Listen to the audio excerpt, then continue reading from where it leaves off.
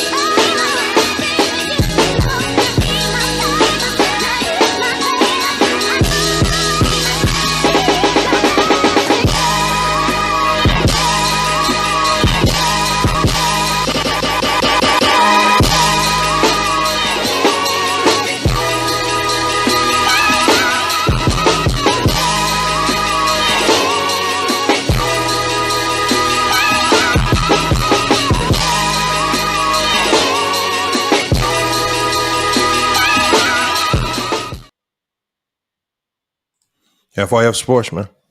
It's Lamont. We back.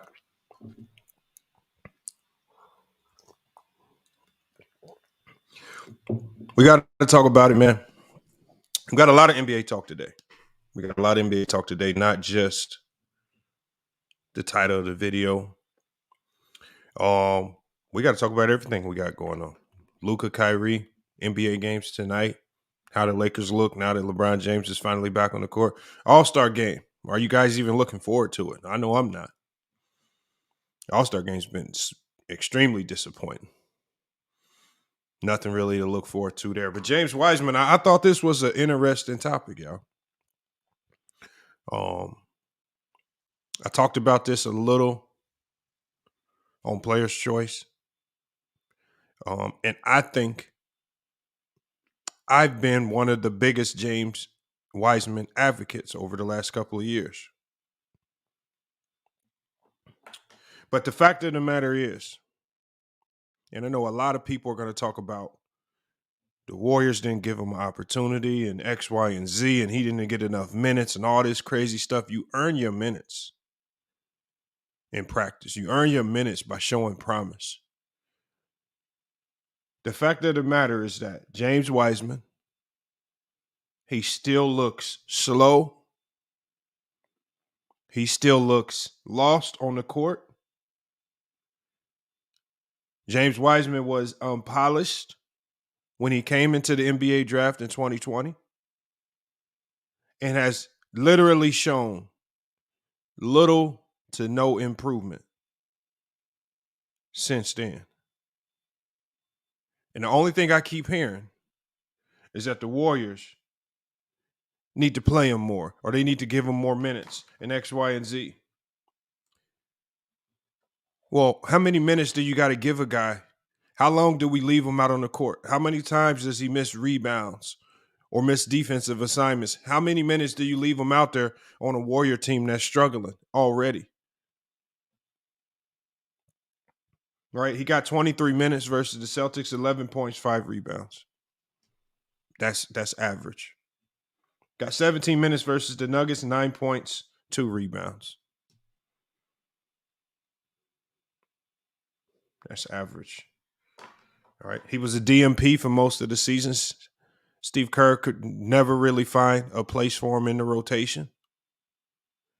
And then we got people like, he says Kerr hates bigs. JaVale already said he was trying to, first of all, Kerr hates bigs with low basketball IQ. Kerr hates bigs with low motors. JaVale McGee can't really talk, right? JaVale McGee is one of the few players in the NBA with chronic asthma, and he can only play X amount of minutes at a time. This is one of the reasons why JaVale McGee doesn't have very much stand power. Young Africa said, it's not too early for bus talk. It's not. I don't believe it is. Because as I've told you guys before, one of the things that can lead you to being a bust is injuries. One of the things that can lead you to being a bust is injuries. So when we look at James Wiseman's career, right? He hasn't given you much production. He's been injured a ton. He hasn't really shown what everybody keeps talking about, all this promise. What promise? What have y'all seen on the floor outside of the highlights that you saw this summer when he dunked on Porzingis, which really is not a sign of promise. Dunking on somebody is just opportunity, being at the right place in the right time. And when you're a 7-footer, that's not really that difficult. Yo says, I'm not a Warrior. I don't have to be. Hold on. Just because you're a Warriors fan don't mean you know basketball. I was watching James Wiseman since high school. I was watching him the few games that he played at Memphis. What is y'all? What do you mean? What are you seeing? Because you couldn't have seen much, even if you're a Golden State Warriors fans. You couldn't have seen much. You wasn't sitting in there in them practices. You couldn't have saw much more than what we saw, which was him sitting on the bench.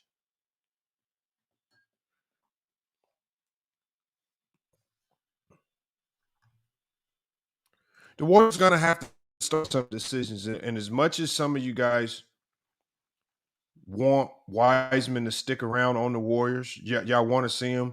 It's just time. The man's had multiple stints in the G League. They've tried to get him right. They've tried to get him acclimated to the system. I don't know what y'all want Steve Kerr to do. Y'all want him to dump the ball into the post every time when you got Steph Curry and Klay Thompson on the floor? Do you want somebody to teach him how to set screens properly? Who's gonna teach this man how to play and come off those screens with energy and effort so that there are at least lob opportunities? I mean, Looney's not even very fast and athletic, but he can screen and come off those screen opportunities with a little bit more enthusiasm. He can even get lobs at the rim. Wiseman can't.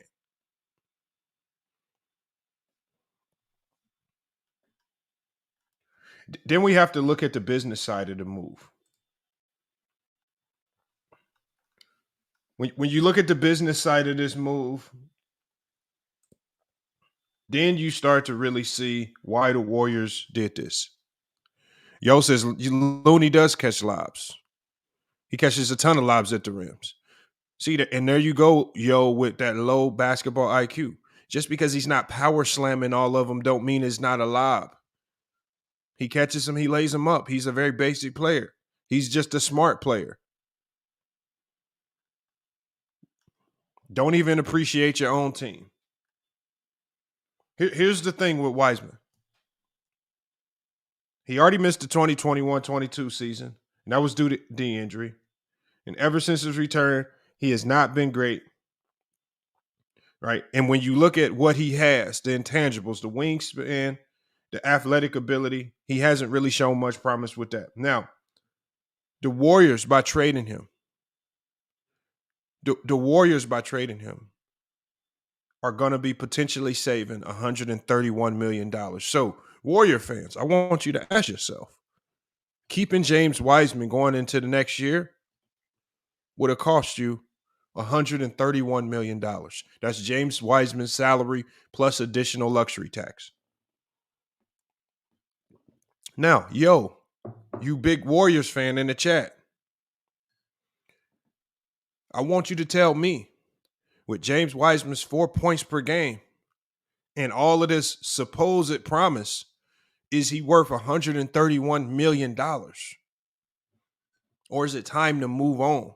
See, and I think one of the things is, I think the biggest mistake, and we've seen teams like the Lakers, and I told y'all this about Taylor Horton Tucker 2 years ago. I said the Lakers need to trade this man before he shows everybody he really can't play. What did the Lakers do? Well, he has this long wingspan. And he has all this potential. He has all this, man, he has so much promise. And then they hold on to him. And then he starts playing like a scrub some more. Well, he just needs a little bit more time to develop. We got to hold on to him. And then they hold on to him. And he still comes out and proves he's a scrub. Then now you just stuck with a completely devalued commodity. Well, goddamn. Now we got to get this motherfucker away. Now we got to give him away for nothing. That's basically what happened. When y'all hold on to these young players, once they show you who, like a young player, like when you look at the Orlando Magic, why are they holding on to Jonathan Isaac? Well, at least when Jonathan Isaac was on the court, albeit injured, he showed you some glimpse of promise. He showed you he could be elite defensively. He showed you he could score the ball. But Wiseman ain't giving y'all nothing. He ain't gave you nothing offensively. He ain't gave you nothing defensively. And the only thing he's giving you is the Talen Horton-Tucker special. The THT special. I'm going to tell y'all what the THT special is. Being great in meaningless preseason games, tricking the fans into thinking that he needs to stay on the team. He gave y'all the THT special. He says Wiseman looked like the best big. It's easy to look good on a trash team, yo. It's easy to look good on a trash team.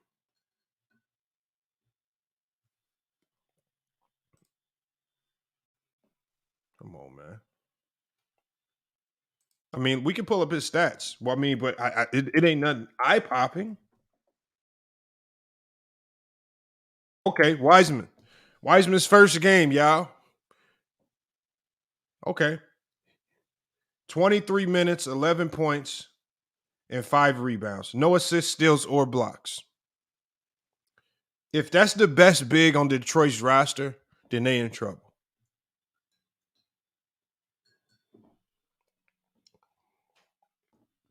Isn't this a Detroit team that drafted Darko Milicic?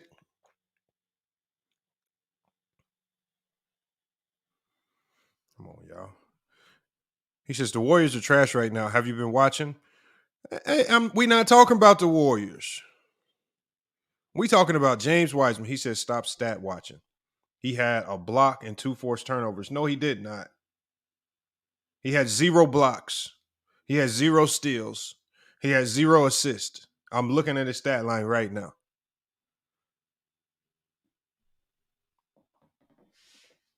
And I would probably dare say they probably lost. Let me check the game score. So it's not like he was even impactful towards winning.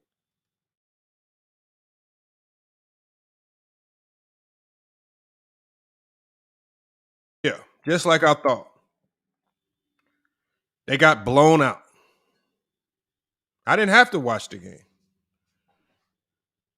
Why I got to watch these games? He's on the Detroit Pistons. He's on the Detroit Pistons. Remember, I told you, a lot of players can look good on bad teams. Kelly Olynyk is dropping 30 balls in Utah.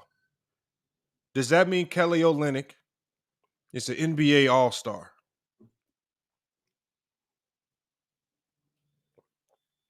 Well, y'all got to stop, man. He's going to go.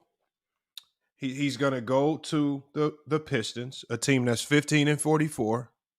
He's going to stink it up. He's going to be average. They're going to give him an extension. He's going to stay in Detroit. He's going to stink it up, and he's going to continue to be just a mid-center. And Warriors fans are going to be like, "Ooh, we dodged a bullet. We didn't hold on to a commodity." That look, I want y'all to really think. Look at what he got traded for. He got traded for Gary Payton. Y'all think it wasn't if James Wiseman has all this promise that y'all talking about, how come no other team in the league? The Lakers gave up Pat Beverly to get Mo Bamba. Right? We know the Warriors was looking for a defensive style guard that can come in and defend. Why ain't they send Pat Beverly? I guarantee you, the Lakers was like, we don't want no Wiseman. The Lakers went and got Mo Bamba over Wiseman. He says Kerr sabotaged Wiseman. He doesn't want to be attached to a big except Looney. That's a lie. Why do y'all think like coaches think like this, y'all? Why do y'all think coaches think like this? Coaches don't give a damn who you are. If you can come in and help the team win, especially if you're a 7-footer, you're going to play. Especially if you're the number 2 pick. Especially if the team is paying you a ton of money. There was every motivation in the world for the Warriors to make him great. They were paying him a ton of money as a number 2 draft pick, right? They had his rights. It was their number 1 goal to get him right. You think they wanted to play Looney over Wiseman? Oh. He says, Wiseman about why y'all keep doing all this stuff? Oh, maybe I'm gonna have to just start doing the 2K simulations again. Because y'all keep talking about how Wiseman's gonna do this, that, and the other. What has he shown you in the NBA to lead you to believe he's gonna make anybody look dumb? What are y'all watching? You sent him to Detroit so he could play. No, you sent him to Detroit so you didn't have to pay $131 million in luxury tax for a player that's probably only going to average 4 points and 3 rebounds a game next year. That's why you traded Wiseman for nothing. You traded Wiseman for nothing because the Warriors don't want to pay him like he's a max player. Y'all keep talking about all this promise. Let's say y'all even right about the promise. Let's say he could turn into a starting level center. Is he worth $131 million towards your salary cap?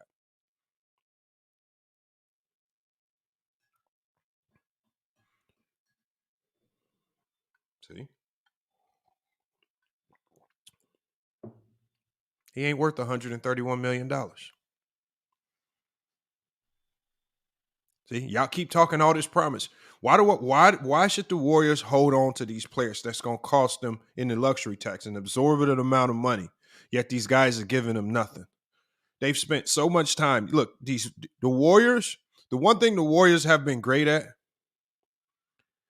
Is identifying talent and developing talent. That's the one thing they know how to identify talent. They know how to maximize that talent.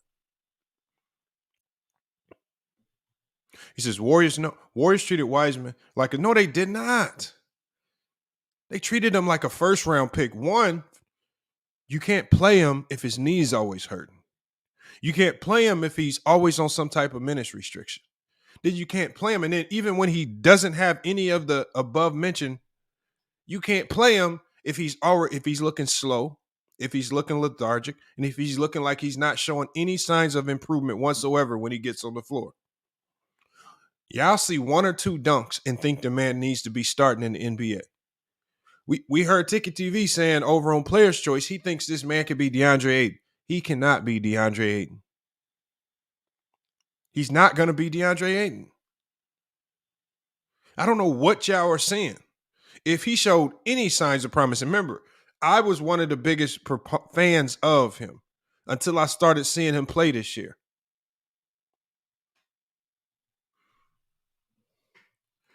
Yo, if you don't think Wiseman is slow, if you don't think Wiseman is one of the slowest moving players you've ever seen, then you got to be out of your mind. How many, I just want to know how many more years of basketball we need to give this man before he starts showing the promise that y'all talking about? Any more?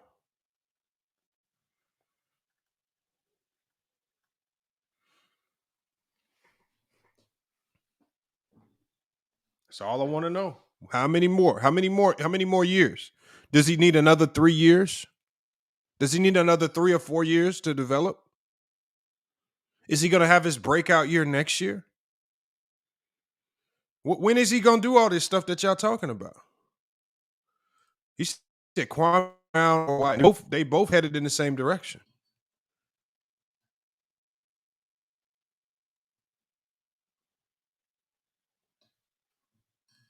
Look, and the funny thing about it is these are the same people that was saying THT is next up.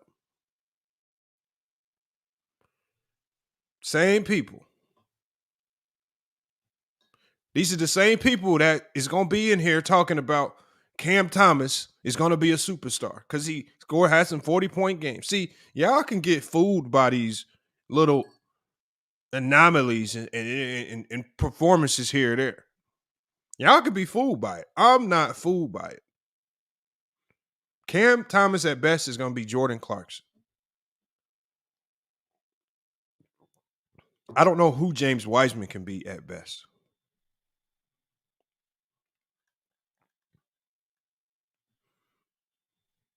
Yeah, I don't know. Hey, Bang. These people, I don't know if they just think I just sit here and just watch highlights. I've watched a ton of basketball. I've watched a ton of practice footage. I've watched Wiseman in high school. I've watched Wiseman in college. I've watched so much James Wiseman, and I've been trying to find a reason to say that he still has some type of promise, something to hold on to him. Because at the end of the day, the Warriors front office, Joe Lacob and them guys, they had to sit down and ask themselves, what do we see in James Wiseman that's worth $131 million next year? That's what you have to ask yourself. That's like having a bagger at the grocery store, because the bagger at the grocery store is one of the most minute employees. They're one of the most dispensable employees. You have a bagger at a grocery store. But all of a sudden, some laws change, and it says this bagger who's been working for you for 3 years, you now have to pay him $75 an hour. And then you're going to have to ask yourself, well, he's a really good bagger. He shows a lot of potential. We might be able to move him up to cashier, but every time we moved him up to cashier, he done messed up. Every time we moved him over to the electronics department, somebody done stole something. But he still got a lot of promise because I'm not paying him no $75 an hour. Y'all want to pay Wiseman max money. You want to pay max money. You want to cost yourself $131 million for a guy that's giving you far below average production.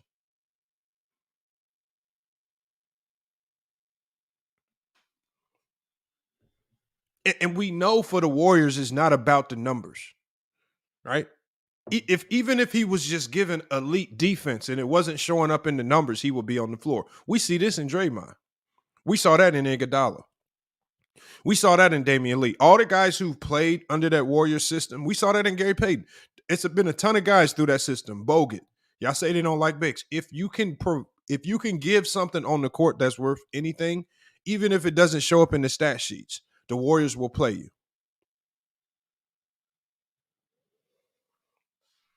They don't even see they don't see nothing in them. I don't know what y'all see in them, other than the few highlights that y'all watched.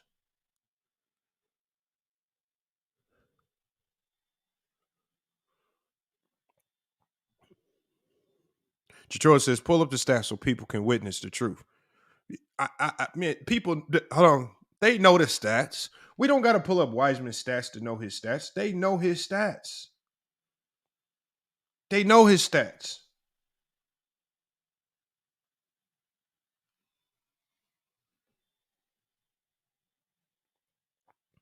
That's sad, man.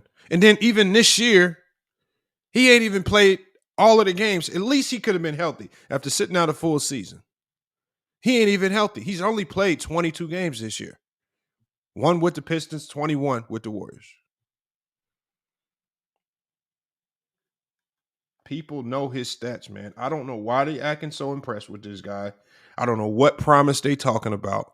They go watch some House of Highlights and watch him dunk on some 14-year-olds in high school and say this man can come into the NBA and be great. Now you got a whole bunch of people crying They crying about James Wiseman. I've given this man. I've been one of the biggest defenders. That'd be like me still coming in here. I've been one of the biggest Ben Simmons supporters. But that'd be like me coming in here still saying Ben Simmons has promise. Because I just be lying to myself. It gets to a point where once the player really shows you what they are, it is what they are. Ben Simmons, I thought he had a lot of promise. But Ben Simmons is now showing everybody what he is. James Wiseman, I thought he had a ton of promise. But he's starting to show me what he really is. I didn't say anything about stats, Jared. You're too focused on stats. I didn't say anything about stats. James Wiseman being slow, being inconsistent, lacking energy and effort, missing a ton of defensive assignments, that is not statistical. These are things that you can see with your own eyes.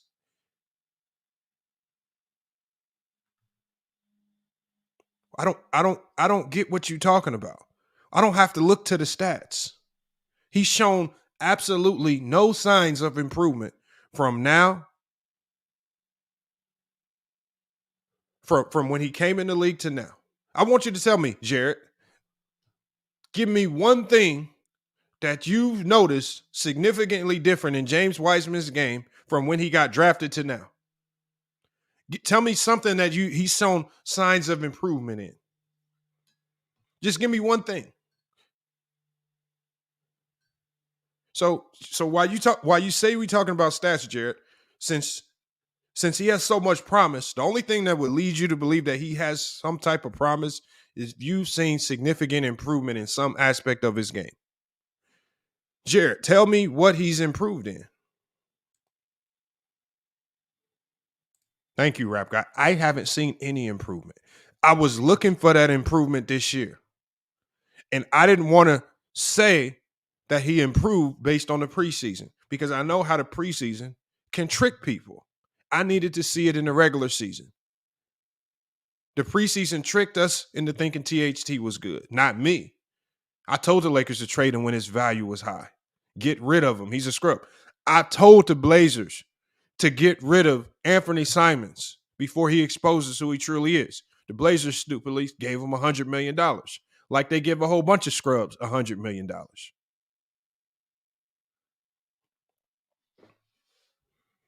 The Blazers thought Mo Harkless had promise.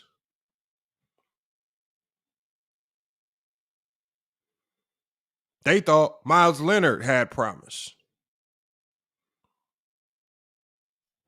Come on, man. I've seen enough of these mid-level or high-drafted guys with supposed promise. Bro, it ain't showing. It would have showed. If he had promise, it would have showed the first time he stepped on the floor. Alan Crabb is another one. He had a whole bunch of promise, didn't he, Baller's Life? He had a whole bunch of promise. So much promise that the Blazers gave him $70 million.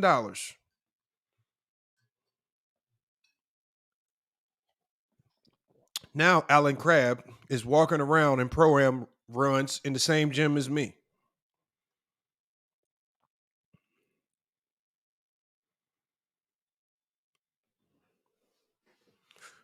You got to know when. And you know why T Streets is holding on to this James Wiseman love.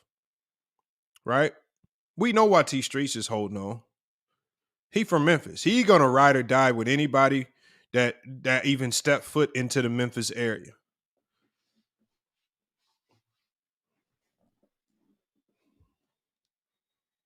He says, hold on, why do I want to play highlights?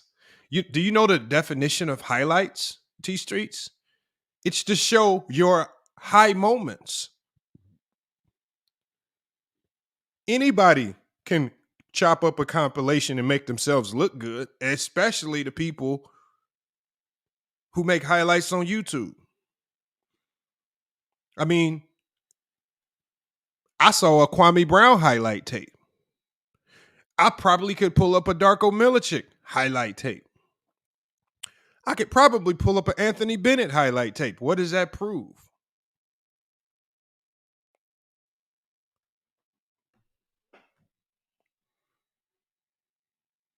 My prediction is James Wiseman is now a bust, yes.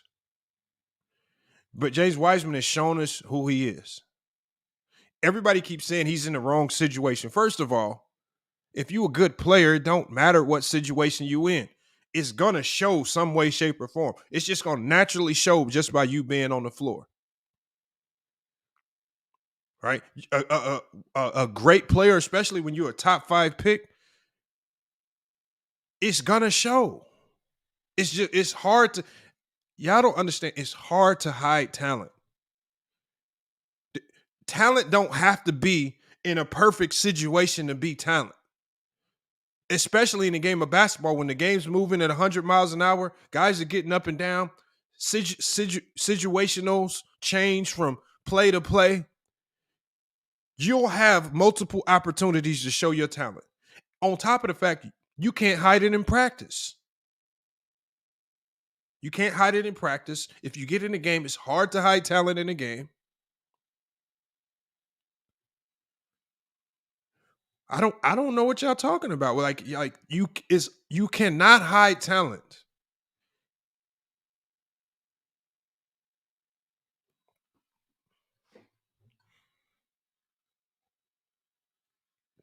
I mean, we could look into a ton of players that just don't look like they fit in certain places, but they still are talented. Look at a guy like Cam Reddish. Cam Reddish fell out of favor with the coach, with Tom Thibodeau and the Knicks. But when Cam Reddish got on the court in Atlanta, when Cam Reddish got on the court in New York, he put up buckets. He showed I can hoop.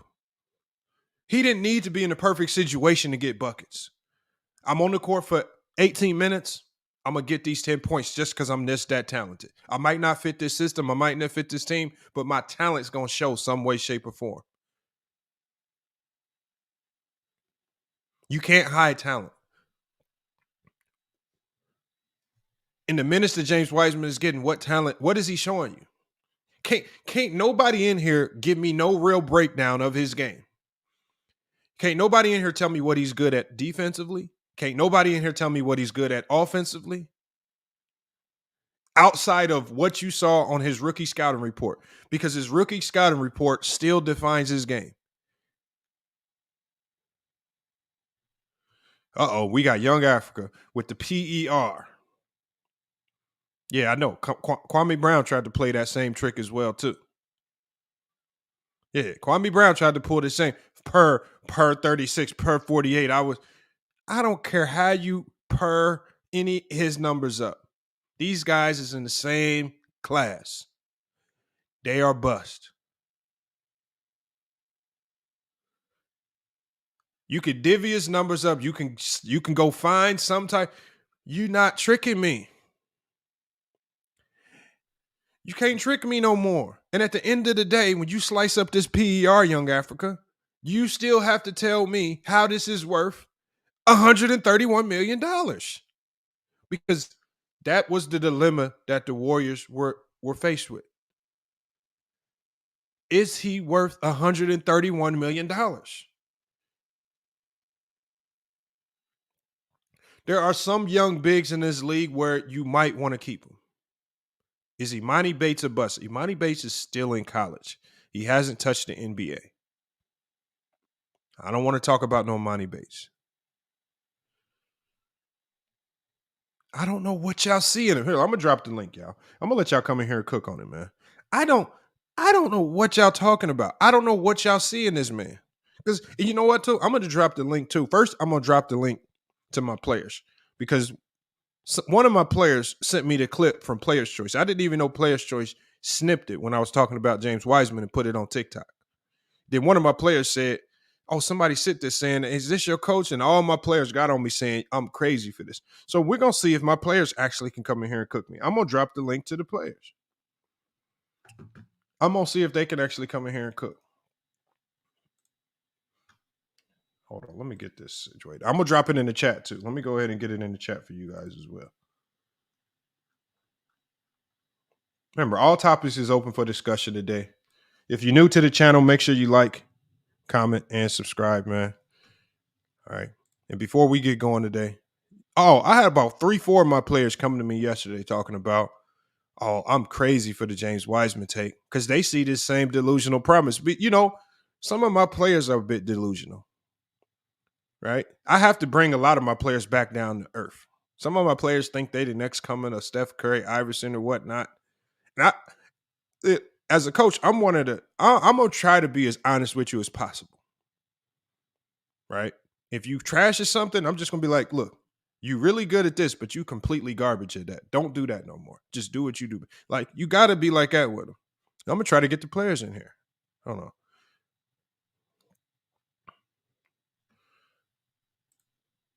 It's crazy, man.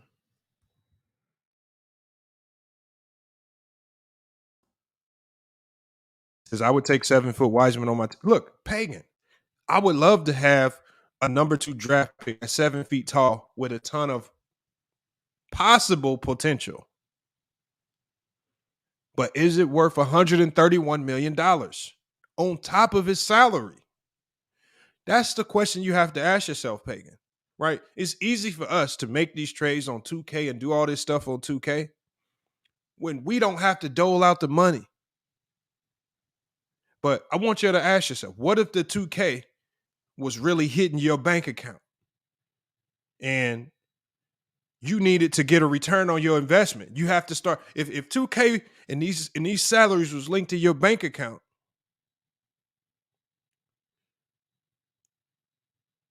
and keeping James Wiseman on the roster was going to cost you another $1,500 getting doxed out your bank account.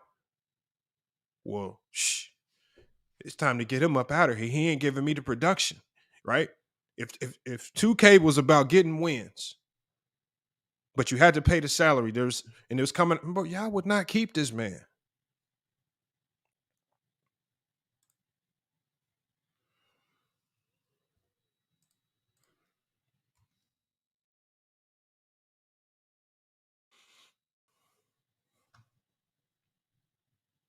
Let me put this link in the chat, man.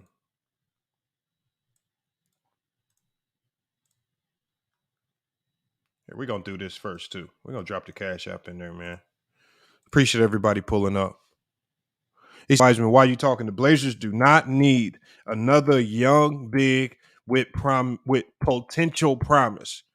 The Blazers, we've been through too many. We need guys that can hit the ground running. As a Blazer fan, I'm tired of having all the guys with promise. That's all we get are guys with promise. This is too many players with promise that the Blazers didn't touch. It's too many guys that the Blazers then paid with promise. It ain't worked out. All y'all little thoughts on promise, y'all about to get GMs and all that fired. Yeah, the owners would fire y'all in a heartbeat. He gonna look at his wallet. He gonna look at his win-loss column and hold on. I'm paying $131 million in luxury tax, and we keeping this dude for what? And you gonna come to the owner and say, well, yeah, he got promise. Well, what the hell is that? Like, promise ain't getting it done. Promise ain't getting it done. When you only have X amount of years left in Steph Curry's prime, when you only have X amount of years left in Klay Thompson's prime, when this could very well possibly be Draymond Green's last year with the Warriors, maybe one more if he opts in, you got to maximize this. You just re-signed Jordan Poole. You have Wiggins under contract. You got to maximize everything. You can't waste time with guys that cannot hit the ground running. Gary Payton, when he joined the Warriors last year, he knew, I don't have time to develop. I don't have time for them to look at my potential. You have to find something that you could be great at, star in your role, and hit the ground running. And as you do something that keeps you on the court, like defend at a high level, that's when you can start showcasing the other aspects of your game. Just like how Kawhi Leonard started. Kawhi Leonard, they basically told Kawhi Leonard, you defend at a high level, you will be on the court. Get on the court first. Show us that we can play you long minutes first. Once we play you long minutes, that's when you can start showing us, okay, I got the jump hook here. Oh, I can face up, pull up, jump shot there. But if you can't defend, if you, as especially as a 7-footer, if you're struggling with some of the basics, you're not going to even be on the floor, y'all. All right. Dropping it in the chat, man. Y'all hit the cash app. Support the channel, man. And you know what? I want to give a big salute to people like J Mar. I got to give a big shout out because you know what we hit? I'll make sure I give everybody they just do because we were trying to raise $50 for the homie Charles Knuckles. Like I said, he's doing time in Indiana DOC, right? He's trying to better his life, got his GED, working on getting a college degree, right? Taking a whole bunch of programs so when he gets out in 2026, he ain't going back to the streets trapping and doing all that stuff. So I got to give a big shout out to the people that, because like I said, we wanted to raise $50 for him to put on his books, and we definitely did that. So I got to give a shout out to J Mar. J Mar donated towards that. Let's give a big shout out to Khalil, and Sean also. Sean donated to that as well. Big Art came through as well. And then Uncle Suge. Make sure y'all also check out Big Art's channel and Uncle Suge's channel. Uncle Suge, both of them guys be cooking. Uncle Suge just got hired on. He's working for Gilbert Arenas and doing a whole bunch of stuff, TV stuff out there. And you got Big Art doing the Laker pregame shows, man. Make sure you check out both their channels. But again, salute to everybody. Salute to Sean Brewer as well.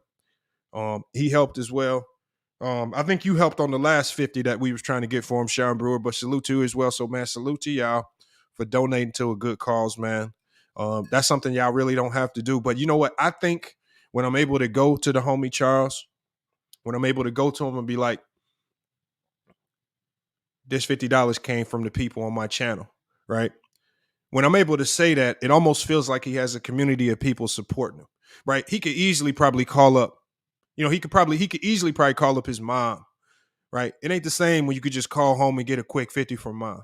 But when I can say that this 50 came from a whole community FYF channel, we close to 100K, that hits a little different. So when he gets out, he feels like he has to live up to a certain level of expectation, man. He had people out there supporting him. So I think that's big. And I think maybe to y'all might not realize how big that is. But that's real big right there. So I definitely have to give you guys a salute for that, man. Definitely appreciate you guys standing up, showing love for the homie. And then also for everybody else that's been sending donations in, $1 here, $2 there, just to support the channel, man. Definitely appreciate you guys, man. Whether we agree or disagree, man, we all can cook and support each other, and we could do that. And look, y'all, if you come on the panel, if you got something going on, whether you need your music, t-shirt line, clothing line, if you got a product that you're creating, if you want to push it, just let me know, man. We could put it on a community post, do all that stuff. As long as you actively engaged in the community, man, and you support them, I'm not going to sit there and charge you for all that, man. If you got music, man, we'll play your music. We've done that with a ton of artists already. We will help. We will definitely support you, man. So salute to everybody's support. We're going to go ahead and get this link in the chat, man. I want to hear what y'all got to say about James Wiseman. James Wiseman is now a bust. Now, the one thing about being a bust is I believe that once you're a bust, you're not always labeled a bust. I believe you can play your way out of being a bust. We saw Bogut play himself out of being a bust. Right? It's possible to play your way out of the bust category. So is there a way can he redeem himself? He can. Do I see him redeeming himself? No. I don't see him redeeming himself because now his path is going to be different. Now that he's struggled in Detroit, it's going to be harder for him to get that same role, that same level of attention, right? He's now going to have to work for everything now. Now, when they talk about, number one, like top 10 picks really don't have to really get it out the mud or really grind, right? They're given playing time. They're given so much, right? They're given so much leeway to be great.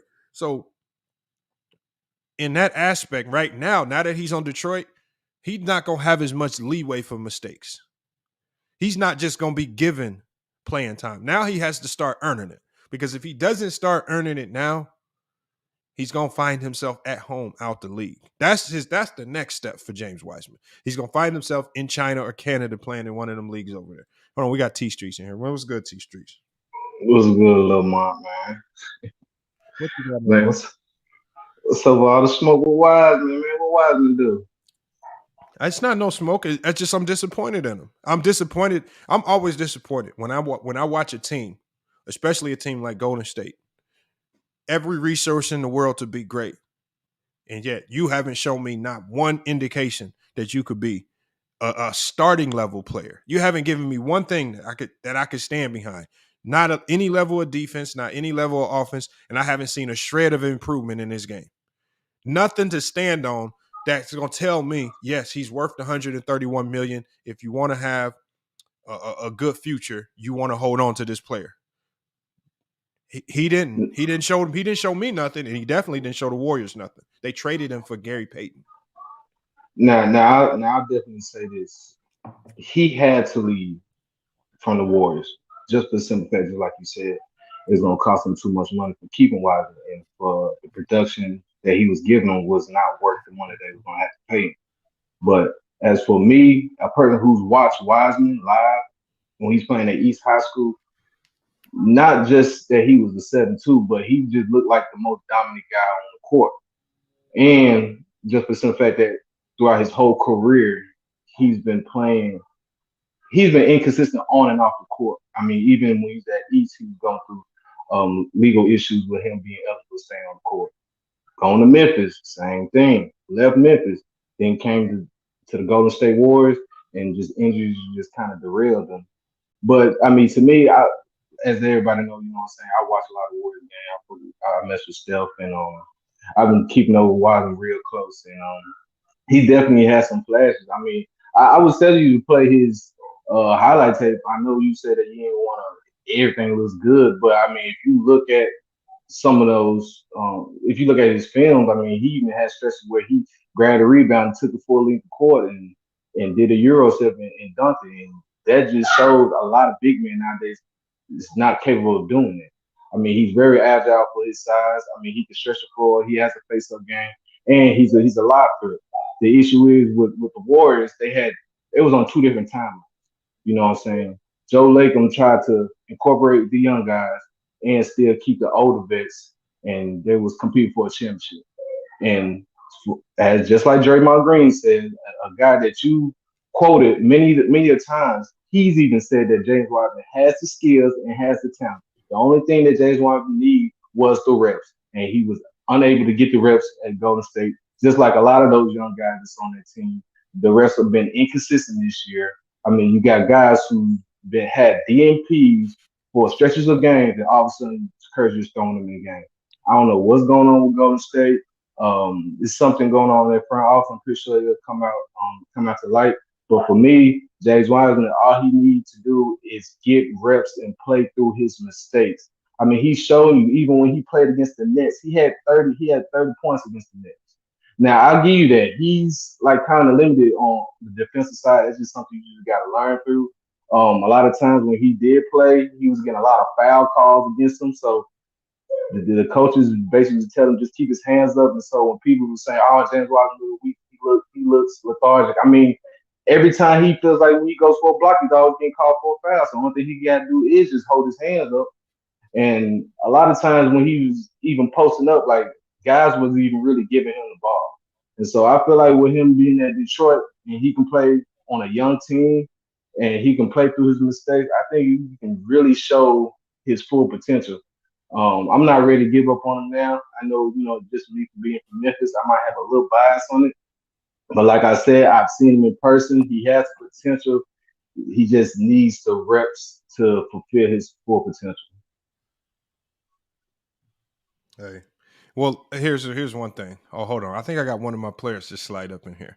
I got beef with Tate too, man. Tate, connect your mic, man. Oh, he can't. Tate, you got to come on in here. Come on back, Tate. Hold on. My thing. Let's just start with this. The one thing that keeps you on the NBA court is defense. The man's defensive rating is 120. Now, I want y'all to understand. Having a defensive rating of 109 is bad. That's usually between 106 and 109 is usually where Steph Curry is. James Wiseman's defensive rating is 120.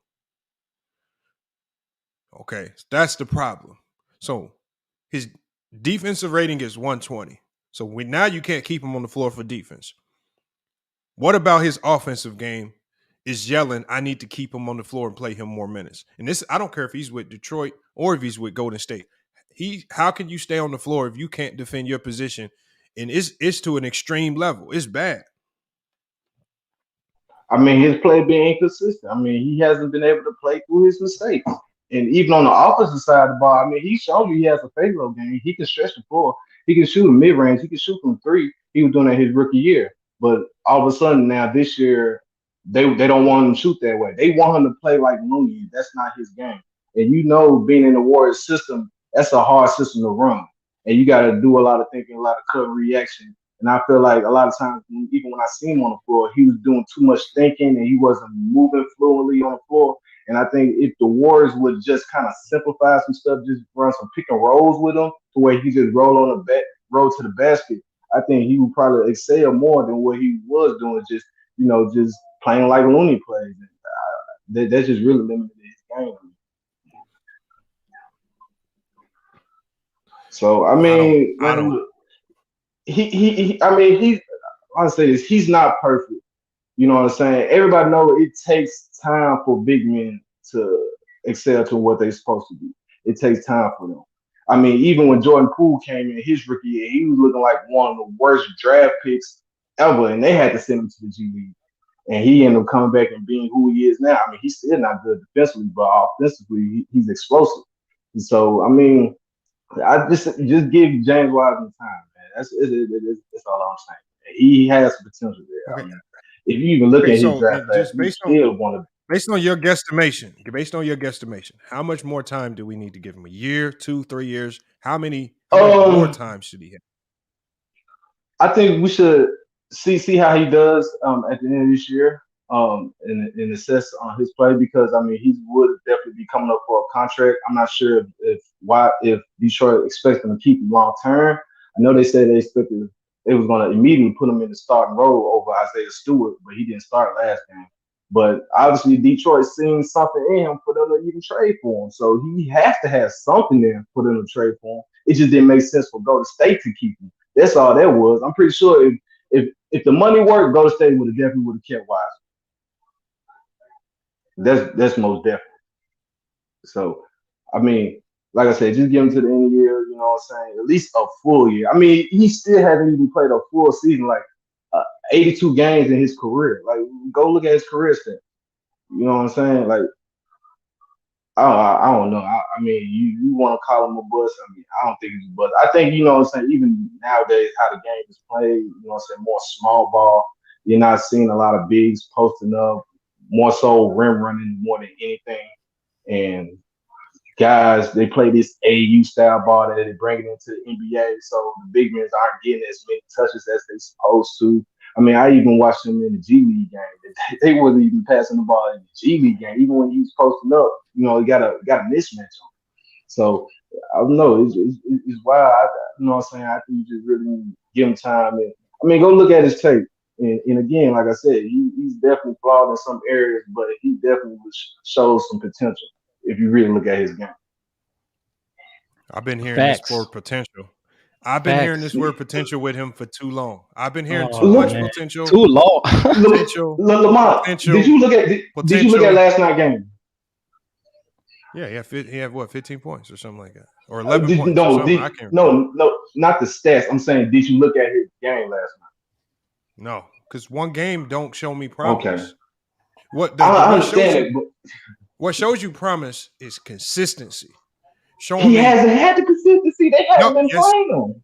Hold on, but the thing is, and that's what is the most alarming thing is to me. All this promise, all this potential talent, yet you can't consistently get on the floor tells me you're not very good in practice. You haven't been very good in the offseason. Your health is probably still a concern. It's something that's still a major red flag where the Warriors were able to let go of him for Gary Payton. That's the problem. But Lamont, just like I said, all the young guys has been inconsistent with the Warriors. All of them haven't been getting consistent minutes like that. They got two-way guys that's playing over their Okay, draft picks over Kaminga and so Moody. let me ask you this: so how come they said Kaminga was untouchable at the trade deadline? They said Kaminga, as inconsistent as he might look to us, because his playing time comes and goes. Why did at trade deadline they said he's untouchable? Because he's showing them something behind the scenes where we ain't letting that go. Obviously, with Wiseman, we know as a young player, all the Warriors, as a young player on this Warrior team, your playing time is going to fluctuate, come and go, just like Pools was for a period of time.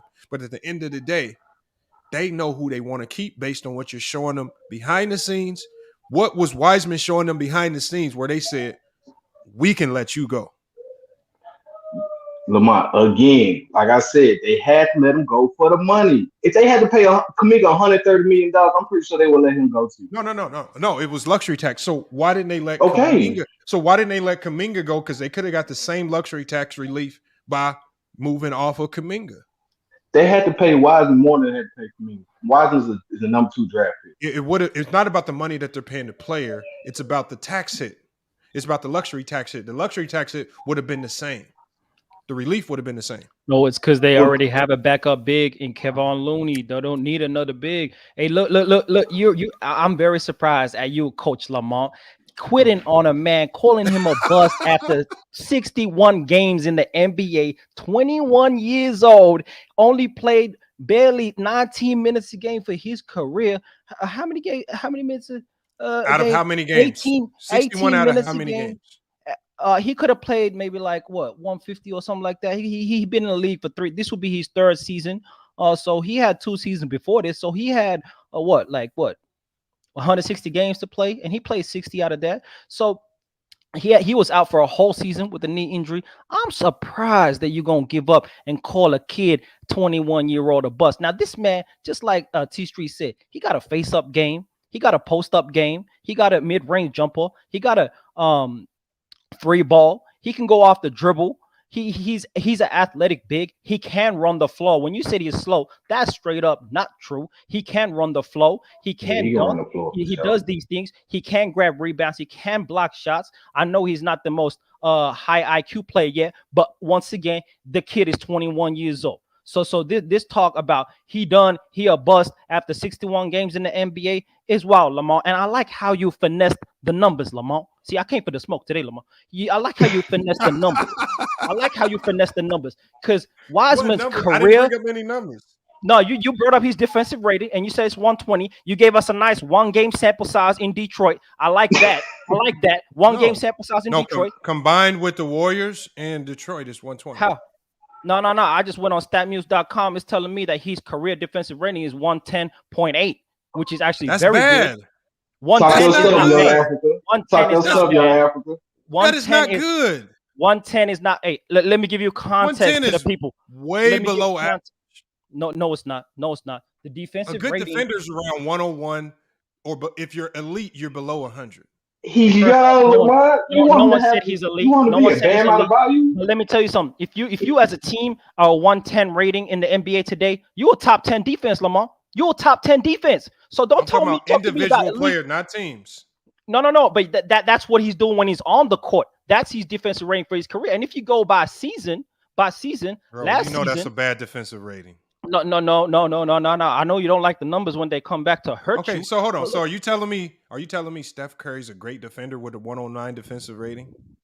That means that when he's on the court, it's hard to score on the team. Now you can question how much of an impact he has, and you could put that on Klay Thompson, Draymond Green, Andrew Wiggins, but he's a part of the unit that's only allowing 109 points per 100 possession when he's on the court. Lamar, you can't deny that. So they're not getting cooked when he's on the court is the point. You know what that means. So don't do that. And his career is 110. Last season, when he was on the court, the defense was 1 point better. The season before that, they were also better when he was on the court. And guess what?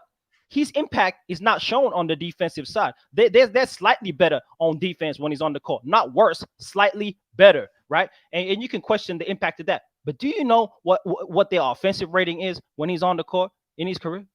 You know what the offensive rating they have this season? It's 120 when he was on the court.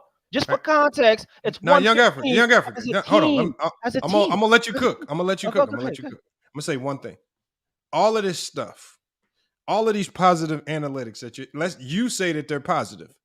Yeah. You say that, but all of this stuff that you say he's doing hasn't amounted to any level of individual success on the basketball court or even team success. There hasn't been a game where I could say the Warriors won that game. It might be one, maybe one, like T Street said, the one game with the Nets.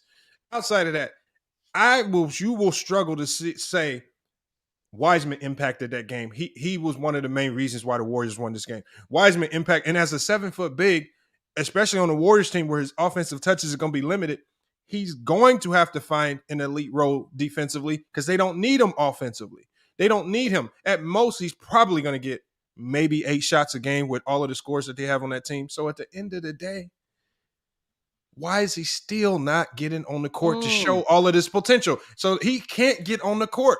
They didn't trade him because, like y'all said, if they didn't trade him, if they traded him because the money, then why weren't they even using him when he was there? That's a good question. And that comes to my next point, Lamont. Thank you for opening that up. That comes to the point. You understand when you mention guys like Draymond Green and you was cooking on player's choice, right? And you was cooking, you were talking about system and how he made the best of a great opportunity. Well, on the Golden State Warriors, a low post player who needs the ball, who's a good scorer on the offensive end, who's a productive offensive player, you know that the Golden State Warriors system is not inside out. They do not predicate their defense around a post threat. So what is his options on offense? How does he fit when we talk about systems with the Golden State Warriors? Not very well, right, Lamar? So, Young Africa, I answered this question earlier. Here's the problem. Second round picks need the perfect situation. Top 5 picks are able to show their talent no matter what the situation is, because the general understanding is that guys who are top 5 picks, none of them are thrown into the perfect situation. Most top 5 picks are thrust onto extremely bad teams, bad coaching, bad organizations. Nothing is perfect. But at the end of the day, when you hit on a top 5 pick, that guy, whether the situation is perfect or not, is going to show some semblance of stardom. James Wiseman has yet to give us any glimpse, any streak of games, at any time to say, okay, this man can live up to the hype. He has not shown that. Even though the situation is not perfect, he hasn't given you a stretch of 10 minutes. He hasn't given you a stretch of games. He hasn't given you a stretch of defensive performances. He hasn't given you a stretch of offensive performances that would lend you to believe he's going to live up to the hype of being a top 5 pick. He has not given you any of that. And then on top of the fact, y'all, he's struggling to just get on the court. One, he can't be healthy. Even he's only played 21 games this year. And then even when healthy, he's slow. He hasn't shown any signs of improvement. Y'all say he has this much improved jump shot that we don't see him utilize in game. Y'all say he can rim run, but he doesn't play hard enough to rim run off of the pick and rolls. He's not a very good screener, so he can't be effective rim running because he can't even screen the ball well. And defensively, his defensive rating this year between Detroit and Golden State is 120, which is horrible. I want y'all to understand the defensive rating over 109 is bad. Don't let Young Africa fool you into thinking that a defensive rating of 120 is average or good. It's absolutely atrocious. That's the Where are you problem. getting that number? Where are you getting this 120 defensive rating from? Because I can't find it, Lamar. I really don't. Lamar, you got to remember at the beginning of the season they were doing like a platoon lineup to where they had all the vets starting and they would rotate all the young guys, like starting 5, the bag of 5, all the young guys. So you got to look who James Wiseman was on the floor with. He was on the floor with everybody who was bad defensively. So that whole unit was bad. It wasn't until they implemented Draymond Green to the second unit until they started to show improvement. And Draymond Green wasn't playing with Wiseman in that second unit. Then that's when Wiseman ended up getting hurt. So you got to remember that as well, though. Okay, so all these, it seems like every time we talk about it, It's always this weird, unfortunate situation where he couldn't show all this promise. So he couldn't show promise to start the year because the lineup wasn't perfect, X, Y, and Z. And the whole lineup was bad defensively, so it affected him. And all this stuff. When you thrust him into the starting lineup, he ain't getting enough touches. Right? When he does get touches, is maybe not in the preferred situation to touch the ball. Right? Why is it? When is the accountability going to be thrust on the Wiseman himself? Because it seems like the Warriors, no matter what's, even when y'all talked about him going to the G League, even when he went to the G League, right? Do y'all know he had a negative box plus minus in the G League? He couldn't even impact winning in the G League. And I've seen LiAngelo Ball impact winning in the G League. That team Santa Cruz, they were trash. Don't do that. No more. LiAngelo Ball. Come on.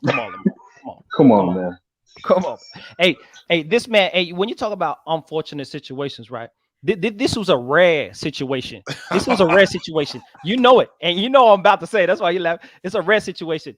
Out of the top 3 picks, right? It's rare that a team that's contending and has a bad season with their best players out gets the number 2 pick. First off, you know that doesn't happen often. Number 2 pick going to a championship contending team. I'm sure we can agree on that. And so if you look at the first 3 picks, it was Anthony Edwards, Wiseman, and then LaMelo Ball. You know, Anthony Edwards got the keys straight out the gate to that franchise. LaMelo Ball got the keys straight out the gate to that franchise and got time to be on a losing team and to grow and to get better, to get comfortable in the NBA, to get rhythm and really find their game. They got that opportunity. When you come to a championship team, you know, Lamont, that there ain't no room for error. They're trying to contend and win championship. They ain't got no patience for missed rotations, right? They ain't got no patience for a guy not protecting the rim like he should. They ain't got no patience when Draymond Green goes out the game and you need a defensive center to man the paint and to be the center and the anchor of your defense. Ain't no patience. So he's a defensive center now? No. I'm saying that he's not that. He hasn't been that at a high level that they need to contend for championships. So how do you grow? How do you show that promise? You want me to tell you what a scout? You want me to tell you what a scout said about him in the G League? Right, five games in the G League, over 35 minutes a game.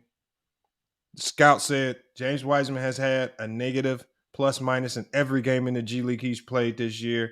As a number 2 pick, he can't even dominate in our league. He was talking about the G League. He says the eye test just shows me how he has lost even in these G League games. So is it the Warriors? Because he even moved down to the G League system and they're saying the same things that people were saying in the NBA.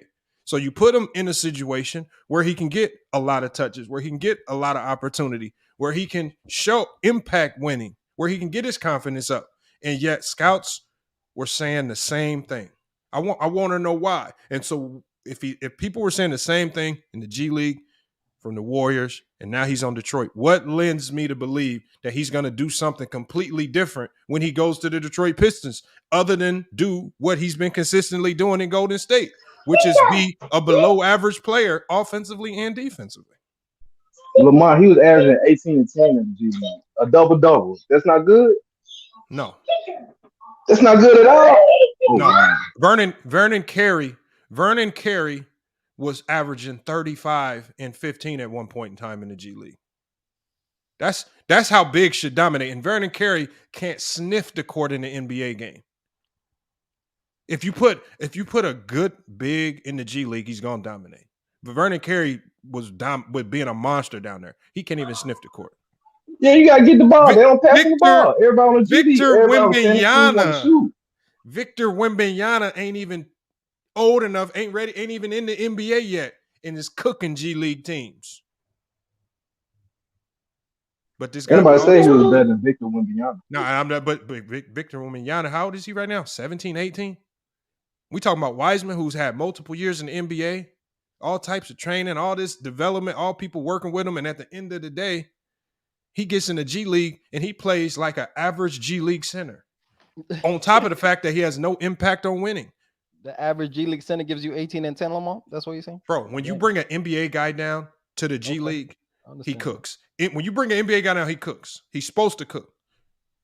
It didn't surprise me when Vernon Carey was able to drop all these 30-point games in the G League.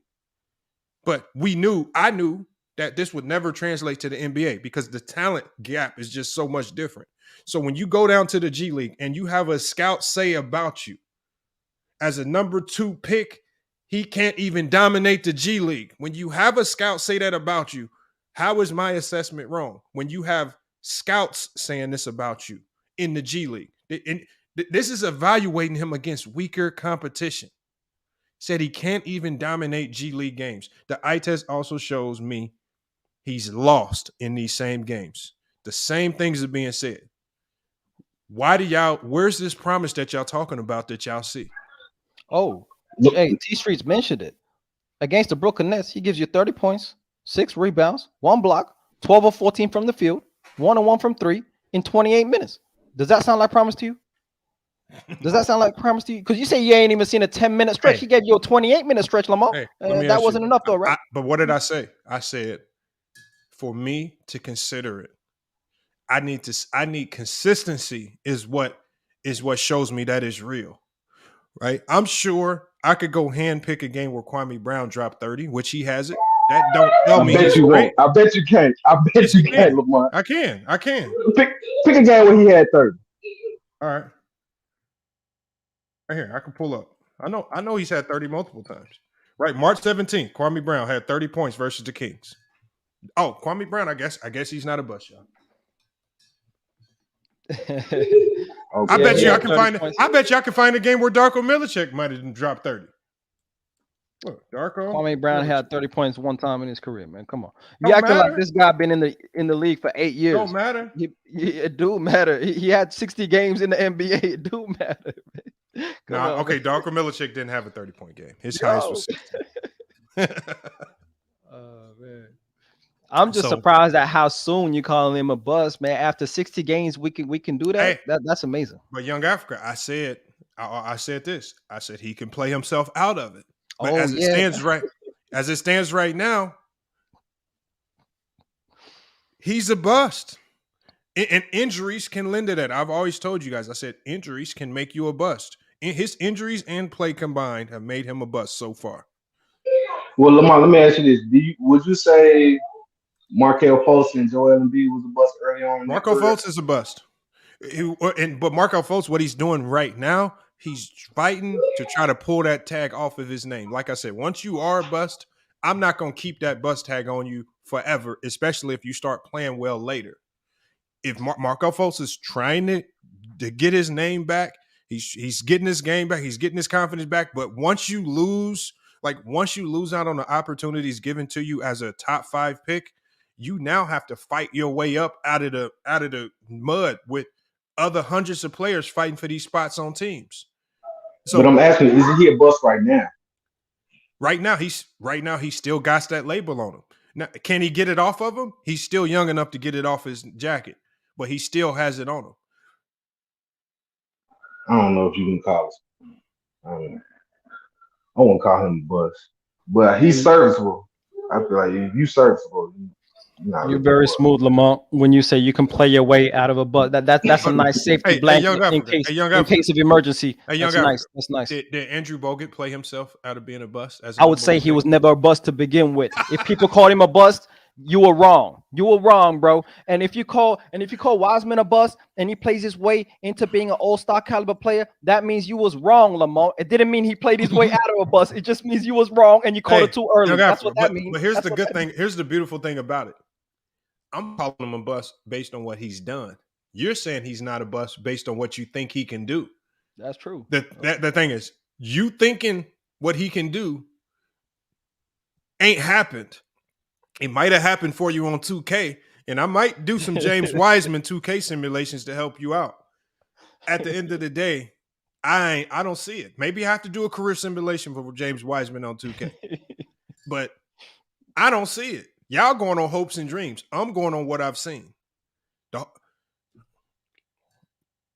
Golden State Warriors are in the NBA Finals right now. Golden State Warriors NBA Finals this year. Let's say they keep Wiseman. You guys would be confident if James Wiseman was the starting center, getting 35 minutes a game against the Boston Celtics. No. Hey, first off, Andrew Bogut was never a bust. Right. He was all rookie team. He makes an all NBA team 3 seasons later. He becomes a block champ. He was an old defensive team, wins a title with the Warriors. That means you was wrong if you called him a bust. You just got to give it up, Lamar. And so if Wiseman shows potential, fulfills his potential, we got to acknowledge that we called it too early, right, Lamar? Too So early. y'all giving him the longest stretch of possible potential ever. This man, I've never seen a player say he got potential for 5 years. Like y'all be saying players got potential. He hadn't been in the league 5 years, No, Lamar. I'm just saying, but we getting close. But we getting These close. streets, you hearing this, bro? This man played 60 Lamar games in his capping. career, bro. Hold on. It's Lamar about throwing some sauce on. so he's been in the league 3 years, and y'all still saying potential. How many more years are we gonna attach potential to his name He hasn't before even y'all played actually 82 cash in? games yet. Okay, Hey, I want y'all Lamar, to cash in on this. I need to can cash in on this. Can he potential. finish his rookie contract, Lamar? You ain't even going to give him his rookie contract. You know he's No. still on his rookie contract, right? Bro, but you know that you have to earn that next contract. No doubt. But Lamar, like I said earlier, what Draymond Green said is James Wiseman has potential. He has the skill set to be great in this league. He just needs to rep. So you're gonna go off of So did Kwame Brown. No. You're gonna go off a scout who's only watched him 5 games versus somebody who's in the locker room with him every day. Okay, hold on. But you're still using the word potential. I mean, what else? He hasn't been able to show it. He has not been on the court like that. We've attached the potential label to thousands and thousands of players, and we've seen more players that have potential fail than we've seen more players that have potential make it. So just attaching potential to somebody's name don't guarantee me nothing. I need you to cash in on all this potential and show me something. At the end of the, or he's just gonna be another 7 foot big that's just walking around. He's always gonna have a job in the league because he's 7 feet tall. He's gonna be a 15-year pro. He's gonna be 15, 20-year pro just because he's 7 feet tall and because he has some athleticism in there. He's gonna find a job.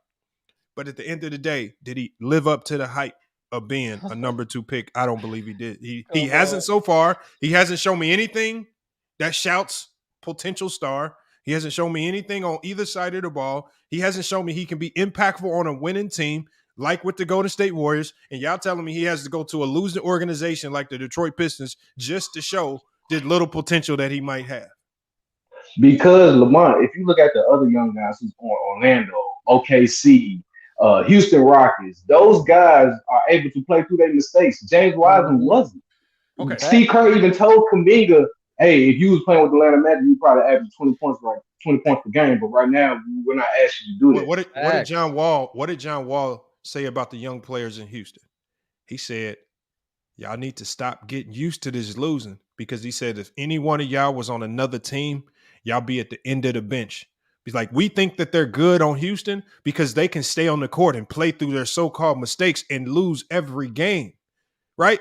But when it comes time where you might be in a different situation, when it comes time where you actually have to win games and be disciplined, will you even be in the rotation when it matters? See, what the one thing we saw in Golden State was when it mattered, when games are on the line, James Wiseman is not on the floor, right? Well, we can see him play every now and then. He goes down to the G League, might have a few good games here or there, but when it matters, James Wiseman ain't on that floor because he's making too many plays. He makes too many losing plays. So now he can go to a team in Detroit that has no real expectation, where he can make a ton of mistakes, and he's probably going to stay on the court long enough to collect 9-10 rebounds to maybe get 15 points.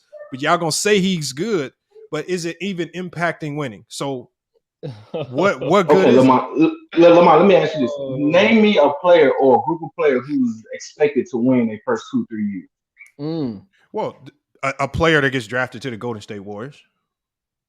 Oh, he got a ring, Lamar. He got a ring. He got one of those. He got a player, if you get drafted to a great team, I expect, and then you're a number 1-2 pick, whatever, I expect you to, like, if Carmelo Anthony would have got drafted to the Detroit Pistons, would you expect it less of him? No, I wouldn't expect less of him, but I would expect him to at least show some production. But at the same time, I wouldn't expect him to lead the team. Lamar, you very slick, my brother. I gotta say, you very slick. You That's very not slick with your slick. words. No, That's not because slick. you putting championship expectations on a rookie out the gate. That's an amazing thing. First No, off, I'm putting championship expectations on a player that's walked into a great situation on a championship team, and you couldn't make the best. You couldn't even make the best. All you had to do, you don't even have to be great at a whole bunch of things. All you have to do is just lock in on a few things, and you can look like one of the best centers in the league. You couldn't even stay on the floor with the Golden State Warriors. You're talking about a guy in Draymond Green, not the most talented player ever, but he's making the most. He's locked into his role. He just lock into his role, fall in line, and you could be a star. James Wiseman couldn't do that with all of this potential. He couldn't even do that. so he was meant to outplay Draymond Green. Is that No, what you're telling me? what I'm saying is the Warriors simplify it for you. The Warriors basically say, we're not asking you to come in and give us 20 and 10. We're not going to ask you to come in to be the defensive player of the year. You just buy in. You're already the number 2 pick. We're going to give you all the resources in the world to be a good player, just like they did with Wiggins. Because remember, people were attaching this bust sentiment to Wiggins, even though he was averaging 20 a game in Minnesota. He comes over to Golden State, and he says, you know what? Oh, y'all just simplified it for me. All I got to do is defend and make shots when y'all give me the ball, and I don't have to hold on. And then now look at now Wiggins is an all-star. Now he was an all-star starter last year, right? Because he simplified it. He says, I don't even have, all I got to do is fall into a role. And he became an all-star starter. Wiseman came in, number 2 pick, all this promise of potential, jump shot, mid-range, all this stuff y'all say he got, intangibles, but can't even get off the bench. Tell me the difference, Lamar. What is the difference between Wiseman coming into the Golden State Warriors and Andrew Wiggins coming into the Golden State Warriors? What is the difference? Break it down for the people. There is no difference. No, there's a huge Yes, difference. it is. Boy, you be Look capping Lamar like a doing it, T-Street. motherfucker. Come on, man. Hey, Andrew Wiggins had how many seasons in the NBA where he got to play through the very things me and T-Streets are trying to let you know when we talk about growing in the league? He had 6 seasons in Minnesota where he was dropping 20 points, losing games, being labeled a bust, being labeled a player that couldn't defend, being labeled a guy that didn't impact winning, being a shot jacker and all that. And he came to the Warriors with a good organization in his mid-20s and performed. I think that's a big difference. Hey, now hold on. Here's the difference, Young Africa. Here's the difference.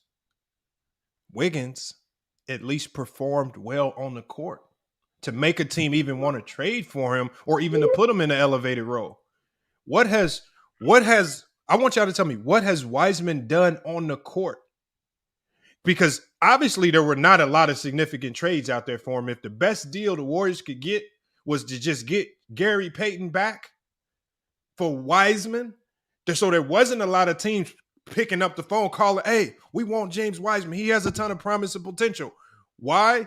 Or were there no other suitors for this number 2 pick with all this promise? Why is the best deal out there for him Gary Payton, if there was all this promise out there? First off, Golden State Warriors was seeking Gary Payton. You know that he was a part of the championship core. No, they wanted Gary Payton back. He was they were seeking piece. Caruso. They were trying to get Caruso. Gary Payton was the default backup option. No, they're actually trying to get OG. It wasn't Caruso. Yeah, they tried to get OG. They were really trying hard to get OG, but you know what Toronto didn't want? They didn't want the walking dump truck in Wiseman. They wanted Kuminga. They wanted the other young guy. And what did the Warriors say about that young guy? Even though he's not playing, he's untouchable. Y'all ain't getting him. Okay, but at the end of the day, they're gonna win now pieces, right? So they traded Wiseman for win now pieces, and that's on a Toronto team that needed a center. Toronto needs a center. That's not true. They traded Jakob Poeltl a couple days before. So win now, Golden State Warriors trying to win now, trade their young guy for a win now piece. That's why we come back around to the point that a championship contending team doesn't have the patience for a young guy who ain't got it. Now, when you say why they keep Kuminga, it wasn't about win now. It wasn't about win now. It was definitely. What was it about? Come on. It was about money. They basically said to themselves, all this potential and promise ain't worth $131 million. How is it? What he still got 2 years left on his contract. They don't need to re-sign him. No, it's not about re-signing him.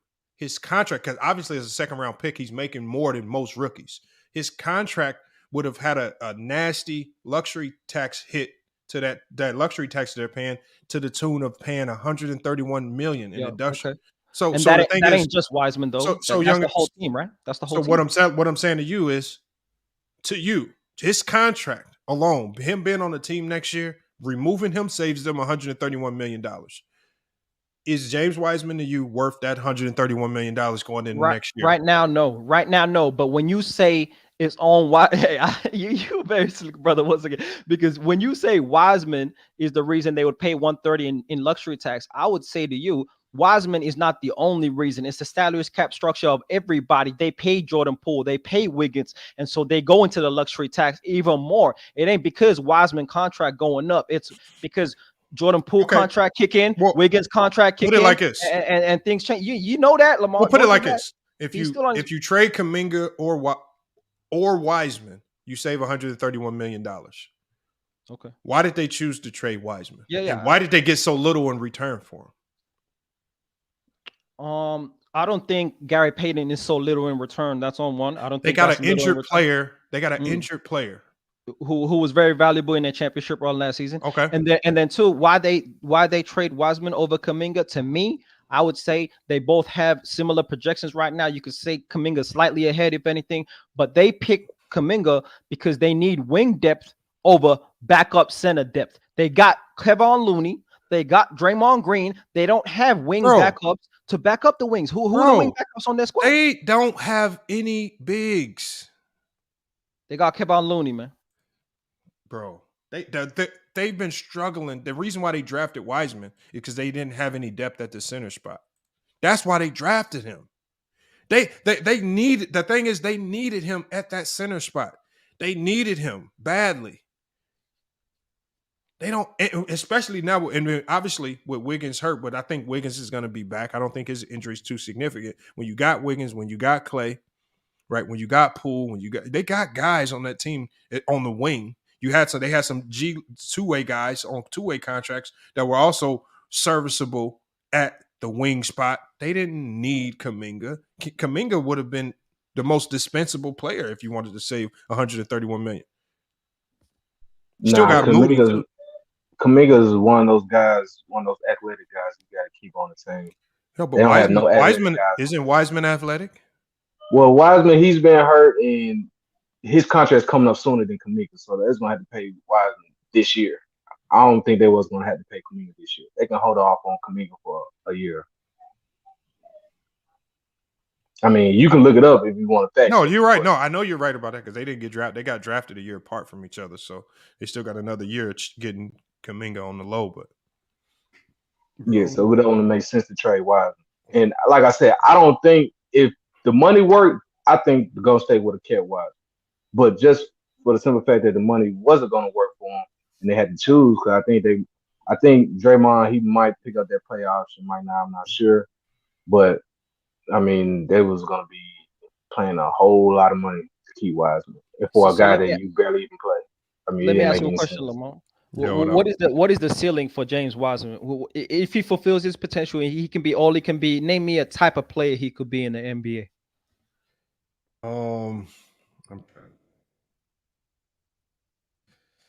Type of player ceiling right now, based on what I'm seeing.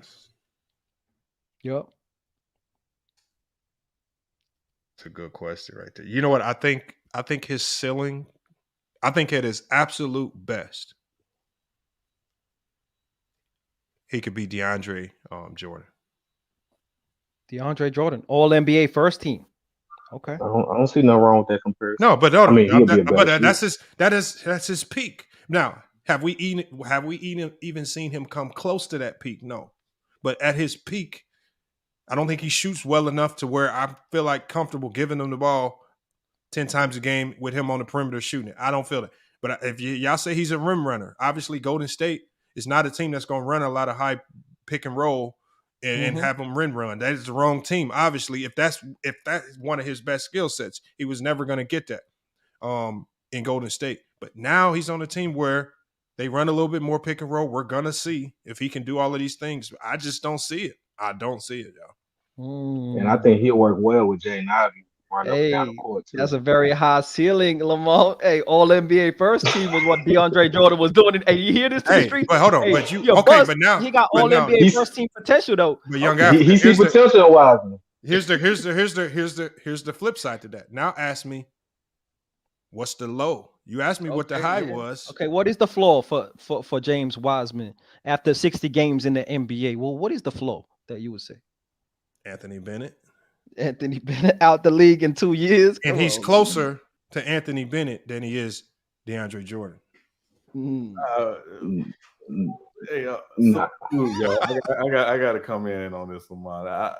DeAndre Jordan can't shoot more than 5 feet from the basket. I don't think no team is going to ask. I don't think no team is going to ask Wiseman to ever shoot. He might get some shots up, but no team is going to give him the ball and be like, "Yeah, we're running this play. You're going to get you the ball mid post. We want you to take this elbow." Nah, he's not going to shoot that consistently. Well, they were doing that in Golden State when he was playing. I mean, they were asking him to play a little away from the basket in some of their half court sets. He could hit the 15-footer, and he was actually trying to expand his range a little further. I thought that was doing him a disservice because, to your point, he is better around the rim. Obviously, at 7'1", 250, he's better around the rim. I think, when I watched him, some of his, clips in high school and college, and I saw him, I was like, man, he's got a skill set that's actually closer to David Robinson, because he can actually, put the ball on the floor and make, moves. DeAndre Jordan's was never doing that. I just think it was a matter of he needed time to learn the NBA game, and in particular, Golden State, they run a lot of complex defensive sets that kind of put their big men out there, and he wasn't ready for that from day one. And so I think he's a guy who, you got to go through your lumps with him. But if you go through your lumps with him, his per 36, his rookie year was 19-9. He can play. I mean, he can play. But it's how willing are you to go through the lumps for somebody who only played 3 games in college. And again, most of his work was done in high school and AAU. Hey, once again, y'all, we 3 years into this, and I'm still hearing the word potential. If I'm still hearing the word potential attached to your name after year 2, I don't want nothing to do with you, man. Yeah, They were saying the same thing about Joel Embiid. Wow. So how are when you looking Joel at? Embiid started playing the full season?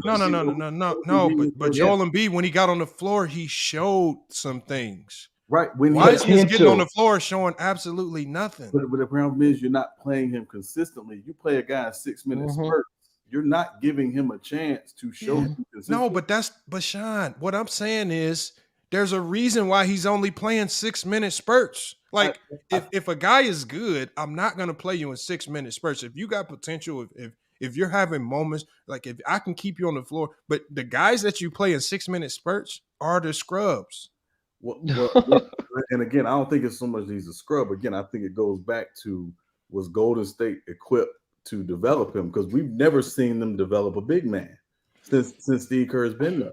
They've always gotten guys who were either veterans like Andrew Bogut or, Mo Spates or David West or JaVale McGee. These guys are vets. This is not a vet. He needed time to develop. The question is, organizationally, did they develop him? Now, granted, some of it is the injury. Yeah, you miss a full season. He obviously missed part of his rookie year. Plus, you have the season shut down. They don't go to the bubble. That's time he missed. And then coming into this season, he was, playing sporadically back and forth between the league and the G League. So again, I don't know if it's a fair assessment to say, I'm not going to say the guy's a bust. I think it's a matter of, has he gotten a consistent enough opportunity and has gotten a chance to grow into a role with that team that he's going to seem to get in Detroit? Because, he played 19 minutes last night. He had 11 and 5 in 19 minutes coming off the bench. So, obviously the young man can play. It's, can you give him the consistent minutes? I think, again, with Golden State, they're a timeline team. They're not a team that's equipped to develop right now because they feel like they still got a window to win with Steph, Clay, and Draymond, who are coming up, towards the tail end of their primes. So I think that was the bigger issue. If he's in, Sacramento, or if he's in, a team that isn't necessarily a championship contender, he plays more. You see more out of him, and because he's getting that consistency he needs. You know that full well. Guys need that time on the floor to grow and to develop, and they're not perfect prospects coming out. Particularly at 18, 19 years old. Man. All right. Well, we're going to see in Detroit. So maybe Detroit has a history of developing bigs. Maybe they if they do a little bit better job, maybe y'all trust in Detroit. They did a great job with Darko. They've done a great job with them. That's 20 years ago. We're not doing that. That's 20 years ago. Come on. Hey, Sean, has there ever been a player in the NBA that was a number 2 pick that got drafted to a championship contending team and performed at a high level? No, because that's the other part of it. Most times you're the number 2 pick. You're going to one of the worst teams in the league. They lucked up and got the number 2 pick because of injuries and because they just had a crazy, unpredictable season. They come back the next year, they're right back in championship contention. So again, it's timeline. That was a freak. I mean, it's borderline, and not to make the comparison, but it's borderline like Len Bias going to the Celtics right after winning the championship. Like, number 2 picks don't go to championship teams. Yeah, number 2. Look, I don't expect. Look, all I'm saying is this. I understand what the sentiment is y'all saying about him going to a championship team and maybe not having an opportunity to showcase all of his talents. The problem is he hasn't showcased anything, and y'all are still attaching the word potential to his name. He could potentially be a good defender. He could potentially be a good scorer. When is he going to potentially do these things on the court, at least in small stretches? He's not. He's not doing anything significant. There's nothing consistent. Like, he should be, by this time, year 3, he should have something consistent that the Warriors can consistently put him on the floor and count on, especially as a number 2 pick. His defense isn't consistent. His offense isn't consistent. His awareness isn't consistent. You can't put him in late games. His playing time's not. And the thing is, when your playing time is not consistent, it's usually because you're just not that guy. Well, no, none of those young guys playing time were consistent. Kuminga's not, Moody's not, Ty Jerome's not, Lamb. Like, none of those guys on Golden State had consistent playing time. But you know what's consistent? The one thing we see consistent with those guys is when people knock on the door asking about them for trades, they consistently say, these guys are not available. We are keeping them. Wiseman was made available, and he got sold off for a bag of Cheetos. He got traded for next to nothing, y'all. This is a number 2 pick. So was Moses Moody. Nobody wanted Moses Moody. Yeah, but it goes back to what I think Young Africa was saying earlier, and you mentioned it too, Lamont. The luxury tax implications for this team get out of control next season. Like, they're going to be paying almost $500 million in salary and luxury tax next season. That's literally, it's insane. Yeah, that's insane. And so part of it, again, I think, not to get off topic, but like, that's part of what the new CBA needs to address. If you draft a guy or you trade for a guy and you have their bird rights, it shouldn't be as prohibitive for you to re-sign them to a market value deal with luxury tax. That's where the luxury tax rules have missed the mark. I get if you want to sign a guy, in free agency and you're at the cap or over the cap, that's different. But if you drafted and developed a guy, or again, trade for a guy's bird rights and you pay them their market value, why are you paying as much in luxury tax as some of these other teams? So, I think that was the other part of it too. And you said year 3, it's technically year 2 for him. Well, and if we're being real, because remember, his rookie season got cut short and he didn't play his second year because of the knee injury and the surgery. So really, this is technically his second year in the league. And he's played less games than a full NBA season in his career. That's another element of why he is a bust. He can't even be available. Not missing a ton of games. Injuries can make you a bust. You can have all the talent in the world. If you can't get on the court, that's another thing that adds to you potentially being a bust. But I guess I've never been one. I think if your body fails you, I don't think that makes you a bust, right? I think if you just can't play, that makes you a bust. We don't know if he can or can't play. We've seen flashes, but again, it hasn't been consistent enough. But like, a guy whose body just, goes out on him, I don't think Greg Oden's a bust. I just think his body just failed him. Because when we saw him play, we saw him do some things where you were like, yeah, this guy can play. He just got to stay healthy. I think if you can't play a la Anthony Bennett, then you're a bust. Mm-hmm. And there's so many layers to it, right, Sean? Like, how would you say that James Wiseman's skill set and what he does best blends with the Golden State Warriors system, especially their offensive system? Yeah, I thought, when they first got him, Young Africa, I thought they would kind of use him a little like JaVale McGee, kind of, a rim runner, asking to be, a help side shot blocker, obviously get some rebounds, things like that. I really thought that's what they would do with him early on, until he, again, started to learn the NBA game and got used to the NBA game. But, they really didn't. And they do have an affinity for Kevin Looney. That's the other part of it. Like, when you got a guy who's been there that they love and has been a part of their championship culture, it was going to be hard for him to just come in and displace, Kevon Looney because, he's the, Looney's, he's been there. And, there's a certain, loyalty to, some of these guys that these teams have. So, I thought they would kind of use him like McGee, but, they really didn't, again, not consistently. And again, some of it is he was hurt. He did miss a full season. So, that didn't help him at all. So I'm going to tell you some of the things the scout said about him. It says over the last 3 years, he doesn't seem to project as an elite level shot creator in the post, which means the situation he's in, whether it's with Golden State or another team, will matter much more to his individual success because others will have to create for him and teach him the nuances of the offensive game. They also talk about his jumper. They basically say it's not that he can't shoot. They say his shot selection is poor and he tends to fade away when he shoots for no reason too many times. So everything that they're talking about with James Wiseman right now, all is surrounded by his level of IQ. Just poor decision making. And on a team that's struggling to stay 500 or better, that's the last thing you need.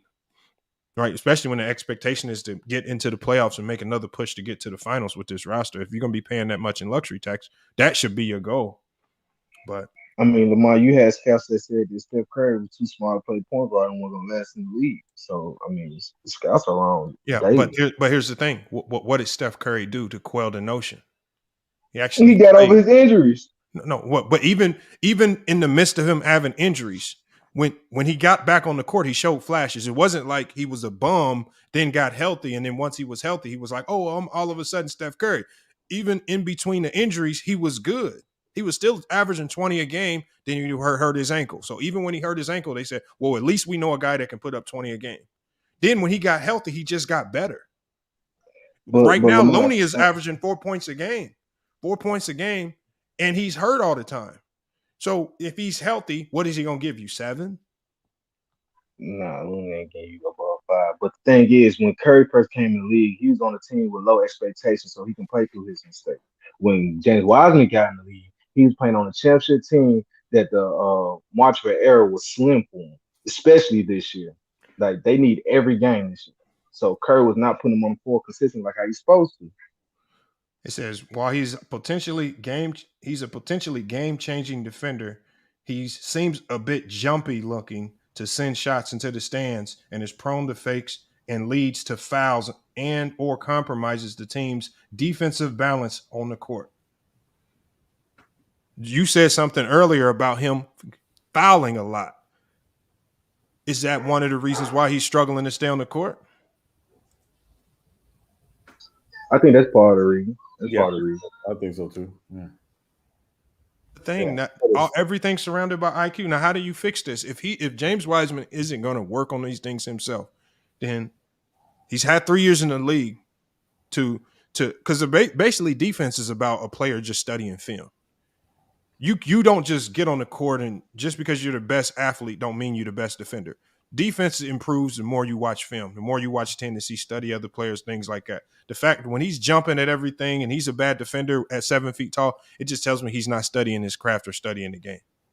Well, again, that might be a little bit of an oversimplification. I think some of it is too that they did not necessarily adjust what they do schematically defensively to help him not be so jumpy. Because again, they do put a heavy demand on their bigs defensively. That's why having a veteran big who understands situational basketball has always been kind of the way they've gone. I think that's, again, part of the process is, again, he needed to learn the NBA game. This guy played 3 games in college, unfortunately, for him. He needed those college games, at Memphis. He would have been, I think, a little more prepared coming in, but he only played 3 games. He played less games in college than Kyrie Irving, who we know only played like 10 games in college. So, he's a guy who largely his playing has been in high school and at the AAU level. He has played less than a full season of games because of injury, because of the inconsistency that you're talking about. But again, I think this is a very unique situation in that he went to a team that's timeline to win championships is right now. Okay. He needs time to develop. So we're gonna talk about what's been consistent with Wiseman. Scout says he's had a reputation since high school of having a motor that runs hot and cold. We see the same thing here in Golden State. Sometimes he just looks like he's lethargic and has no motor behind him. Same thing. So the same things that they were saying about him in high school continue on into the NBA. And it says he has a motor that runs hot and cold. And there were questions that many wanted to see answered with a full season of intensive play. Even in high school, the man struggled to complete a full season of high school basketball. We see he couldn't complete a full season of college basketball. And as soon as he gets to the NBA, he is yet to complete a full season of NBA basketball. Everything since high school with him has been consistent, from his motor to everybody saying he has potential if he can stay on the floor. But on every level of play, from high school, college to NBA, they say the same things if he can stay on the floor. So again, he goes to Detroit now. He's had time with Golden State. He struggled to get on the floor. When he was on the floor, he had a low motor sometimes, and it did run hot and cold because, like you said, with the Nets, he can score 30, then he can come out the next game and he could foul out and it just completely compromise the defense. So he's been inconsistent there. So again, everything since high school, if you follow up on him, it's been the same. He's had the same MO. He stays hurt and he has up and down effort. Well, I mean, it wasn't the injuries in high school; it was eligibility rules, just like how it was in college. That's the reason why he couldn't finish the full season. The same reason what kept him out of games in high school was the same reason what got him suspended in Memphis. He elected to train because he didn't want to deal with the stuff in Memphis, and so just like Sean said, I think they kind of hurt him. He should have just stayed, paid the little 11,000 back to whoever, and just played out his freshman year. But the injury wasn't the reason why. And even if you look at the injuries now, I mean, he's not like he's having career injury. He had a torn meniscus. The reason why it kept him out even longer is he had an infection and his stitches what kept him out longer. He could have came back and played that second year, but it was already in a good situation, so they just elected to sit him out for the rest of the year, including the playoffs.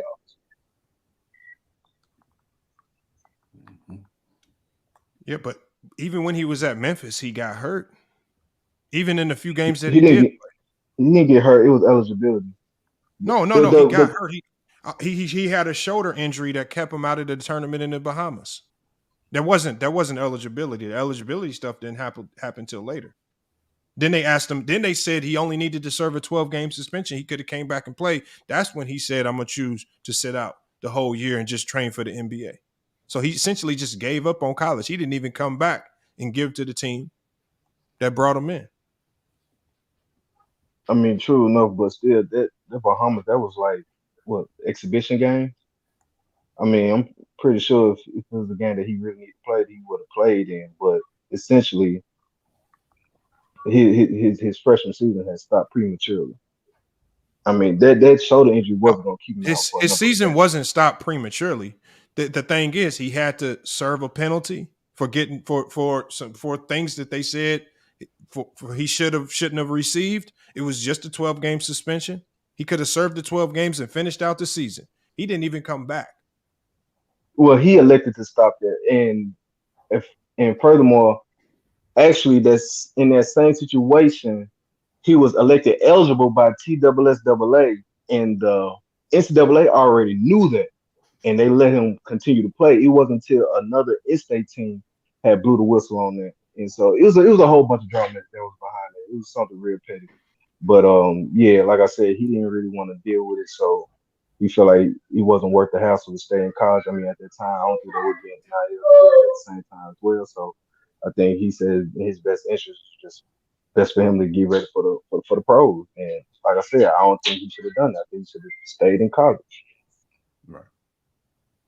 Yeah, I mean, if anybody needed, that time to develop, it was him. Like he needed it, and again, it's a lot of cofactors to the situation, right? I'm not saying 19-year-olds don't always make the best decisions, right? Because they're 19.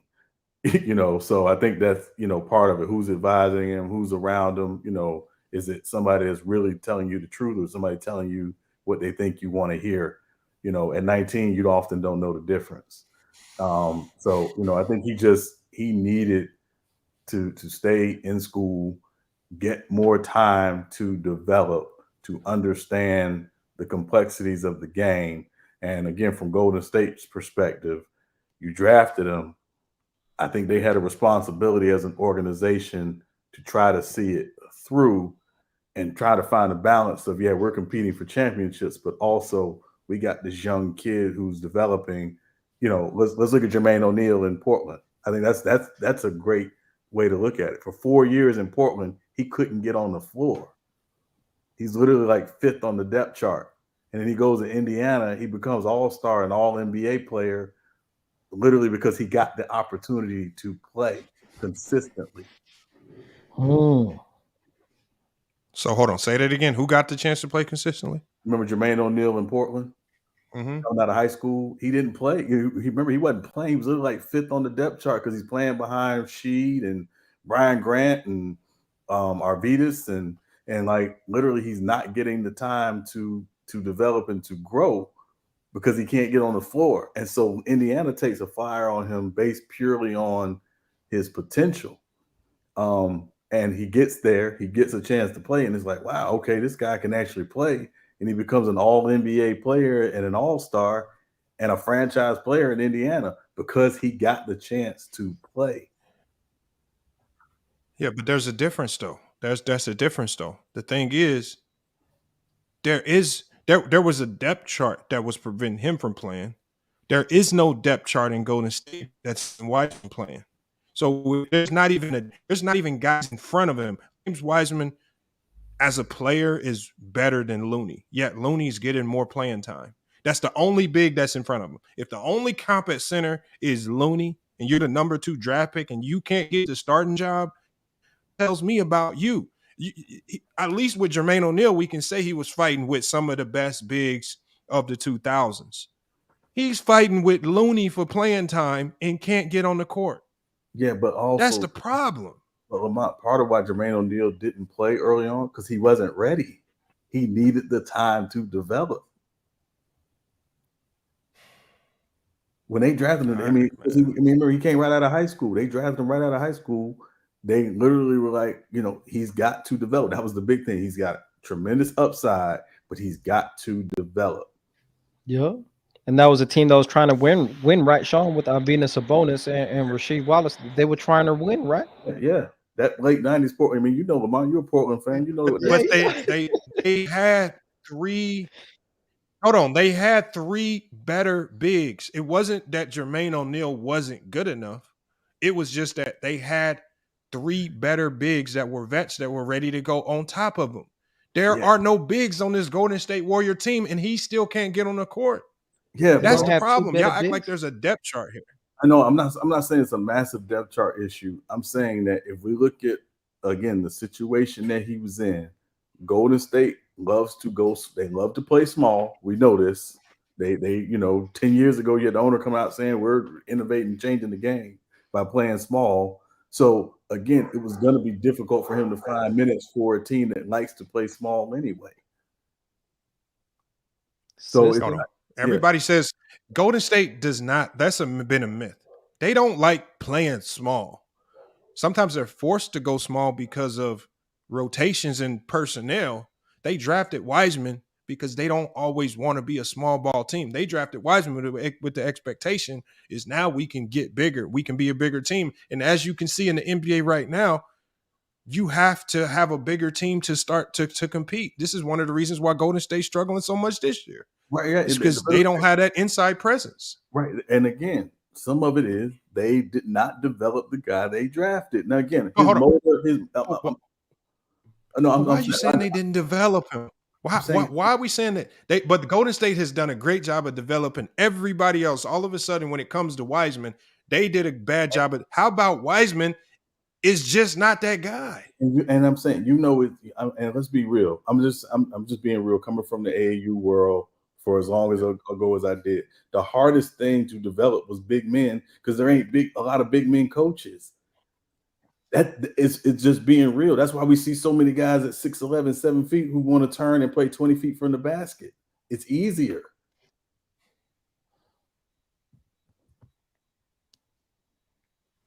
One of my players said, "Yeah, go ahead. I'm sorry." One of my players said he hit the link. I don't see you in here. Hey, if you're in here, just hit the link to join. If you came through, he said, "Am I allowed to?" Yes, you're allowed to comment, man. Come on, man. Now they want to get nervous all of a sudden. Nah. Can you hear me? Yeah. Oh, hold on. Is that Mark right there? Yeah. Oh, well, your name is different, man. What's good, man? Nah, that's my YouTube channel, like a little play around thing. What's up? Chilling. Hey, y'all. This is Mark, man. This is look, y'all. Mark is a player with a lot of potential. You know. Okay. Don't do him like you're doing. Hold on, y'all. Hey, hold on. Look. And here's this homie pulling up right here. These two right here. Look, y'all. If you want, look, check this out, y'all. Check this out. If y'all want a low IQ backcourt, man, put these two in your backcourt. You got jokes. Okay. You got jokes. Okay. Oh man. Hey, but they play hard though, man. But I hear y'all talking about James Wiseman though. I gotta go on Coach Lamont's side though, because it just seemed like you can't put all him getting better on the organization. You got to really look at him as the player. He a grown man. He got to improve himself on top of the team helping him. So if he didn't get better as a big man, that's really on him. That's how I see it. He got traded just like anybody else would. So you think 60 games in the NBA is a big enough, a lot of games to judge a guy? I feel like enough to the point where you could trade him only because he was like a top 5 draft pick, I think. And I think as a top 5 draft pick, after 60 games, if you haven't done anything, how long are they supposed to get you before they got to make a decision on what to do with you?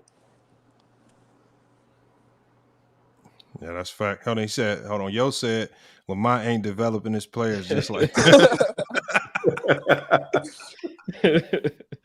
Hey, Baller, does Coach Lamont judge a guy on 6 minutes stretches of game time? Is that what he does? Hey, he's pretty forgiving, I think. Okay. Hey, hold on.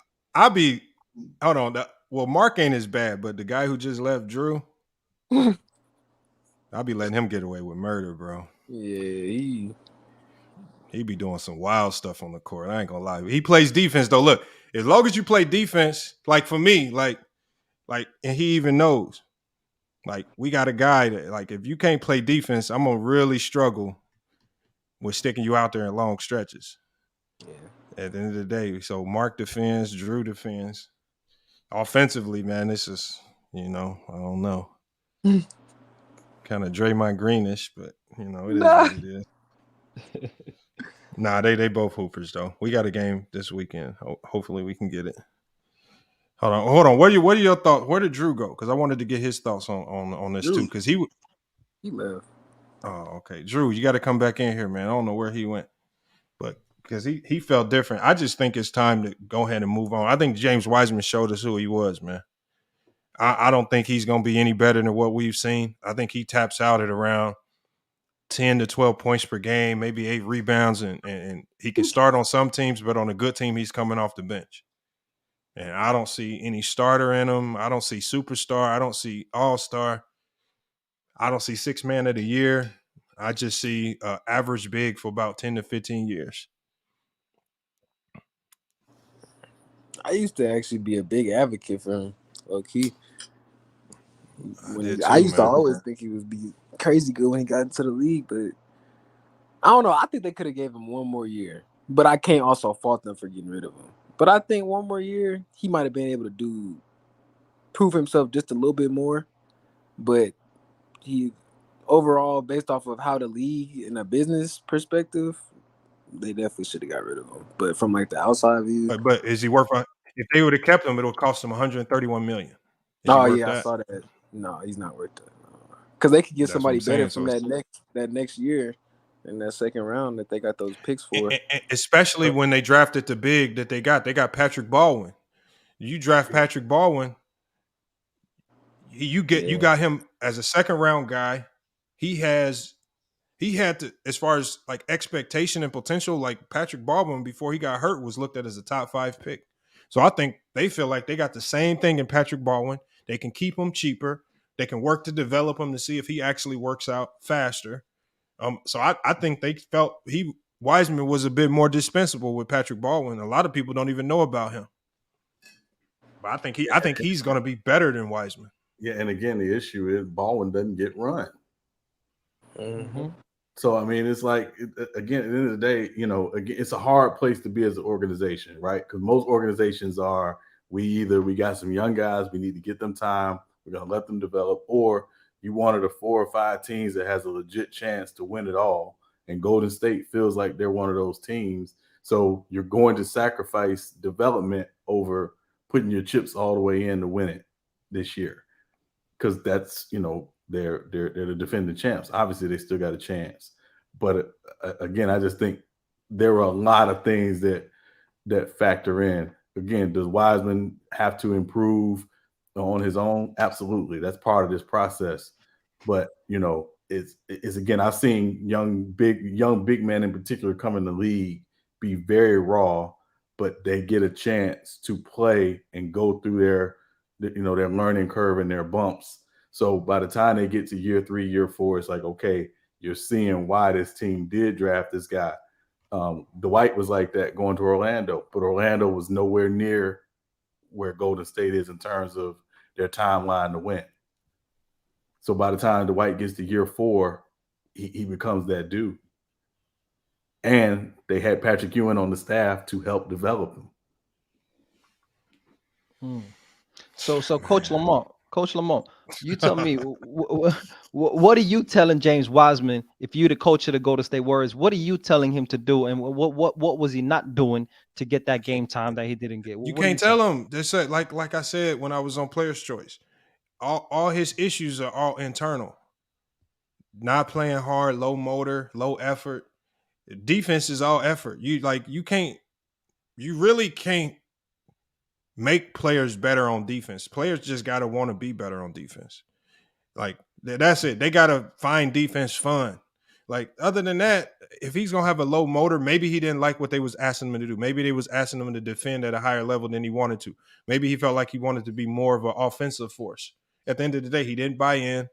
He had a low motor. He had inconsistent effort from night in and night out. You didn't know what to expect out of him in certain matchups. He fouls too much. Like the scout said, he put the defense in compromising situations because he's jumping at every pump fake, trying to swat the ball into the stands. And so at the end of the day, the only thing you can ask him to do is study the game more, be a smarter player. Other than that, that's all internal. There's no developing that can fix him. Like, you can put him with Hakeem Olajuwon for 2 years. if he don't want to increase his motor and play smarter, he gonna be the same Wiseman. It don't like when you talk about Jermaine O'Neal and you talking about Dwight Howard, these guys were guys that just like Wiseman showed promise, but at least when they got on the court, they showed that they got something that you can work with. I don't think Wiseman showed us anything.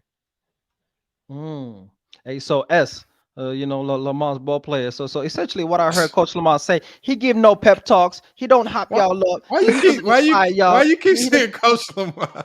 Because you Coach Lamar today. You coach. So that's what I'm hearing. You don't give no pep talks. You don't rally the players. You don't inspire them. You don't instill them with belief. You do none of that, right? Just go out, bowl out. If you play no defense, you on the bench. That's what it is.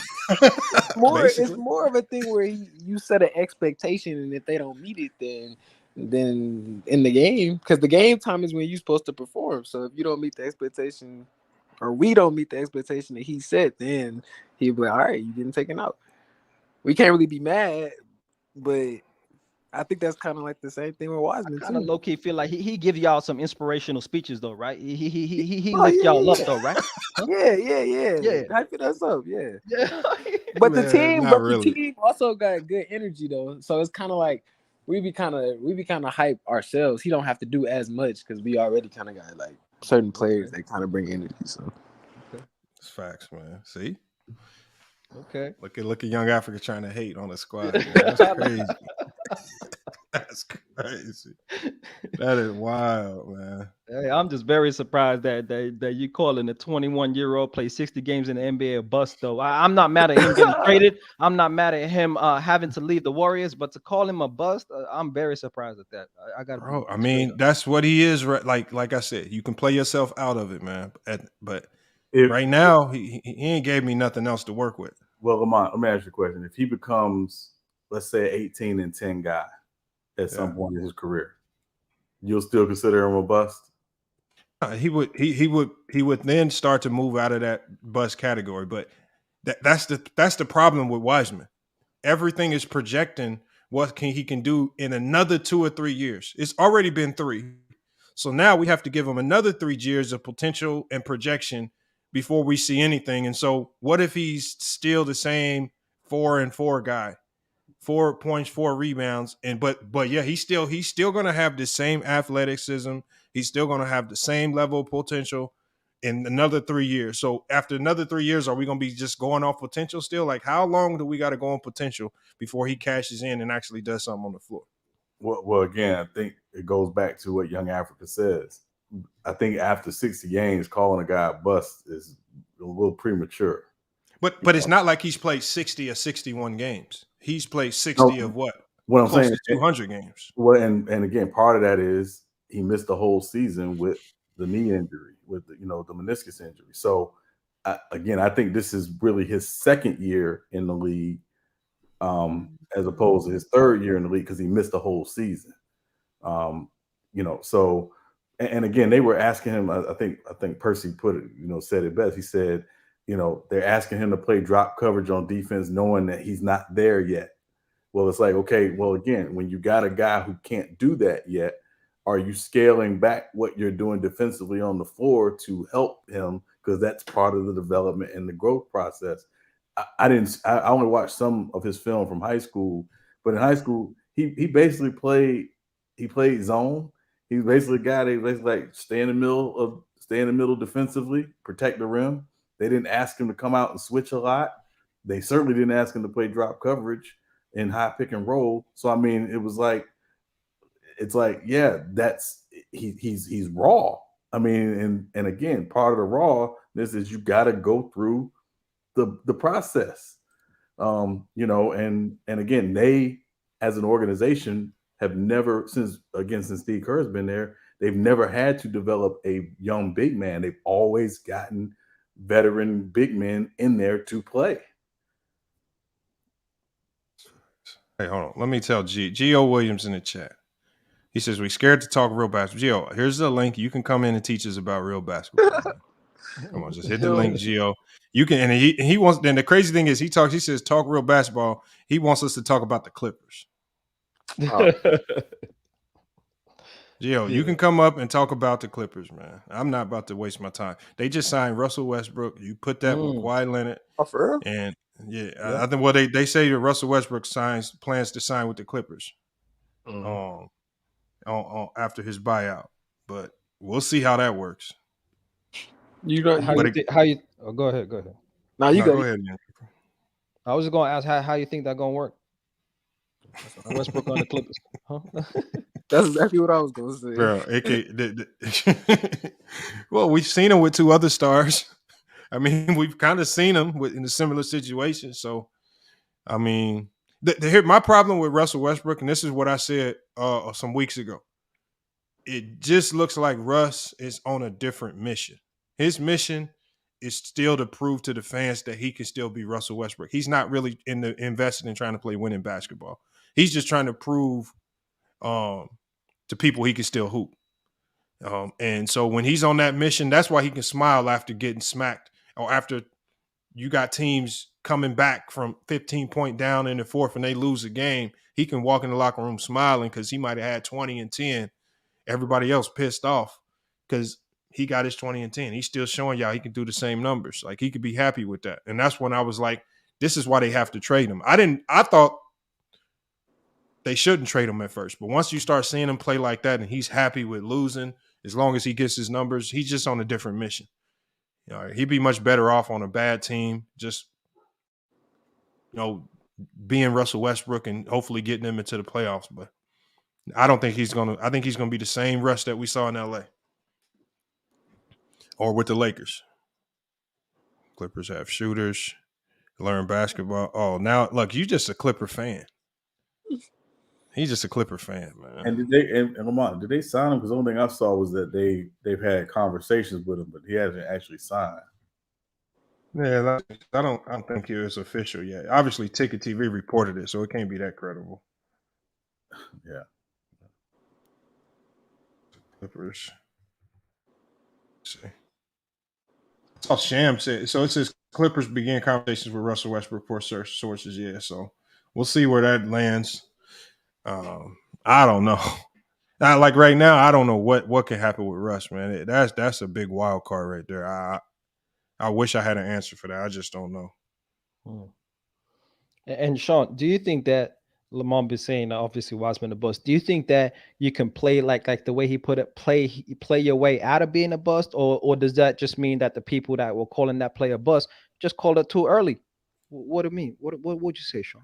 I mean, I think again, we're in this microwave society. We kind of want everything in 3 minutes or less. And if it's not done in 3 minutes or less, we're not happy. So and again, true. Well, no, I'm just saying, I mean, again, a lot of it is, it's when you get drafted as high as he did, the expectation is, are you going to come in and you're going to do this and you're going to do that? He was in a special situation again with what happened in Memphis, with only playing 3 games or whatever. And then, coming in and having his rookie season cut short, and then missing all of his second year with the injury. So I just think it's a lot of things that factor in to, why you haven't done what we thought you were going to do immediately. Again, does he have to pick up his level of play when he's on the floor? Absolutely. But I saw a game earlier this year, Young Africa. I think they were playing in Philly, and he was playing, and he made like 2 or 3 good plays on both ends of the floor, and then they took him out. Mm-hmm. And I was like, what are you doing? Like, and again, I understand rotations, and that's the nature of the beast. But it's like, again, get this young guy some time so he can, 1, get his confidence up, and 2, he can show you that, hey, maybe he can help you, in more than just games where you play against Ayton and Joker and Embiid. Mm-hmm. I agree even with got that. more sample size. Wiseman, he had a game where off the bench he played 28 minutes. Sean, he gave the Brooklyn Nets 30.6 rebounds. The next game, they give him 8 minutes. Sean, 8 minutes. Yeah. Oh man. Hey, how you meant to be consistent when you show something, Lamar? When you show something and you play 28 minutes, and then the next game You come up against the Grizzlies after cooking the Brooklyn Nets off the bench, dropping 30, 12 or 14 from the field, and you get 8 minutes in the next game. That is the life of a bench player. Of a bench. Now we talking about a second overall pick. Like the thing is, bench players can come in and give every blue moon. They'll give you a good game, 20, 25, even 30. But if over the course of a full season or throughout their duration with the team, if they've shown you that it's more common that they play like a bench player as opposed to a guy that can relish in like a primary role or a go-to role, then I think he's just I think he's just showed the Warriors what he really was. And just because he had that one game, they weren't fooled. They said, you're not going to trick us into getting any more minutes than you're already getting. You're going to have to show us some more consistency. And I think that's all it was right there. One game don't elevate you. If that's the case, then we see a ton. Then, we see a ton of guys. Shake Milton wouldn't be on the bench because we've seen him come in and drop 30s. We've seen a ton of guys. Will Barton, who's had plenty of 30-point games in this league, wouldn't be on the buyout market. Like, that don't mean nothing. But Lamont, could it be that maybe Kerr doesn't like playing young guys and he would rather play veteran guys? But he plays young guys. Because he has no choice to play. But if he had a choice, I don't think he would play young guys. Well, that's true because most teams that are competing for championships don't play a ton of young guys. Exactly. So that's what I was saying. The Warriors had 2 timetables that I don't think Kerr agreed with. He wanted to win now, but the front office wanted to win now and develop at the same time. And I don't think you can do that. You can't do both at the same time. Right. It's what the Spurs went through, when they first got Kawhi. Like we all know, Kawhi had no offensive game coming in the NBA. He was all defense and athleticism. But they went through the process, and by his 3rd or 4th year, because he was able to play, he was able to understand what Pop was trying to get him to do, that coaching staff took the time to develop him. He helps them win a championship while he's in the midst of developing and while their main guys are, again, coming up on the tail end or towards the end of their prime. So that's, to me, what I thought Golden State was trying to do with Wiseman and, again, Kuminga and Moody and some of these young guys they've drafted. But it's just, again, the timetable thing, being on 2 totally different timetables from a coaching perspective and from a front office perspective, I think is what is ultimately what, hurt them. And Bob Myers is not under contract after this season. His contract ends in June. So he may very well be gone. So that's the other kind of thing that nobody's really talking about with some of these moves they've made as well. Win now moves, right? Yeah. And so can a team develop and contend at the same time, Lamar? Can they do that? I mean, I believe you can. It's not, nothing's easy, but it's not easy doing them individually. It's not easy to win, and it's not easy to develop. Look at the bad teams in the league. There's a lot of bad teams in the league still struggling to develop their players. And it's a lot of good teams that are not developing guys that are struggling to win. The Warriors just happen to be in a situation they have a mix of the two. And so now they're just struggling with that balance. The good thing about Wiseman is that unlike most teams that are competing to win championships, you usually have a ton of competition ahead of you that you're trying to fight through in the depth chart. Just like y'all said with Jermaine O'Neal. He didn't have that with Golden State, and he was still struggling to get on the court. That's, to me, is the biggest issue of it all. The opportunity was there for the taking, and he couldn't take it. That's a red flag to me. When all you have to do is outplay Looney, and you're a starter, and you can't outplay Looney, that's a problem to me. Why are you underplaying Looney like that? Like he's just another guy. Looney is a great defensive big, man. Why are you underplaying Looney? Bro. What? If you're a number 2 pick coming into the league and you can't outplay Looney after being on the team for 3 years, that's a problem, man. But Lamont, you would agree that system the Warriors run is not for everybody. It's not an easy system. Yeah, but why ain't no NBA system easy? It's not going to be easy in Detroit. Playing with all them guards that like to shoot threes. Like it's not going to get no easier anywhere else. Like, you still going to have a ton of guys. Like, it's going to be even harder in Detroit because he's going to be playing with a ton of guys that's looking to make a name for themselves. At least in Golden State, they all made their name already. They just playing to win. He's going to be in Detroit playing with a whole bunch of selfish guys trying to make a name for themselves. Now you got to deal with that. Yeah, but he's gonna have the freedom to make errors, to grow, to go through the growing pains in the NBA. You know that, and so I'm assuming that when he gets to the Warriors, his best attribute is the offensive end. He comes to a team where we got the offense covered. We need y'all. We need you to play elite defense and be a defensive anchor on this team. And so I ask, like, how many centers come into the game and be defensive anchors on championship contending teams and are actually productive? How many guys have ever done that in the history of the NBA? I'm not saying it's going to be easy, but Okay.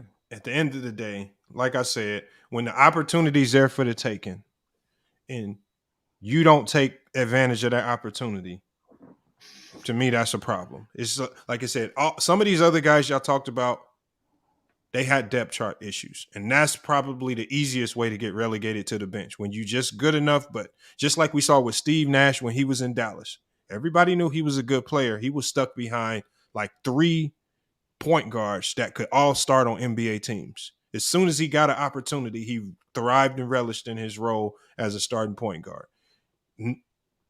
Wiseman was on a Warrior team that desperately needed a post presence, and he couldn't take advantage. That's all I need to know. So you telling me the only way he can be a good center is if he's on a bad team? Because he had an opportunity on a good team, and the opportunity was there for the taking, and he couldn't even come close to thriving in that role. Yeah, but again, I think it goes back to 2 different timelines and for that organization. The idea was, yeah, he could help them, but he needed time to develop. They were not, the coaching staff, Steve Kerr and those coaches were not willing to do that if it meant losing and not being able to win championships. So yeah, some of it is, yeah, he didn't get it. He didn't take advantage of the opportunity he had, but also again, how much of an opportunity was he really given, minus the injury? How much of an opportunity was he really given to do that consistently in game? He's going down to the G League and killing cats. And I kept saying, again, it's the G League. He's supposed to go down there and kill, but they also were literally running everything through him down there. He comes back, they're not running anything through him because he ain't playing. Yep. But was he really killing in the G League, though? Yeah. We just had a G League scout said he couldn't even dominate. Oh, that's I don't know what they were watching, but I'm watching film of him from the G League, and it's like, this dude can play. It's obvious he can play. And also, from a contract perspective, if he hadn't played that much at the NBA level in his first few years, it's not like he's going to go out and get somebody's going to offer him a huge deal as a restricted free agent. They could have had him back on a deal that is similar to what they signed Curry to after his rookie deal. So it could have been a very team-friendly deal, and he could have been able to outplay that deal in terms of his production had he been given the time. So again, I thought from just a long-term organizational standpoint, it wasn't a good move to trade him. But obviously, they're not thinking about 3-4 years from now. They're trying to win today. But the Warriors have been really good at identifying players that just don't work, and just don't got it. Like when they had D'Lo, who was a very talented player, they traded him in a heartbeat for a guy in Wiggins that everybody was down on because they just saw something in Wiggins that D'Lo didn't have. They are very good at identifying certain types of talents. I think with Wiseman, I just think after 3 years they saw you don't got what's needed to have a championship level team. Well, so what did they was it say? that or was it money? Well, remember too, it can't be money because they took on Wiggins' contract and then they re-signed him. Yeah, well, So again, go ahead. I'm sorry. Again, the issue with when they got Russell was never meant to be there long term. He was an asset that they wouldn't lose Kevin Durant for anything. They were always planning to move Russell because he doesn't fit what they like to do. Wiggins, I remember when they got Russell, I was talking to my trainer. I was like, they're going to get Wiggins soon. He was like, what, are you crazy? I was like, trust me. You think Wiggins is a bust? Wiggins is not in the right situation. He gets to a better situation where he's not the franchise player, and he gets to just go and hoop. He's gonna be fine. You know, so and a lot of people forget with Wiggins, he was never drafted to be the franchise player. Remember, he was drafted in Cleveland to be Kyrie's wingman. Mm-hmm. He gets traded to Minnesota in the Kevin Love deal, and he becomes the de facto franchise player. That's never who he was. Mm-hmm. So again, I think it's situational, but also D'Lo was never what they wanted long term. They always had their eye on Wiggins. And Lamont, when you say that this great organization has an eye for talent, this eye for talent that they saw, didn't they draft this man at the second overall pick? Didn't they see things in his game that made him go second overall? Yeah. Hold on. We all know he has the intangibles. We know how he has the potential. But just because you have all of those things, the one thing that they don't know how to project, and the hardest thing to project is the player. And how that player is going to react to the NBA lifestyle, how hard they're going to work, how much film study they're going to do to learn the NBA craft, how to defend at this level. That's the one thing that they can't project. You can project talent all you want. There's a ton of guys talent-wise that should be in the league. But if you ain't willing to put in the work that it takes to stay and be great, it's not going to work. It's not going to work. It's tough though. He gets drafted once again to a championship team. We see great bigs of this generation that got drafted. AD gets drafted to the Pelicans, gets a squad. Karl Anthony Towns gets drafted to Minnesota, gets a squad built around his talent. What's his name? Joel Embiid gets drafted to a squad. Doesn't play the first 2 seasons. You might have called him a bust. I don't know, but he doesn't play the first 2 seasons. He comes in, they build around him. He becomes an all NBA player. So there's a lot of great bigs that they have to build around, and he didn't get that privilege, right? So it's interesting that you're saying his talent is the reason, whereas I guess we're saying it's the situation which is the reason. Yeah, but so here's the difference. Like, so obviously Embiid sat those first 2 years. What did Joel Embiid proceed to do as soon as he set foot on the NBA court? Cook, 20 points, 10 rebounds, cook the league. Okay. All right, he played 36 games his rookie year. I know. But even in limited games, like I said, if you're still showing me in limited games, even if you're an injured player, that you are showing me that you're uber talented, I can work with that. Right. James Wiseman has been injured, but even in limited games, he's not showing me Joel Embiid. He's not showing me that I can, or even with like Steph Curry, you're not showing me superstar potential, top 10 potential. You're not showing me that, even in limited action. Right. When last time you seen a Wiseman game? What you say, T-Trees? No, I'm asking Lamont, when last time you seen a Wiseman game or a G League game or any game that you played in? I don't know, probably a couple weeks ago or something. I probably saw him play when I was watching the Warriors. I can't recall. I'm not going to sit here and lie and act like I keep track of when I watch him. But I've seen him this year. I know he missed the Brooklyn game, T Streets. He missed that game. No, it's not about that. What I'm saying is I understand coaching to the level where it's hard to keep talent off the floor. If you're talented, it's hard for coaches not to play the best players. It's hard. You cannot hide talent. When guys are talented, I don't care.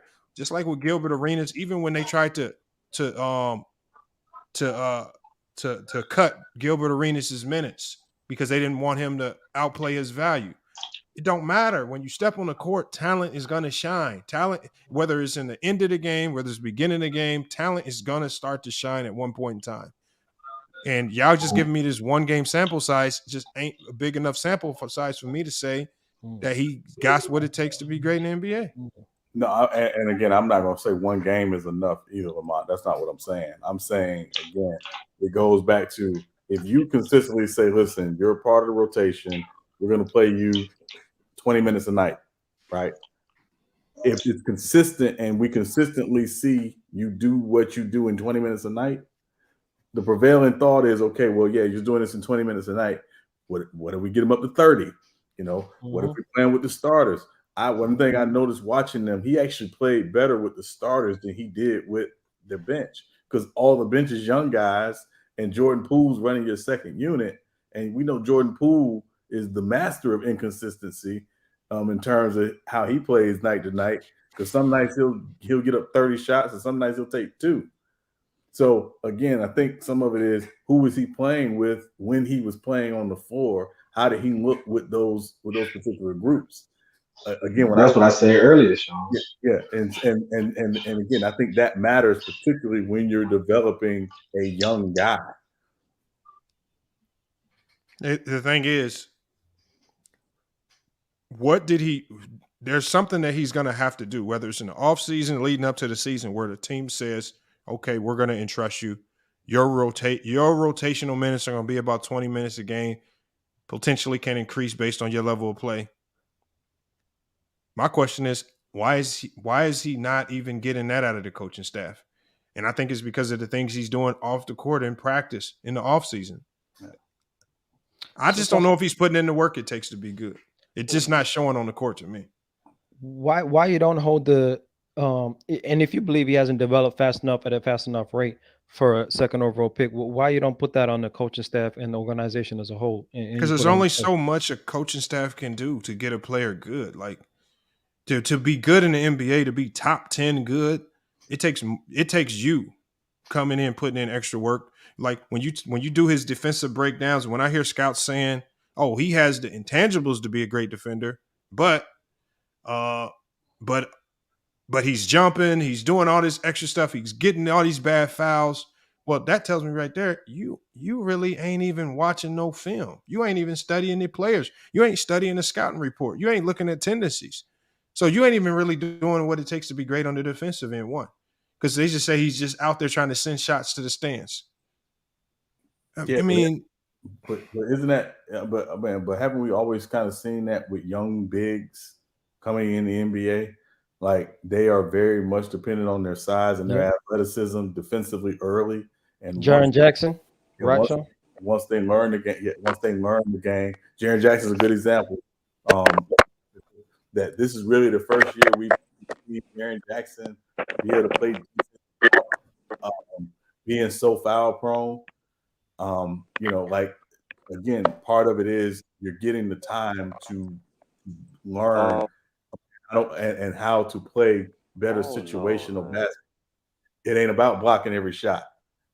It ain't about contesting. Let me go to Safe Finesse just pulled up, man. What's good, Finesse, man? Appreciate you pulling up. What you got on this Wiseman stuff?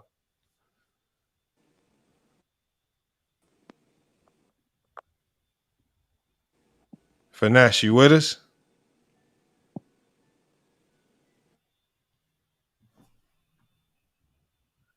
Oh no, it looks like his mic, his whole setup froze, man. I can't hear nothing. I'm gonna boot him real quick. Hey, come back in, Finesse, if you get your equipment fixed. Come back in if you get your equipment fixed.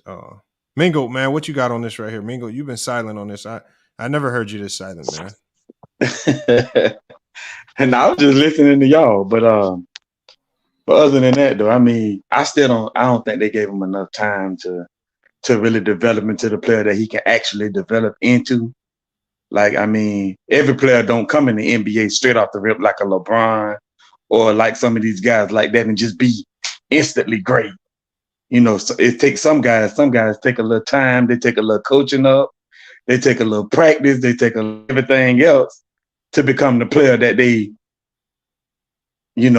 ultimately we become. And I just think the Warriors should have gave him a little more time, because in that Warrior system, I think Wiseman could have been great in that Warrior system. Within that Warrior system, how they run things, he developed a little shot, get him a little defense going. I think he could have been great in that Warrior system, but it ain't quite work out that way. And why do you think he wasn't great? Why do you think he wasn't great? But when you got guys like Steph Curry and Klay Thompson, you got Draymond Green, and you got guys on that team. You got guys on that team that can really bring it every night. I guess they didn't have time to wait on Wiseman to develop into the player that he could have ultimately developed into. So that kind of made it a little hard for them to actually give him the time that he needed, because they got a Steph Curry and all these guys, and then they get new guys in like DiVincenzo and other guys. So it's only a 15-man roster. It's only room for 15 guys. Let me get Supermax. I see Supermax. He's the ultimate Warriors fan. Supermac, hit that link, man. We got to have you in here. I know you got to cook on this. He gonna have all the insider information on this. Supermac, hit that link and pull up, man. And Yo says Kerr never put him in a position to succeed. You know, all you got to do to put a player in a position to succeed in the NBA is put him on the floor. That's all you need is the opportunity. Because a lot of times, if y'all don't know, when they get on the floor, players do whatever they want anyway. They gonna take their shots. They're gonna do these things. They're gonna go outside of the offense. Jordan Poole do it all the time. If y'all don't know, if y'all want to look at a player who's hard headed, go against the grain, do stuff outside of what the coaches tell him, look at Jordan Poole, and they ain't affected his playing time because, But like you I gotta always, understand. yeah. What's But that? Lamont, you gotta understand though. He's not Jordan Poole. He don't have the offensive firepower that Jordan Poole has. He have to develop in that area. That's what I'm saying.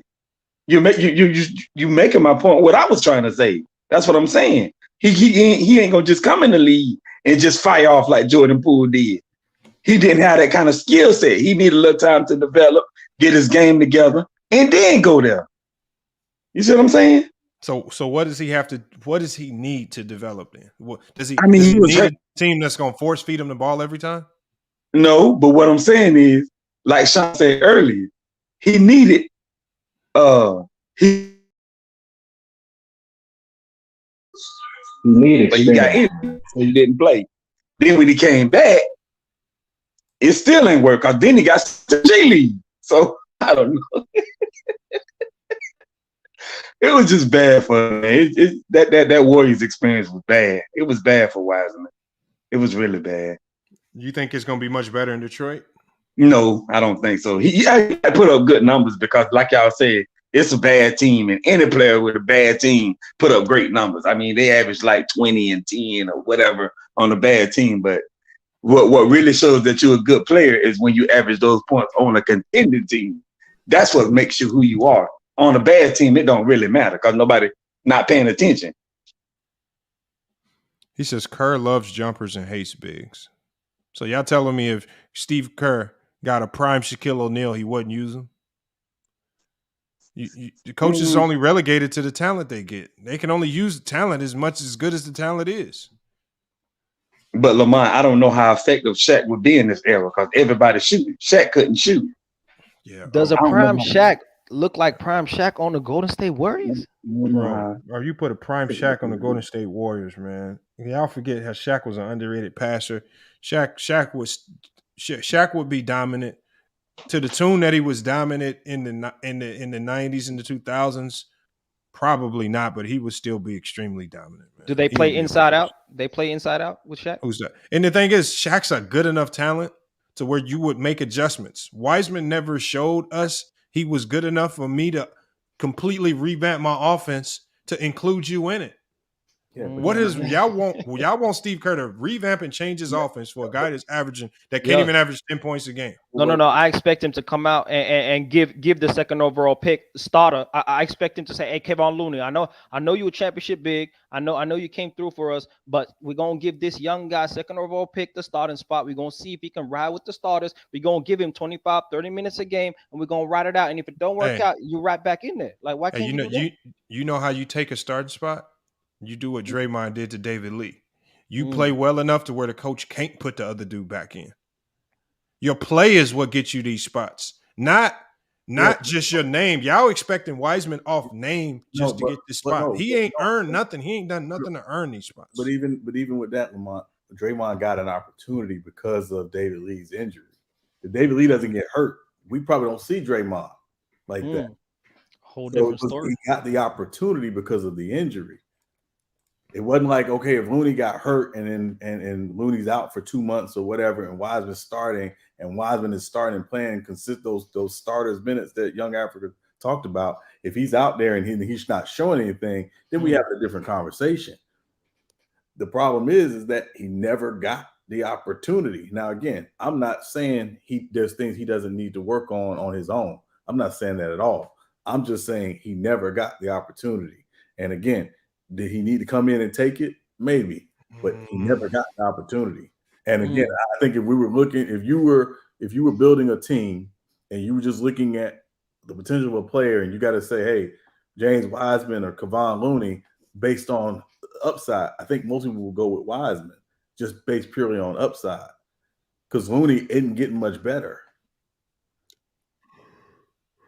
And that was about to be my question to you, Lamont. Like you say, if you're the number 2 overall pick, it shouldn't take you long to outplay Looney and get that starting spot, right? So I'm gonna ask you, Oh yeah.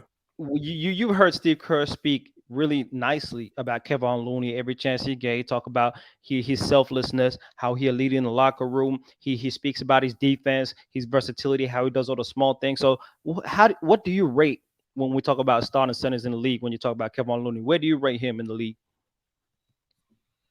Would I rank him? Yeah, just roughly like what would you say? Like here mid, like what, 15, or you got him like in the bottom 10 centers in the starting centers in the league? Like what are you saying? Bro, Kevin Looney is an average center.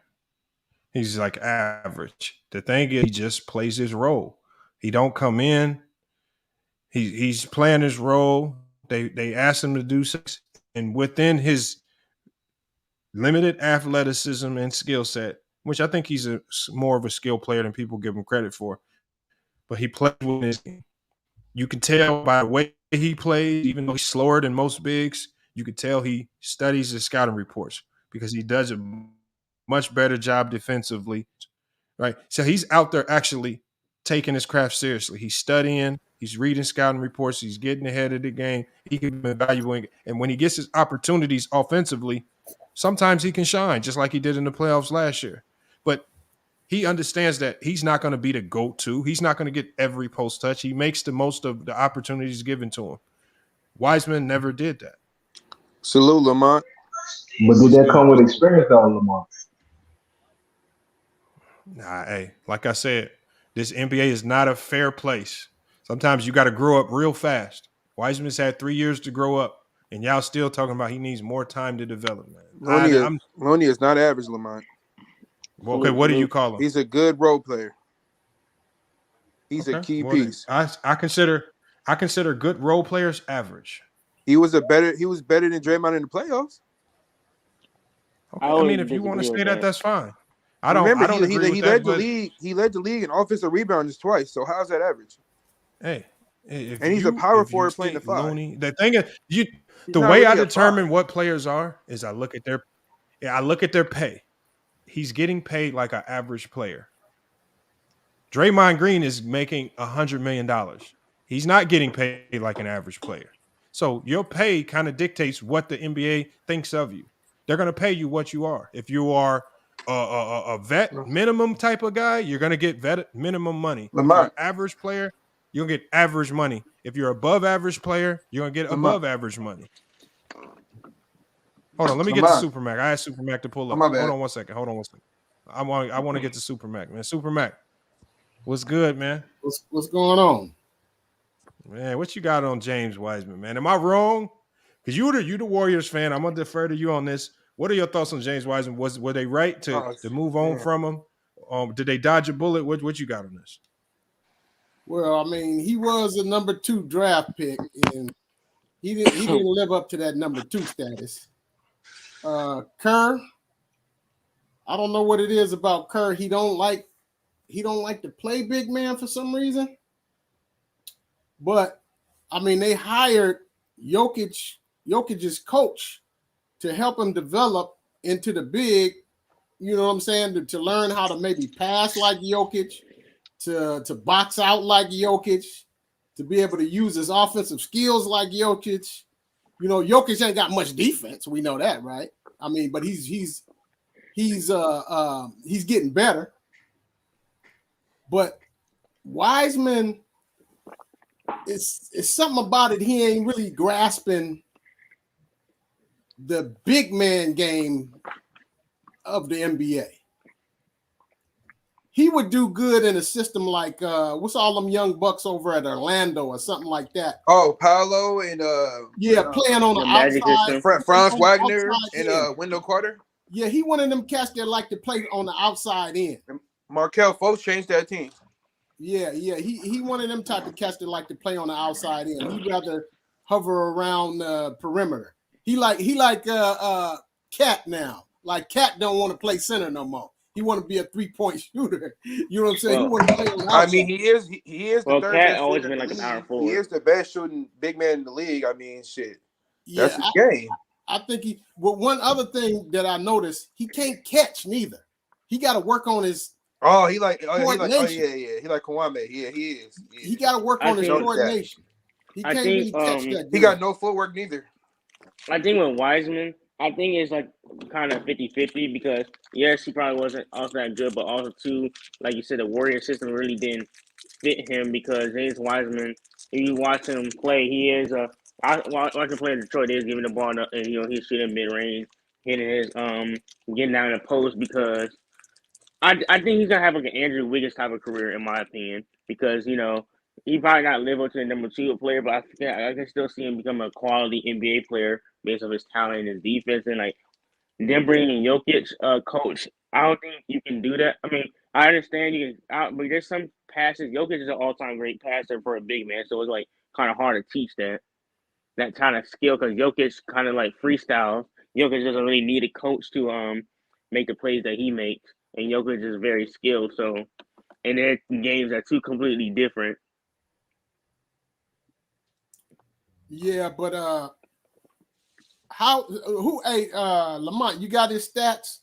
How many rebounds did he average? He never got rebounds. Yeah. That was the problem. He was getting killed on the offensive board and defensive board. Yeah, and then he's horrible at boxing out, and he has no footwork, and he be hella out of position every time he has the ball. I mean, he probably doesn't know how to play basketball. He's a wild ass center. And one thing he gonna have to grasp hold to when he owned Detroit and all these other teams is he gonna have to know when to use your length, like when you go up straight, right? Yeah. To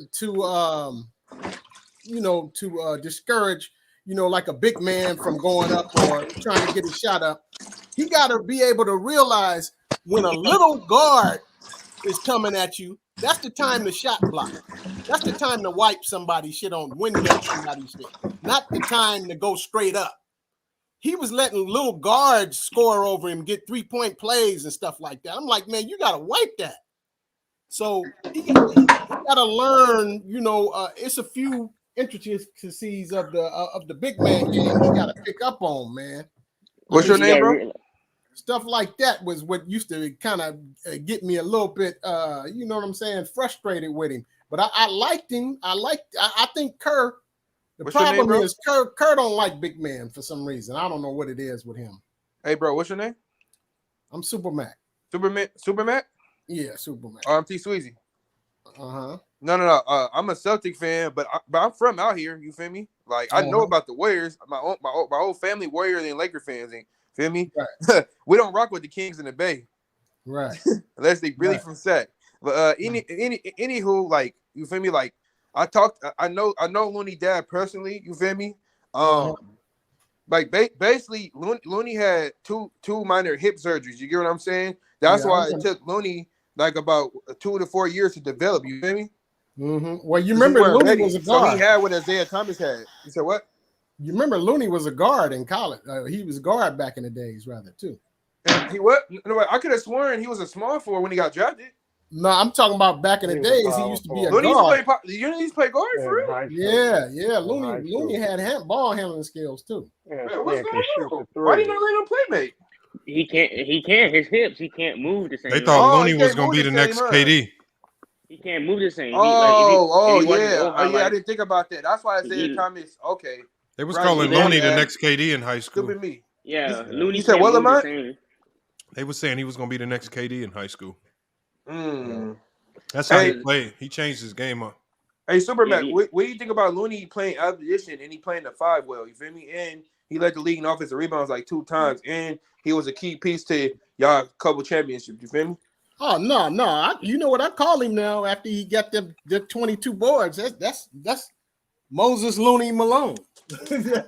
That's Moses Looney Malone now. I mean, Looney then carved out his niche with this team, but to be honest, I think we need a big, that should be the starter that could shot block and do rebound, master. Right. And Looney should be the second cat Right. Right. You know what I'm The saying? problem with the Warriors is But Looney is what? I mean, Looney I- earned I his like, bread. bruh.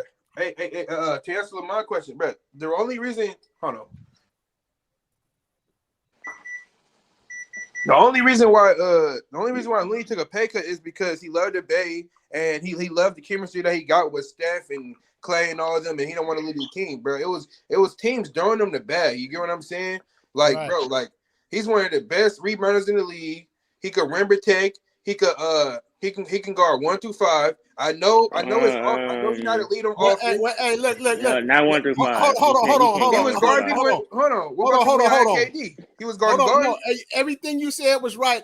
The rim protect, I don't know about that one. He can't guard 1 through 5. I don't know about rim protect. You know what I'm saying? No, he's good at can't help them defense. hops like In the that. playoffs, he was guarding guards. I think within team They have a defense, good- I yeah, think he team rotates defense. so well defensively. Yeah. He helps like Okay, with the my- help of my Draymond bad and about the rim Wiggins. They protect. was able Okay, I to was wrong about the rim protect. I some didn't other say that. guys, but he's not individually going to be just. I meant to say good rebounder. My fault, y'all. Yeah, but all of the things y'all saying that Looney's good at, it takes high IQ.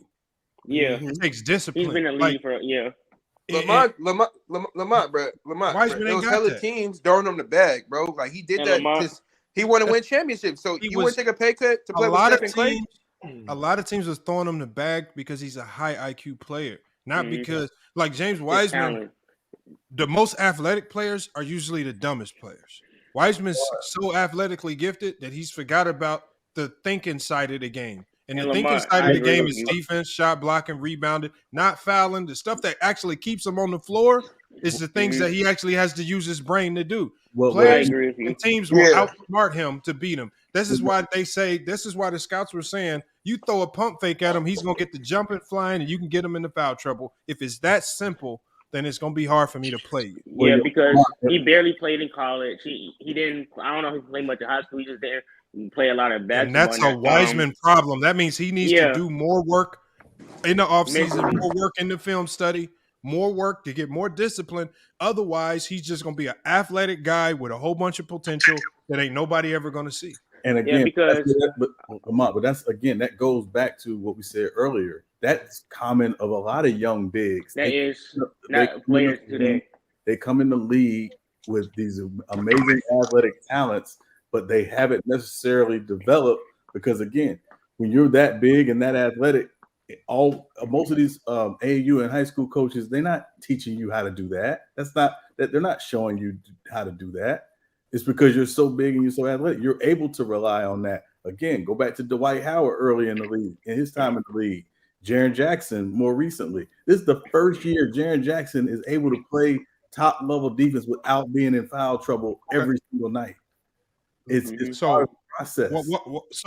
So how was Evan Mobley and players like Scotty Barnes able to come and defend at the forward spots so efficiently just early on? Well, they again, locked in. But also they're forwards. They're not centers.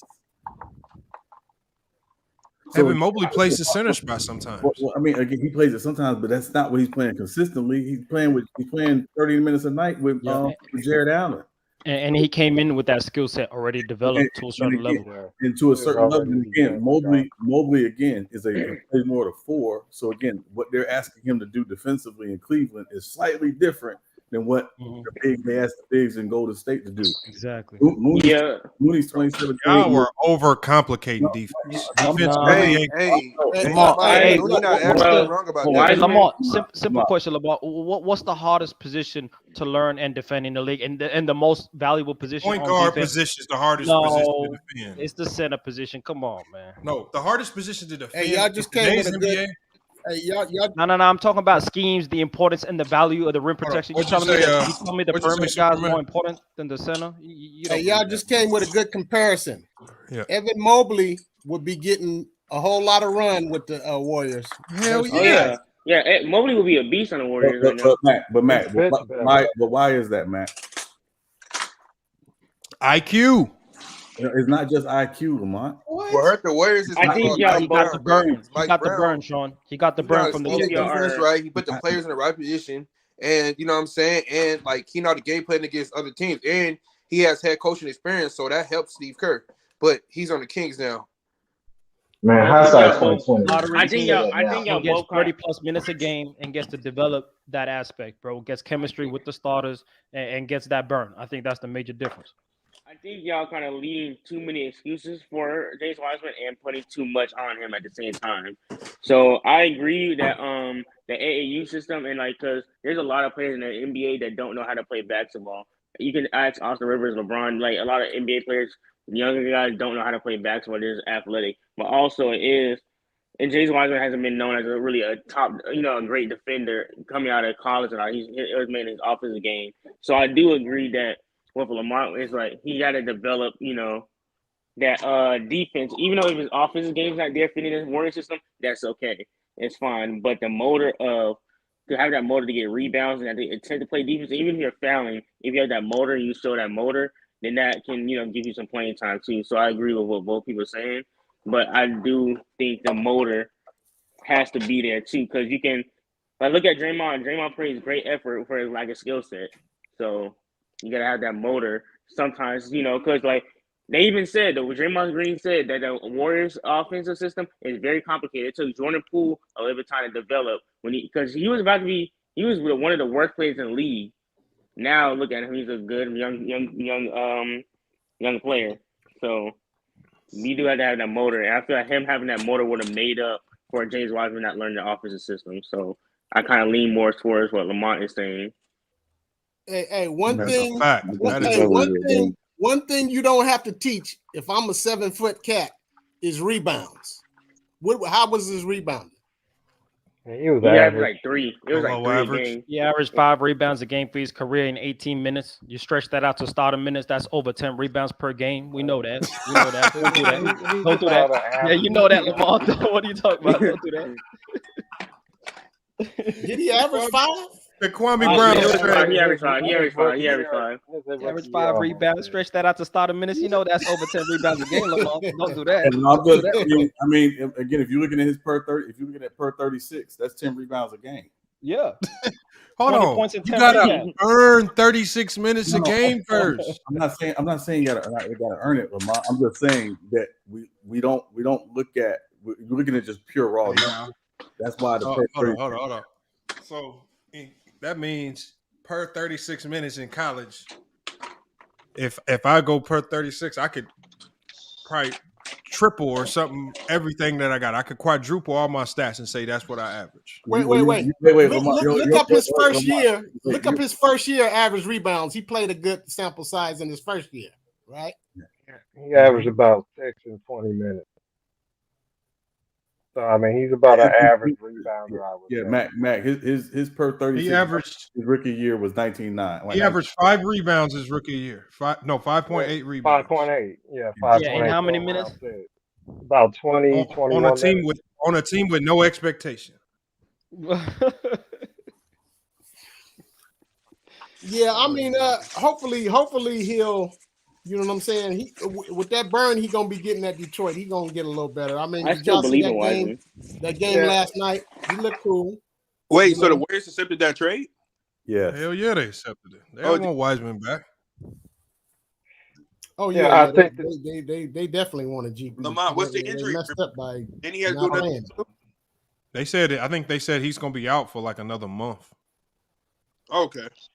Yeah, they said he's not even ready to They said he's not even ready to get on the court and practice.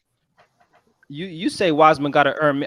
Obviously, you got to earn minutes on a championship contender. But per 36, you just swerving that whole per 36 situation. I see Lamont because guys that go on bad teams get 35 off the rip. And so if he gets 35 off the rip, his projected numbers is 20 and 10. Hey, So what we gonna do? I would only consider his per 36 minutes if he was only not playing because of the depth chart. And that means I have to look at what he's done in a smaller sample size. At the end of the day, he's not playing because of the depth chart. He wasn't playing because he just wasn't good enough. All he had to do was play just as good or better than Looney, and he couldn't do that. But it's also fair to say both things can be true. It's also fair to say he wasn't playing because he doesn't fit their current timeline. And that's an excuse. Yes, he does. No, reality. You got two veteran guys. I'm just saying. Mm-hmm. You You got Looney. You also have JaMychal Green, who they like getting burned as well, who He's plays okay. small ball five for them as well. So I mean, some of it is those guys are vets. They can help them right now with what they're trying to get done. So again, the two separate timelines from trying to win a championship this year and developing your young talent matters. Why isn't Moody playing consistently? Well, he had Wiseman had unfortunate injury because when he played in that Memphis game and he shined, he was about to work his way back into the rotation, but then he got another injury, and that took him back out the rotation, and then he never got back in. And you smooth Lamont because it is a depth chart situation, and it ain't at the center position. You know they play small. You know their best five is Draymond at the 5, and they close out with Jordan Poole and Kevon Looney on the bench. And certain games, Kevon Looney plays it out, but a lot of the time, Jordan Poole's closing out with that lineup with Draymond at the 5. So they don't go play too big often. They don't play too bigs often. And so how's he going to get that burn that you're talking about? Yeah, You're going to outplay Draymond? I don't consider Wiseman a true big. He's one of these hybrid bigs that can do a lot. Like he's extremely versatile, because one thing we know for sure, if we just look at his skill set, the one thing he's shown, he can shoot the mid-range shot. He actually was shooting the three-point shot at 50% this year. He can make that three if asked to. So he still can stretch the floor. He's athletically gifted, right? If he actually when he does play with a high motor, we see what he can do, like what he did with the Nets. So we know offensively fitting in with the Warriors, that's not an issue. I think to me, his issue was all internal within himself. How hard can he play consistently on a night in and night out basis? Right? How mentally strong could he be dealing with his minutes fluctuating from high to low based on what the Warriors needed? And the thing is, we see that he folded on all aspects. He couldn't consistently come out and play hard. He couldn't rebound. All the intangibles, as athletic as he was getting outsmarted by less athletic players. You could tell he doesn't do any film study whatsoever. I mean, that's his problem right there.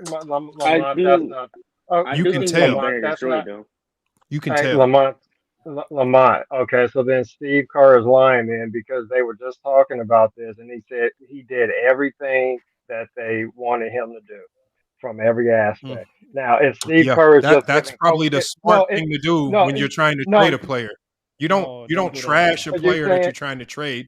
Okay, you glorify like they did with the Lakers said Russell Westbrook was the greatest teammate ever. I get then they that. trade him. Okay. Right? That's what you do. So the point that I was making is either you're saying something that's not true, or they were lying. That's what I was trying to say. Well, so my point. That's what NBA teams do. They lie to trade players. No, they did. No, you're right that. But my point is, they have always said that about Wiseman. They never question his work ethic. This is not just this year. They would say this is rookie year. He would do things they want him to do. Last year when he was rehabbing, when he came back and they put him in the G League to try to get him ready for the regular season, he's just had setbacks. They never questioned his ability to work well within the team structure and do what they wanted him to do. I think it was a bad fit. There's a couple things here. Number one, when they won the championship, it threw things off. They didn't think they were going to win. They basically came out and said that. They've been talking about this on local radio. Wait a minute. I got pushback on that. They said this on 95. They just said this on 95.7 The Game. They said they did not know what kind of team they had, and they didn't expect to win. They said what that. They said. I don't give a shit. Hold on, one at a said. time. What did the superstar say? You don't want to see us next year. I'm talking about the organization. I'm not talking about the players. He did I'm say not that. I'm talking about the organization. I'm not talking about the players. The players ain't deciding who's on the team necessarily. It's the general manager and the coach. I'm saying that. Decide if you win a championship or not. Okay, but what I'm saying is, when you're talking about putting a team together, when the general manager and the coaches are talking, they're looking at what they have. They just said this on, dude. Y'all don't tell me what I heard on the radio yesterday and for the last couple of days. They asked them specifically what happened with this. When they had James Wiseman, they had finished 15 of 50. Steph and Clay were hurt that year. They came back It was the bubble year, COVID, whatever. Okay, they weren't the same team. They said they did not know where they would be. They did not predict them having that type of team. We as fans, yeah, we'll say when we get Steph and we get Clay back, the band gets together, we can win again. I said that. I believed it. They didn't.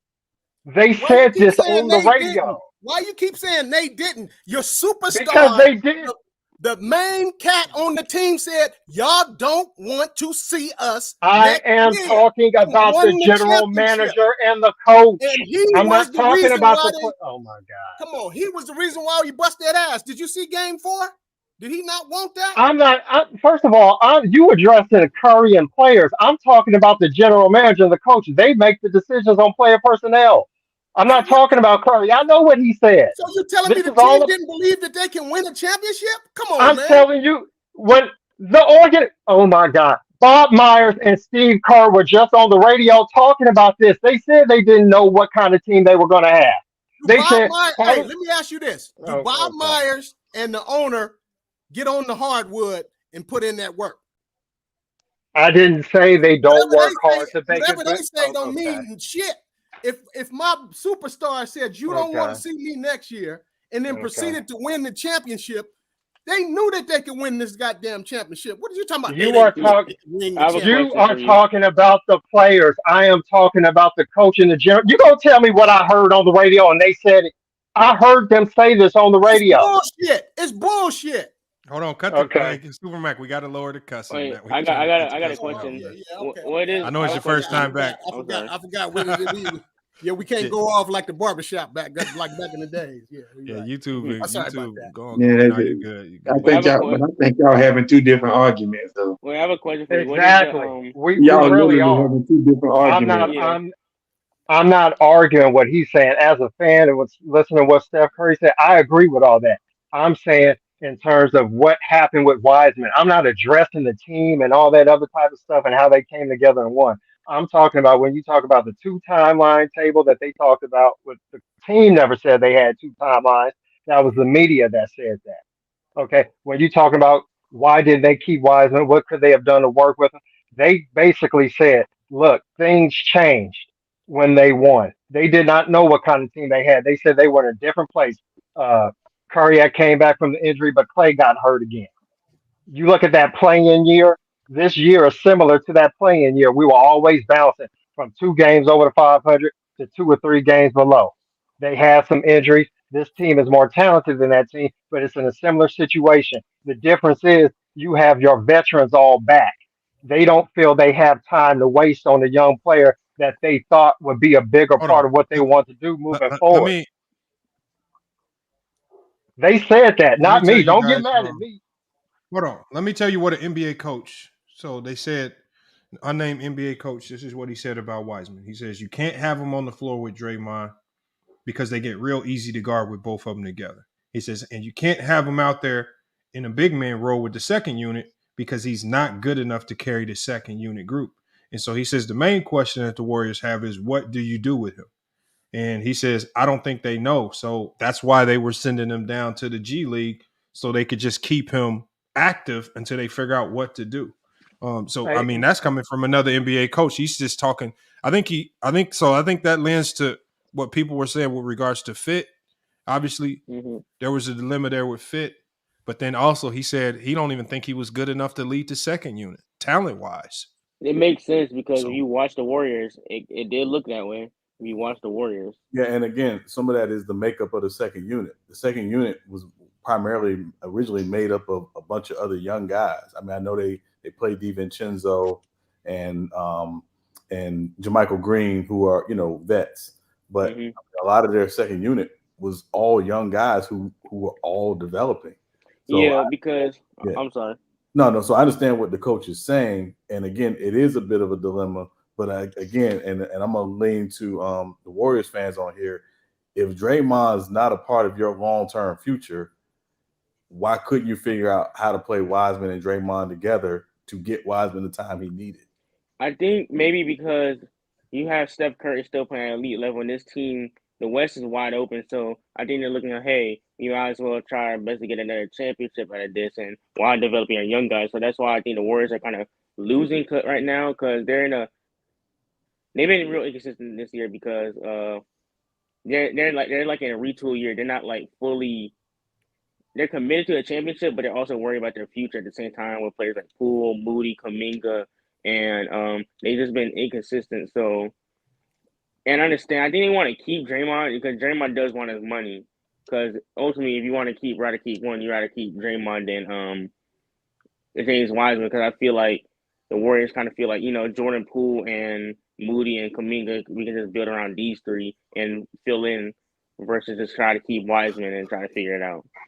Yo, salute everybody. I What up, think Sturdy? I think the thing is, Sean, to answer your question and furthermore, I think the Warriors just didn't feel they found an adequate replacement for Draymond Green's role. So that's why they still want to keep Draymond Green by all means. Of course, if they can find a way to keep him cheaper, that's even better. But the Golden State Warriors know how exactly valuable, exactly what Draymond Green brings to the table, even on his decline. So I do agree with you with your earlier assessment, Sean. Like, I think it's more so a matter of situation because even before he got drafted, I was surprised the fact that he was drafted at number 2. This man only played, and at the time he got drafted, I said this man only played 3 games in college. How is he getting drafted number 2? And that's why I keep explaining to Lamont. I'm like, you can't. I don't think we can always label a player a bust, especially in this case because he only played 60 games with the team. If he's not the right fit for that team. I think like that's the thing, like situation and Lamont, you know this for a fact, situation matters. And the fact that Wiseman was even they get a big, right? Which that was a good idea, right? Wiseman was not even play style, even the archetype coming into league was not even compatible to what that team was running. Exactly. So I think that's why I think like we as for the basketball community, we need to I think we need to add do a little more research and dive deep to the context behind each player to get labeled a bust. Because sometimes it's not just the player, it'd be the GM. Me personally, I always say the GM should have majority of the blame for picking a player, for wasting a lottery pick on a player that's not going to last long on your team. That's just me. Yeah. But I get how easy it is to label a player a bust, even though they can't control when they get drafted. No matter how good you are as an amateur, you cannot control when you get drafted. Right. Do you feel like LaMelo Ball would have been a better fit? Hold on. But here's the thing. Let me say something sturdy with that. Here's the thing. I understand not all players get drafted to the right situation. Here's the one thing that I've always deferred to, and you can use multiple players as this example. We've seen a ton of players like Oladipo. We've seen a ton of players. I mean, you can go down the line. You can go down the list. There's a ton of players throughout NBA history that just got put. They didn't turn into all-stars until they got traded to another team. Let's put it like that. But those players, before they got traded, still showed glimpses of promise that lended you to believe this player could be a star in this league. When Oladipo was OKC, we saw those glimpses. When Sabonis was with OKC, we saw those glimpses. We can go to a ton of players that didn't become all-stars until they got into an optimal situation. But at the same time, the one thing you cannot do on the NBA floor is you cannot hide talent. It will show at one point in time. There has been no point in time in Golden State's tenure where Wiseman has shown he could potentially be an all-star. Not one, not no stretch of games, not no big moments, not nothing. And on top of the fact he's struggling to stay healthy. He has not had any moments. He showed in his debut. He did I show want to push back. game. I want to push back a little bit, Lamont. He did proven to show a little bit to be a serviceable scorer. However, like I said, Lamont, he played 3 games in college. I'm surprised. Me personally, I was surprised the fact that he got picked that high. No. I'm saying even if Wiseman is everything that you predict him to be out of the 60 game sample size we did see him, right? That's still not his fault. The fact he got picked number 2. He only played 3 games in college. It's not like this man was a college player of the year or his team was in the Final Four. That would make more sense. This man only played 3 games. Like he was not like did y'all really expect him to come in on some impact? Like he's not. I'm telling you, Lamont, he's not the typical He's not a Kyrie typical. played like what, like 10 NBA to like what? How many college games and still got drafted number 1 Yeah, but overall? the thing is, Kyrie had more than 60 games to prove who he was and the situation he was in. He was a point guard on a trash team. Like he had all but the freedom to only express what he can do. When the Warriors were bad, James Wiseman still didn't show no star level That's promise. not true. I mean, he did have some But games, hold on, I Lamont. want to say this before someone responds. Lamont, you and I both know the two positions that takes the longest to get acclimated to in the league are the point guard and the center position. And you know exactly why it takes the center position longer So to get that's why acclimated. Joel Embiid just came in the league averaging 20. Joel Embiid barely played when he got drafted. No, when he came his first healthy year, he averaged 20 a game. But And Lamont, that was 3 years ago. That was like 3 years He after didn't he got even drafted. play. Bro, he He didn't got even play his acclimated first to 2 the years. league, Lamont. He still got acclimated to the league. Hold on, how can you get acclimated and you don't even play? It's the same way Okay, Ben but how much Simmons. is that? Remember Ben Okay, Simmons but didn't play, but he still traveled with the team. Yeah. He still Lamont, like you Bro. are, bro. And you act like Wiseman ain't been traveling, getting acclimated. No, hold on. He was hurt. Hold on. Remember. Let's remember, right? He came in under crazy circumstances, right? The COVID year. He came into the league when we had the COVID year, so the season gets shut down, right?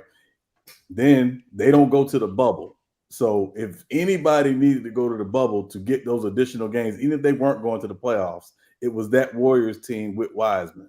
He needed more time. Then he misses his entire second year, which again stunts his development, stunts his growth. No, I mean, come on, Lamont. We just tell him like it is now. Like, come on, like you can't be on the court if Dirty just said you can still get acclimated, just like Embiid did and Ben Simmons did sitting on the bench. No, I said Embiid did not play until like 3 years after he got drafted. Right. And again, and he still averaged 20 a game his first year. But why is he averaging 20 games? Because he's playing a lot of minutes. No, he's playing a lot of minutes, right? Because the opportunity is there. There are no centers on that team better than him. There should not be one center on this Warrior roster that's better than Wiseman. How is he getting outplayed by Looney? And y'all don't think that's a problem? Because Looney is a hold on. Because Looney is a underrated Looney, stop man. playing that, bro. Because Looney is a serviceable big. Hold on. He's a serviceable big, Lamont. And you can search this. All he's doing, y'all act like Looney is playing 40 minutes a game. Looney is playing barely 20 minutes a game. Lamont, to be fair. Lamont. There's been 20. Hold on, Sean, real quick. Lamont, there's been 27. There've been 27 starting lineups to play over 200 minutes. The best starting five in the league. Guess who it is? I know who the best starting five is. It's the Warriors five. It's the Warriors by a mile. I know that. I'm saying what I'm saying is this. Sturdy, hold on, Sturdy. All I'm saying is this.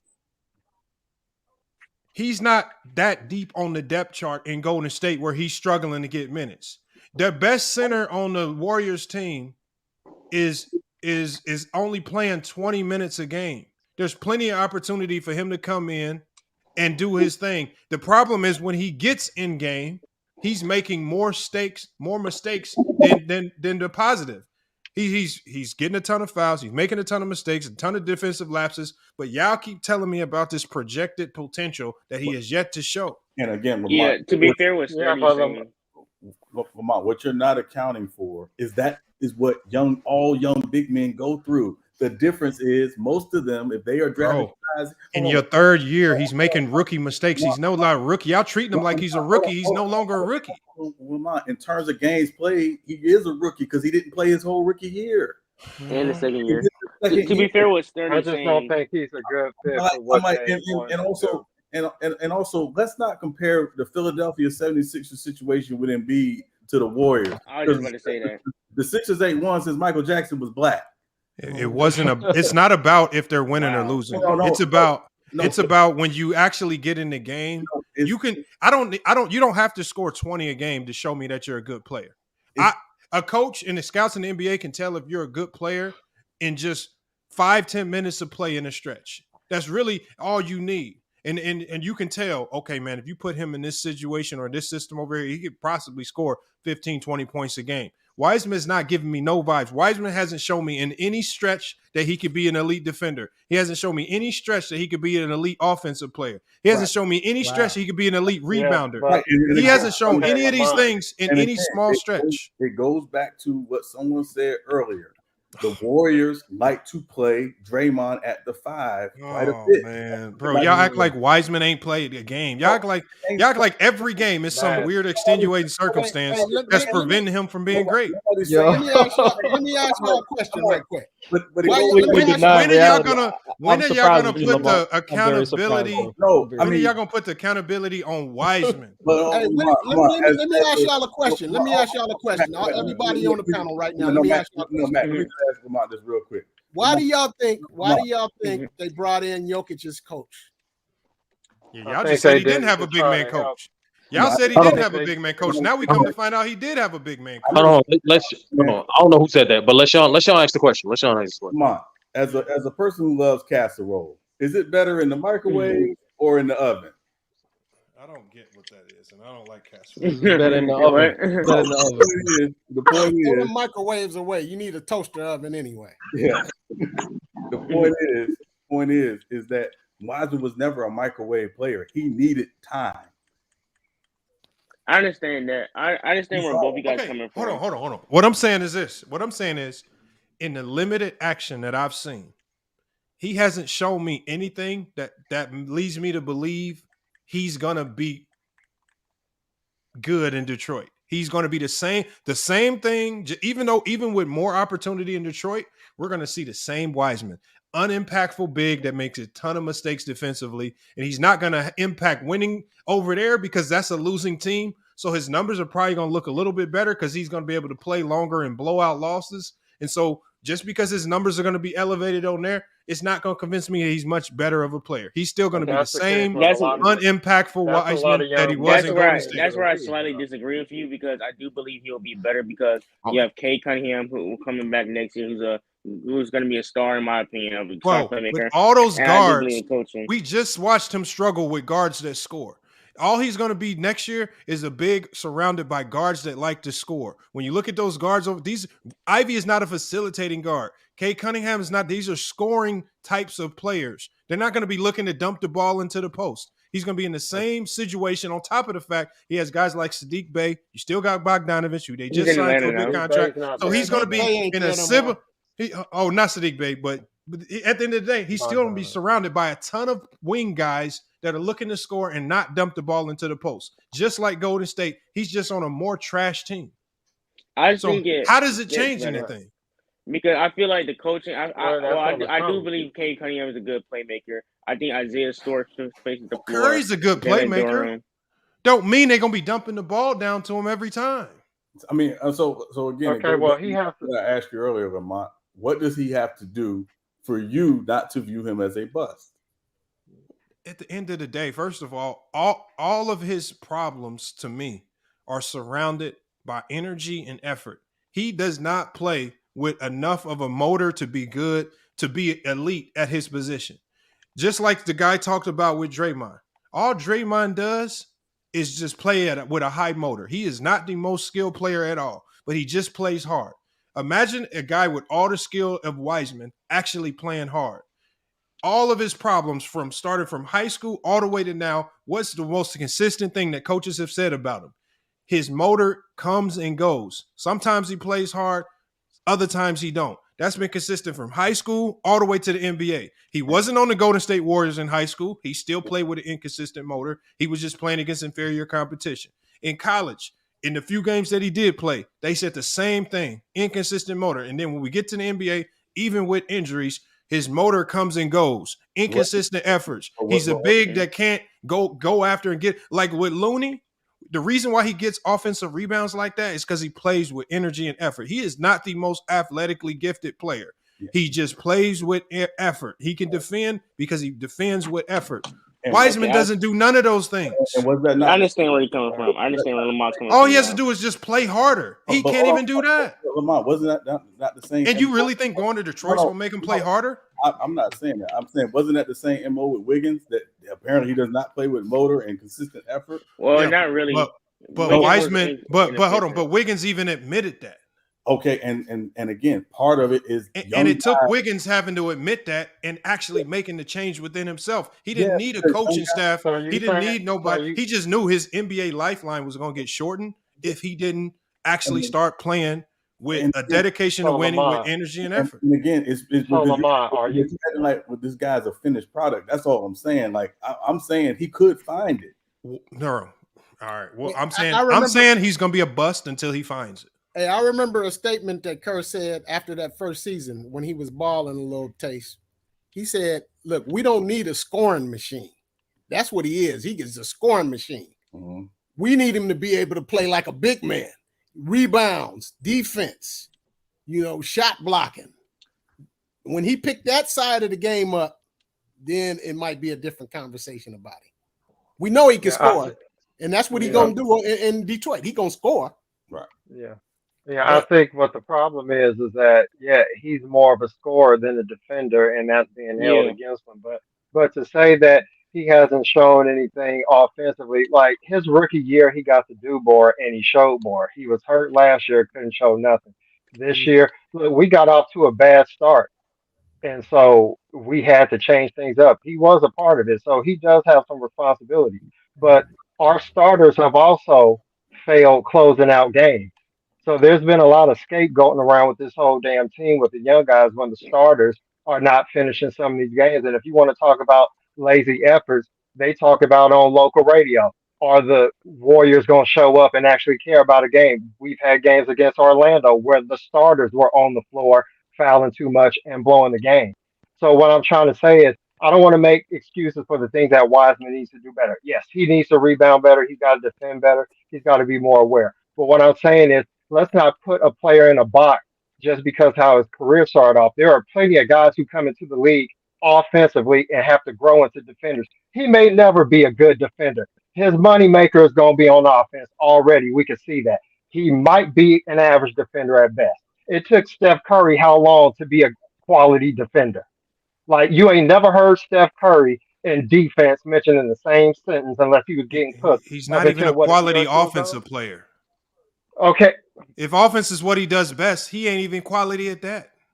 okay, but he's not getting minutes because of the defense. They said his offense is not the problem. They've said that.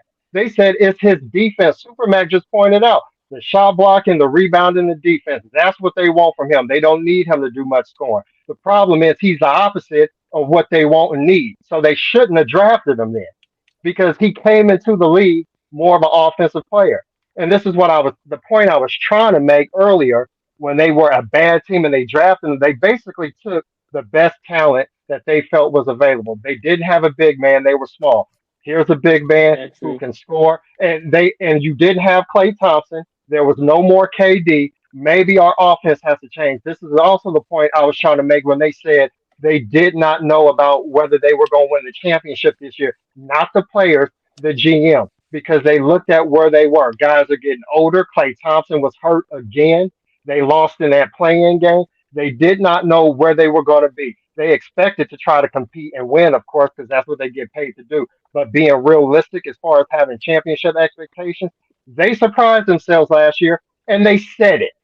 Hey, They said Oaktown. it. I Hey, heard it with my Oaktown. own Hey, ears. Oaktown. Quit saying that, man. Quit repeating No, that because you're giving the trolls a lot of something to no, work hey, with because they no, trying no, to no, make it no. seem like Yeah. they're trying to make No, it no, seem like we Superman. lucked up on a championship. No, That's no. what Hey, you're giving Superman. you feeding Uh, the trolls, man. Stop oh, saying that. no, Stop no, repeating no, that. Superman. Stop repeating it. No, I hear what you're saying.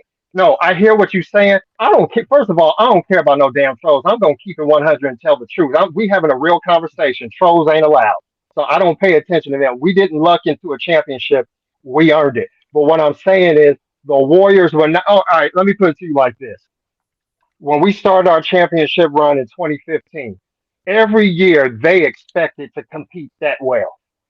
They Yeah. did not expect that to happen when you had the injuries to Steph and Clay, then Clay Thompson again. You had the number two pick. They panicked and signed another player that they shouldn't have signed, and Kelly Oubre. Why? Because Clay Thompson was hurt. If Clay Thompson never get hurt, they don't waste that money to try to fill it on Kelly Oubre so they can try to at least make the playoffs. They I show think you what they're thinking by the moves that they make. And what I'm saying is If you notice what we did last year, we added Bielitsa, Otto Porter Jr., and we brought Iguodala back. Now, if you look at that on the surface, you say that ain't much. But the reason why we won, they fit exactly what we like to do. Therefore, it was no surprise, or maybe it was a little bit of a surprise, but I that think we we were were ready 18 for and him. 2. But that 18 and 2, I'm saying 18 and 2. I didn't expect us to start that good, but it shouldn't have been a surprise that we got better when you look at how the pieces fit. What you had was an organization right now that's in transition. Guys are getting older, contracts are coming up, and one of the reasons why I felt they had to give the young guys a run this year, you got Klay Thompson the last year of this contract next year. Draymond, if he opts in, last year of his contract. You getting older. Before Hold on. you have to make a decision on these young guys, you need to see if Hold they on. can Let play me now. ask you So a you're gonna wait question. until next year to do it. Hold on. Let me ask you a question. I can start with you, Oaktown. Here's the issue. James Wiseman, Right. as from a fan perspective, I'm hearing a lot of people say he has all this upside, he has all this promise, X, Y, and Z. When they made him available on the trade block, why weren't all 29 other teams knocking on the door trying to get this 7-footer on where you could get him, you can bring him in, you would have his rights, you can get him on the low, you could develop him. Why weren't all 29 other NBA teams really clamoring, tearing down their door to make the best offers to bring him in? Why is it that only us as fans think he has this potential, but nobody else in the NBA truly believed in him, other than Golden State just wanting to get Gary Payton back for him? Yeah, And good- no other good team point. really made any significant offers Good for him. point. What did we get back for him? No, I'm talking about the Yeah. other teams. I don't care what the Warriors talking got, about the because other obviously teams, the yeah. Warriors got what they wanted out of the deal. At the end of the day, if Well, if he has as much promise as people say, where were other 29 teams to make any deals? Because we know the Lakers could have used this a serviceable big, right? We know a lot of teams that could use a 7-footer with a lot of promise and athleticism. Where were all the other teams when he was made available? well, I think his value was just really watered down, not playing. Now we can get into the reasons why he didn't play. I know defense was a part of it.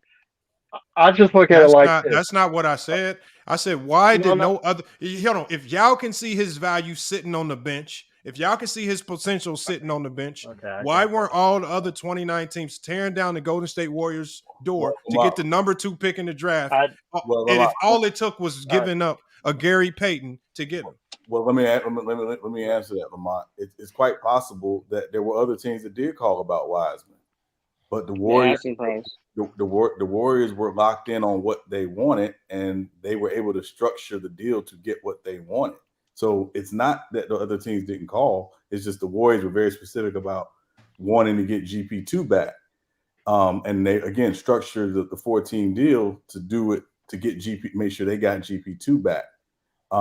So it's not that those teams didn't call. It's just, again, a 1-to-1 deal wasn't going to work for what they were trying to do. Ultimately, they were trying to get GP2 back. and Detroit wanted him, so Okay. But somebody we hear wanted him. about all these other teams inquiring about players, right? Right now, with the noise of Russell Westbrook, they're saying there's not a lot of chatter from NBA teams looking to sign him in the buyout market. Maybe it was just teams weren't interested because they also see the writing on the wall. Well, and again, We hear about all the deals that all fall through. We don't hear about them in the situation. This was a complicated trade. This was a complicated. The Warriors had to jump through multiple hoops just to make this trade happen. They had to jump through a whole bunch of hoops just to get rid of Wiseman. Why would they go through so much effort to get rid of a number 2 draft Maybe pick? they don't want to help him. And why did 29 teams in the NBA not sign their door? Well, again, you're assuming they didn't call. That's not helping the Warriors. You're taking a valuable asset, according to you guys. Hold on. The Warriors got calls about Wiseman. It's probably the Warriors probably didn't From who? want the players that they was Again, getting they from got the players. calls. It was widely reported that they did get calls about Wiseman. It may not have been the entire league because, again, teams are looking at where are we right now. And, again, every front office has these conversations. Where are we right now? Can this person help us win right now? Or is this somebody that we need to look at for down the line? Most of these teams that were making moves, they're either trying to shed salary or shed contracts, or they're trying to make moves because they think they got a window to try to win this year. Well, one thing we do know, wasn't no playoff teams looking for him. Yeah, and that may very well be true, Mac. What I'm saying is, again, every trade. Sometimes trades are not about players. Sometimes trades are purely about contracts, moving money. That was a dumb we comment. save money. We actually save money on that move. Hold on. Let me let Bees cook on this. Bees just pulled up. What you got on this? Hey, I only pulled up because I heard that the Warriors didn't luck up the window chip. That's false. I knew you was coming in here. I knew you was coming in here. That's the type of trolls I was talking about feeding. Trolls like bees. hey, Superman. Hey, what up, bro? You can say what you want to say, but once again, the injury bug helped the Warriors lift the chip. That's all I'm gonna say. Hey, once again, the injury bug helped the Warriors lift another chip. Hey, I got two of them. I got a pack of Chips Ahoy's I got for you. What address I send them to? And number two, hey, Lamar, I think you're being a little too harsh on the young man. Mm-hmm. And the reason why is I think after 6 years, I think your stance would be valid, right? I think your stance would be valid. You got to give him an opportunity. It failed in Golden State. If it fails in Detroit, then it's him. But you got to acknowledge that the Warriors were looking for something different than what they drafted. They were hoping. They thought they could take and turn him into something, because you know how these guys get in their mentality. Oh, well, we made KD a defensive player. We can make this guy this. We can make that guy that. And it didn't work out. Yeah, and to Bee's That's point, pretty much it. let's look at Lauri Markkanen. Lauri Markkanen is on his third team. He becomes an all-star on his third team. You mentioned Victor Oladipo earlier. Victor Oladipo didn't make an all-star team until he got to his third team. Yeah, man. But Lauri Markkanen showed promise on other teams. No, I'm not saying he the didn't. thing is, when we was with Chicago, we knew he was on the depth chart. He was behind a ton of guys, but when he played, he was effective. When he played, he had value. Well, and again, we saw this. We didn't see Wiseman with any value when he played. And Team again, coaches said he couldn't play with the second unit. He wasn't good enough. He couldn't play with the starting unit because they were too easy to defend. One coach said that. It doesn't mean all coaches feel that way. No, but then, okay, so when we go to another scout who said when he was in the G League, he couldn't even be the best player in the G League. So was he wrong too? Again, when you go to the college scouts that said he had no motor in high school, no motor in college, or at least inconsistent motor, and then we see the same motor in the NBA, up and down, inconsistent motor, giving effort here and there. So we got multiple accounts. Hold on, you praise Anthony Davis. Who? How do I praise Anthony Davis? I don't even talk about Anthony Davis. You're sitting here describing Anthony Davis. The guy plays when he wants to. I don't talk about Anthony Davis. No. Okay. I'm saying everything that you're saying about Wiseman, you can apply to Anthony Davis right now. Okay. Yeah, but first of all, Anthony Davis is proven. Wiseman ain't proven nothing. Anthony Davis came in the league killing, man. Come on. Yeah, that's a bad example. I don't think. Okay. No.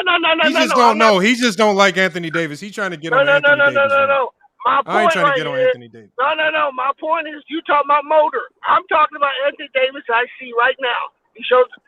One game he gives effort. The next game he don't. What's the difference? There's plenty of guys in the league that play like that. Are we talking about a third-year Anthony Davis? We're not talking about a player that's already established. No, we're talking about a guy in his prime. Not a rookie, not a guy that's trying to learn and find his place in the league. We're talking about a guy in his prime. Okay, what about year three? Compare year 3 Anthony Davis to year 3 Wiseman. Are they even comparable? No, they're not comparable. Thank you. But in year 10, they may not be comparable either. Well, we ain't got to get there. We can compare year 3 Wiseman to year 3 AD, and it don't come close. Look, I don't know. He may not be good at what they were asking him to do, Lamont. That may not be his thing. So why don't you give him a year or two in Detroit and then reassess? Okay. Why does he have to be a bust right now? Hold on. Bees, let me tell you this. when James Harden was with OKC and he was coming off the bench, it wasn't a perfect fit for James Harden. He was a superstar in the making, but he showed enough. Like I said, you can't hide talent. Even though it wasn't a perfect, beautiful fit or whatnot, he wasn't playing his true role. He still shined in moments. Wiseman has never shined. Okay, so what you're saying with Golden State, what, there's no Golden State moment. There's no good moment. That's Lamont, not true. so what you're saying is he needs to be a star. He can't just be a regular NBA player. He's got to be a star. That's what you're saying. No, I'm saying that's what he is. I'm saying James Wiseman will be just an average player, a 15-year vet that does not live up to the expectation of a number 2 draft pick. That's a bust. Okay. Who was number 1? Anthony Edwards. Hold on. How can you play 15 years in the league and be a bust? I think that's a false net. Okay, just like Darko Milicic played 10 years and was a bust. And again, how do you play that long? I mean, I don't think you hang around in the league for 15 years and be a bust. But how do you hang around 10 years in the league and be a bust? But I don't think you can. I think Darko Milicic played 10 years in the NBA. I think there's a difference between a bust and not living up to the expectations. Like Andrew Wiggins. Different. Andrew Wiggins didn't live up to the How many? So you're saying it can't be about length of time because we've seen guys that are labeled as bust play up to 10 years in the league. Well, and that's what I'm saying. Like, again, I think maybe you don't live up to your draft expectations. But again, as somebody said earlier, I think Sturdy said it earlier, none of these guys draft themselves. Wiseman didn't choose himself number 2, just like Milicic didn't choose himself number 2. The team did. Okay, Sean, but here's the issue with that. Overwhelmingly throughout NBA history, top draft picks, 1, 2, 3, 4, and 5, generally turn out to be really good players.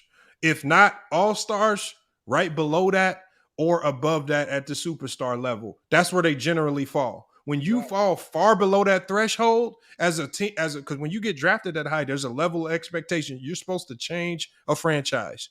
Whether you want it or not, that's just what comes with. And this is why those guys 1 through 10 in the lottery, this is why they get paid more. It's not all equal pay for all draft picks. The higher you get drafted, the more you get paid because the more is expected of you. More pressure, all that. Hey, Sean, the truth is, I'm going to be truthful. All right, you ready, Supermac? I'm about to hit you with that. The real reason why James Wiseman couldn't play in Golden State is because defensively he's not better than Draymond, and you can't take Draymond off the court because he's the best playmaker on the team. He's a better playmaker than Steph. Steph gets his credit for being a playmaker and all this crap. Let's just cut the crap. He can shoot. That's all the guy can do. Draymond is the playmaker on that team, and Wiseman's not good enough to take that dude off the court. Period. That's what it is. Draymond is a great playmaker, but that's not all Steph can do, though. But Wait a minute. Steph's gravity. If you take Steph's assist, okay, Steph got better numbers all around than Kobe Bryant. That's rebounds, assists. Hey, I'm not doing no comparison, bro. Listen. Okay, we're going to take the assist, but then let's take his gravity. Where other cats get assists off of him just running around. Come on, man. He ain't no better playmaker than that dude. I'm telling you why. Did this dude really try to throw Kobe in there like that? What the hell? Hey, I'm trying to tell you why he can't play on the Warriors. And the reason why the Warriors can't actually let Draymond go. He's too valuable defensively, and he's the best playmaker on the team. Period. It's not up for debate. He's not the best playmaker. Yes, he is. And he plays the 5 for them. How many assists? How many assists do he have? I don't care about the assists. I'm telling you that Draymond is too valuable to set him down. That's my point. So unless Wiseman could add something better than what Draymond brings, he couldn't play on that team anyway. How about Looney? I don't know. How about Looney? Without Draymond, look, the fact that Looney only plays 20 minutes answers the question. That's all they got available at that position. Well, That's it. There's no more time there. Well, you're making the point. How come Wiseman can't get in and play? Because he's not good at what they need him to do. Period. Well, if you're 7 foot and you can't rebound and you can't block shots. Hey. Like I said, I came up here for you anyway. I know you did, because I just said. What did my boy say when the season first started? Y'all don't want to see us. Y'all don't want to see us next year. Hey. What your boy proved when he didn't have his troops is that he ain't that special. That's what he proved to me. Didn't he get put out of play in with a first or second year point guard? Yeah. John Morant. John Morant put him out. He thrashed him.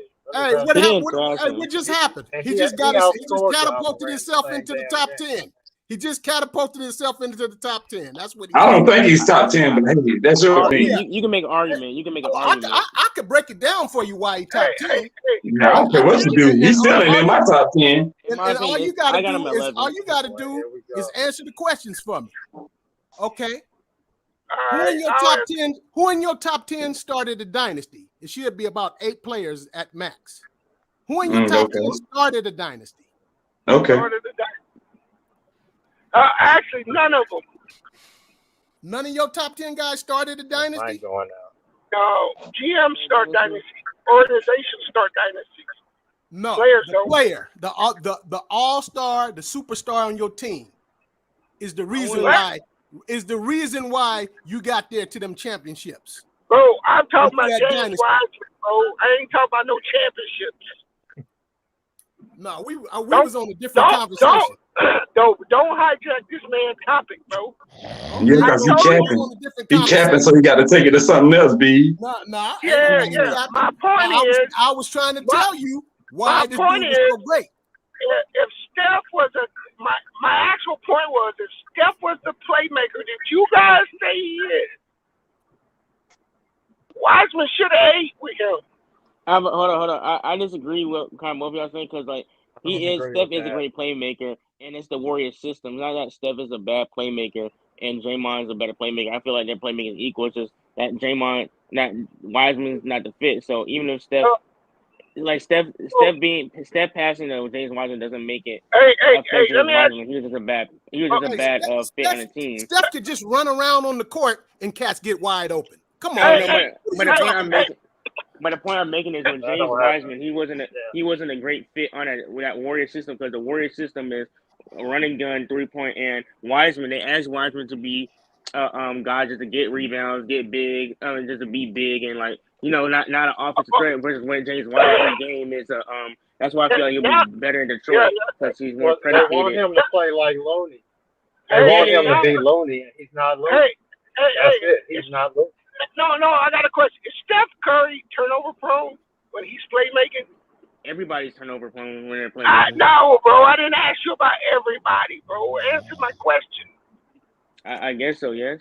I mean, he's turnover prone. Wait, who's snoring? Somebody's snoring. What you think, Superman? Oh yeah, he probably up there. I wonder what is this turnover. But up there with a lot of superstars. But then again, all other superstars and what so you really saying he Russell Westbrook with a jumper? So how about LeBron? How is LeBron turnover prone? Do you got him ranked in your top 10? LeBron. But the thing is, if you look at NBA history, a lot of great playmakers are turn the ball over because they have the ball so much. Because LeBron's one of the greatest playmakers of all time, and even. Look. All of Steph's impact on the game revolves off his ability to shoot the ball. I'll give him that. Let's stop with this playmaking nonsense. I'm not saying he's a playmaker in that sense. I'm not saying he's a playmaker. I'm not saying he's a great playmaker like LeBron on that. I'm not saying I don't think he's a top 10 playmaker all the time based off his passing. Is Kobe Bryant a playmaker? But I'm saying, Steph, I feel like his playmaking is underrated. I feel like Steph's playmaking underrated. because he averaged more assists than Kobe Bryant. He averaged more rebounds than Kobe Bryant, and he averaged more points than Kobe Bryant in the playoffs. Okay, and what all that means what? He's not a better player than Kobe Bryant. He's So a top all 10 that player. means, he's not. He's a playmaker. He's a playmaker. Okay. Well, But man, like I said, if he was the playmaker you say he was, and we all acknowledge that Wiseman does have offensive skill, right? Oh no, Right? that's his main attribute. but you can't use Steph Curry as a scapegoat. That's all I'm saying. That's his main Because attribute. Bro, I'm not using nobody as a scapegoat. okay, I'm my saying fault. Steph Curry, Wiseman should have been able to eat on that team offensively. Defensively is a different story. That's what the problem is. The problem is But they don't. Kurt, like Kurt just said, like I told you. Kurt said, "Oh, he's a scoring machine," but that ain't what we need. So that ain't what was going to keep him on the court just because he could score. But he couldn't even do that when he was on the floor. Like oh boy, here we go. He couldn't even score. Lamont, you come out of nowhere, man. I'm just saying he couldn't score. He couldn't score when they were bad. He couldn't score. He couldn't really score in garbage time. He couldn't score with the second unit. Y'all keep saying he was a scorer, but there was no element or aspect or time with Golden State where he looked like a scorer. No, that's not true. He did Where y'all score, keep and they getting didn't this? get him the ball a lot too. If you watch, you got to watch the games too. They did not even give him the ball a lot at times. His rookie year, when he played the 20 minutes a game, he averaged almost 12 points. So he could score. But you also got to remember, you playing with Steph on the court, and you got Wiggins on the court. You got other guys who can score. Then And Klay Jordan Poole Thompson. arises. Like you got all like the Warriors don't even try to use their bigs to score more. He actually scores more than any other bigs that we've had going back to Bogut. So you got to look at it. You got Steph, you got Clay, you got Wiggins, you got Poole. Like, where's he gonna get the? Even if he does play, where's he gonna get the touches over those guys? He's gonna be fifth behind them. Somebody's snoring, by the way. Yeah, I don't know who it is. Is that I'm trying to see who. C. Willie in the building? No, he caught a lot of bad luck. I'm gonna tell you about Wiseman though. With the Warriors, he caught a lot of bad luck because when it looked like he was starting to show a little potential, he always had a setback with an injury. I agree with that. Because he did have some stretches. Because like his very first game, they lost to the Brooklyn Nets. I remember he had that 19-12 game. He looked really good. I thought he had potential. Because I agree with he is a little bit disappointing to me because I thought I believe in his potential. I still think he'll be a pretty good starter. I feel like he's gonna have an Andrew Wiggins type of career, in my opinion. And I agree with Lamont. He has to show it, and the effort does have to be there. And I do agree that his effort hasn't been there 100%. So that's why I'm not gonna be too hard on him. But it's the truth in what everybody's saying. But I do lean more towards the effort. Hey, Lamont. Yep. So give me a stat line that you expect from Wiseman in Detroit. 12-7. Okay. Now On a give me losing stat team, line. they're not going to win. I mean, Okay. put it in context. No. I understand that, bro. But in context, very few rookies actually can go. Very few rookies and second, third year players actually work out on championship caliber teams. Is that not pretty general statement? That's true. Is that not That's pretty true. common? So so putting a first or second year player in that position generally doesn't work out anyway. That's true. I'll give you that. What would be the line that you would say, okay, he may have some potential here? It's not going to be his stat line per se, because No. big. I'm asking you though. I'm asking you for a stat line. I understand what you're saying is more nuanced and it's something you have to see, but we have to have something tangible though, right? Well, again, at that position, with his skill set, his value is going to be in his impact on the team, because there's going to be a lot of things that he does that don't even have a running stat total. Like, there's a lot of things I felt like he could have did as far as contesting shots, being a better rim protector, being a great help defender that you probably won't get credit for in any stat. But he's walking around with a defensive rating of like 120, right? So that means he's struggling to defend within the team concept. So there's so many analytics that support him being a bad defender, so he can't help you there. There's a ton of analytics that don't really support him giving you that much of a boost offensively. He couldn't help the second unit score. He can't really put him into first unit because Draymond's there with him. I mean, what value is he having? I'm talking about in Detroit. So if he puts up 16 and 10, if he puts up 16 and 10 next year, what do you say? What, 3 blocks a game? He's just putting up good numbers on a bad team. Not going to have really any real impact on winning. No, I expect them to put up those numbers if the Detroit Pistons are going to be in the lottery. Just like almost a lot, we see a ton of guys who put up elevated numbers on bad teams. Okay, then your expectations for him are a little off because you're expecting him to come in to the league and affect winning within his first 3 years. You can count that number of players that have done that on one hand.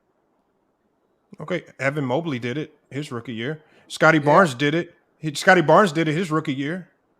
No, I'm not saying win a championship, but they impacted winning. No. Were there trades in both those places? Were those teams in good places? Did Scotty Barnes fit what they needed? Yes. He had to fit in. Look, you're trying to compare 2 teams with no superstars, and then a guy going to a team with superstars and trying to find his way. No, but what you're trying to say is you keep saying he went to a team with superstars. He went to a team that needed a center, a physical presence at the center spot, a guy that could defend and play, make, and score at the center spot. They needed him at that spot, and he couldn't do it even on a team that needed him. But you said he had a low motor in high school, right? Right? They said he had an up and down motor. You said he had a low motor in the 3 games he played in college. I'm saying that's not what I said. That's not what I said. What the scouts said. No, what the scouts said, right? I said from what I've seen him this year, before I even read what they said, when I described his play, I said he has a very inconsistent motor. Then I went back and looked at what scouts were saying, and then it comes to find out that they're saying these things about him from high school to college to now, from what I'm saying. So why did Golden State draft a player that wasn't a defensive-oriented player and get upset if he didn't pan out to be a defensive player? Well, first of all, I think he projected as a good NBA defender. That's the only thing you can do. He barely played in high school, or he played some in high school, but you can't really judge that. He didn't play enough in college to where you could judge his defense. So when you look at him coming in, hold on. I'm saying his projections defensively was that he would come in and be a solid defender. True. And not true. I got his NBA scouting report right here. Look, you cannot, bro. Look, you can pull up anything you want to pull up. You're contradicting yourself because if he doesn't have a motor, he can't be a good defender. Defense is all about effort. What do you mean? How does a guy that has an up and down motor project to be a good defender? Hold on, that doesn't make any sense at all. Bees, here's the problem with your statement. When I said he is inconsistent motor, it was based off what I've seen him do this year. It wasn't until I went back after I said that statement, and then it said, well, other people were saying it. So what I'm saying is, when you look at his intangibles, because he didn't really have a large sample size to go off of other than just his intangibles, he projects as a solid defender, right? Okay. Maybe you can increase his motor. Maybe you can find ways to get him more motivated to play. He's gotten to the league, and the only thing he's shown is that he wants to be a scorer from the perimeter type of big, and he's going to push back against scoring in the post. He's going to push back when asked to defend at a high level, and that's all he's done. Okay, Lamont, this is what I'm saying. Okay, this is all I'm saying. I'm not saying you said this. I'm just saying you said it as you read the scouting report. Okay. What I'm saying is, you know, because you're a coach, defense is all about effort. You cannot take a player that a scout says has a up and down motor, inconsistent, and project him out to be a good defensive player. That makes absolutely no sense at all. If his motor changes from game to game in high school, in the little games that he played in college, and that's what a scout actually thinks, that is more on the organizations for having the arrogance to think they're going to change this guy. And then when they failed, we'll just blame him. We drafted a player that didn't fit what we needed him to do. And then when he couldn't do it, we're going to dump on him because he just tried hard enough. Well, they never dumped on him. Fit, the Warriors were always overly positive of him, irregardless of what we saw on the court. Every time when the Warriors were asked about Wiseman, he works hard, great work ethic. They had only positive things to say. Just like Supermax said, they even went and hired a big man coach just to work with him specifically. So we know that they were going above and beyond to see if they could get him ready to play at that level. They were doing everything. One of the things that held his back was he continuously got injured, even just back in January when he had rolled his ankle and had an ankle injury. So injuries have impacted their ability to develop him. I've always said that injuries is one thing that can lead you to being a bust. If you can't play, if injuries stop you from playing, well, you can't live up to the expectation put on you. That also makes you, in my eyes, that can make you a bust. But I think people say here bust, and they automatically assume it's just this negative connotation, and it's just the end. It's not the end of the world to be labeled a bust. It's just a label. It's not positive or negative. It's just a label about you not living up to expectations. And that's all it is. He hasn't lived up to expectations. He hasn't showed any signs of promise that he could turn into this type of player. He hasn't. And some of the things that I see that are stopping him from getting to where he needs to be, it's all internal. It has nothing to do with coaching. It has nothing to do with development. All these things, it has nothing to do with that. It's all just giving effort. Now, I don't know what's going on with him, but it seems like the Warriors tried everything they could and they gave up on him.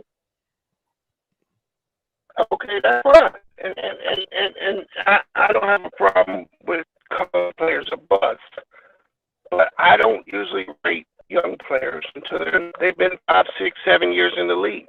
I don't generally come down too hard on players because we've seen too many players, like you gave examples earlier, too many players get in the right situation and then they flourish. Not every coach can reach every player. So all I'm saying is give them a couple years and then you can validate what you're saying. I think today's show was more so about why Golden State gave up on him and why no other teams really showed any significant interest in getting him. That what surprised me the most. You can make him available via trade. What surprised me the most is that he's a number 2 pick with still all of this potential ahead of him, as most people say, yet nobody in the league was really clamoring to give up anything significant to bring him in. This, no draft. We just saw what teams gave up to get Jakob Poeltl, right? Teams gave up a player and a first-round pick to get Jakob Poeltl. Y'all willing to tell me? So the NBA teams think more of Jakob Poeltl than they do with James Wiseman? I don't think it's not. I don't think it's again. Go ahead, Beast. No, go ahead, Sean, because you made a great point earlier. It's they were trying to benefit their team. They had a very focused. They had a very focused desire, or they wanted. They didn't put him out to the market just to move him, Lamont. They moved him for a purpose. Right, and some of that purpose was the $30 million they save in luxury tax by not having him on the roster next year. So again, sometimes it's and again, this is where the economics of it comes into play. And again, there were teams that I'm sure showed interest, but again, they were very locked in on what they wanted. It wasn't like they said, "Hey, we're just throwing this player out here and we'll just see what we can get back for him." No, they knew what they wanted. You know, the Warriors, they move very strategically, traditionally, when it comes to, you know, a lot of these trades. It's not them dumping a guy. You know, I mean, we look at what Brooklyn got back for KD as an example. Brooklyn got less back for KD than Minnesota got back for Gobert, or the Utah, or yeah. So some of these trades are just, you know, what are we trying to ultimately accomplish here? Are we trying to, is this a money move, or do we have a certain person we have targeted? Do we need to move this contract because the contract is cost prohibitive? All of that stuff factors in. I don't think it was just, oh, we just don't think this guy can play. And again, there were reports from inside the organization that there were people that were very torn about moving him because they've seen certain flashes from him to say this guy can be a part of our long-term future. He just doesn't fit our right now. Hey, thanks for having me on, Lamont. Salute you guys. All right, salute. All right, Bees.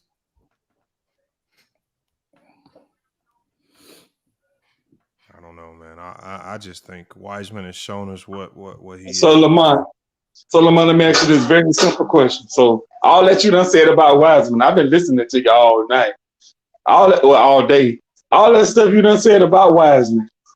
What's your final conclusion on it? Is he gonna be out of the league in like a couple of years or what? No, I said already. I said he's going to be a 15-year pro. He's just going to be. I just think he's just an average NBA big. That's it. I just didn't see. I haven't seen anything that lends me to believe that just putting him in the right situation is going to spark something that's going to turn him and his career into this star level type talent. I don't see that. I don't see it in him. I mean, I just don't see it. If you can't make it, if you can't fit in with Golden State as a young player into a role that makes you look really good, it's going to be tough for me to believe you can be a good player in the league. What's our big man that went to the Lakers 2 times? I think this is his second trip around. I think he on the Lakers roster right now. Damian Jones. Damian Jones. Ask what round was Damian Jones drafted in? It was a first round pick. First round pick, right? He was a late first rounder here. Okay, late first round. Okay, so Damian Jones could possibly be Wiseman. Wiseman can possibly be Damian Jones. Yeah, I wouldn't. He was the last pick. He was the last pick of the first round. He was picked 30. Oh, okay. He could possibly be in that category. He should be a little better, but I don't know. Yeah, I don't think he'll be a 10-day guy. I think he's got. Yeah. Depends on how much the team use him. Hey, Wiseman at a minimum should have been Thomas Bryant this year. He should have at least been able to do what Thomas Bryant is able to do. At a minimum.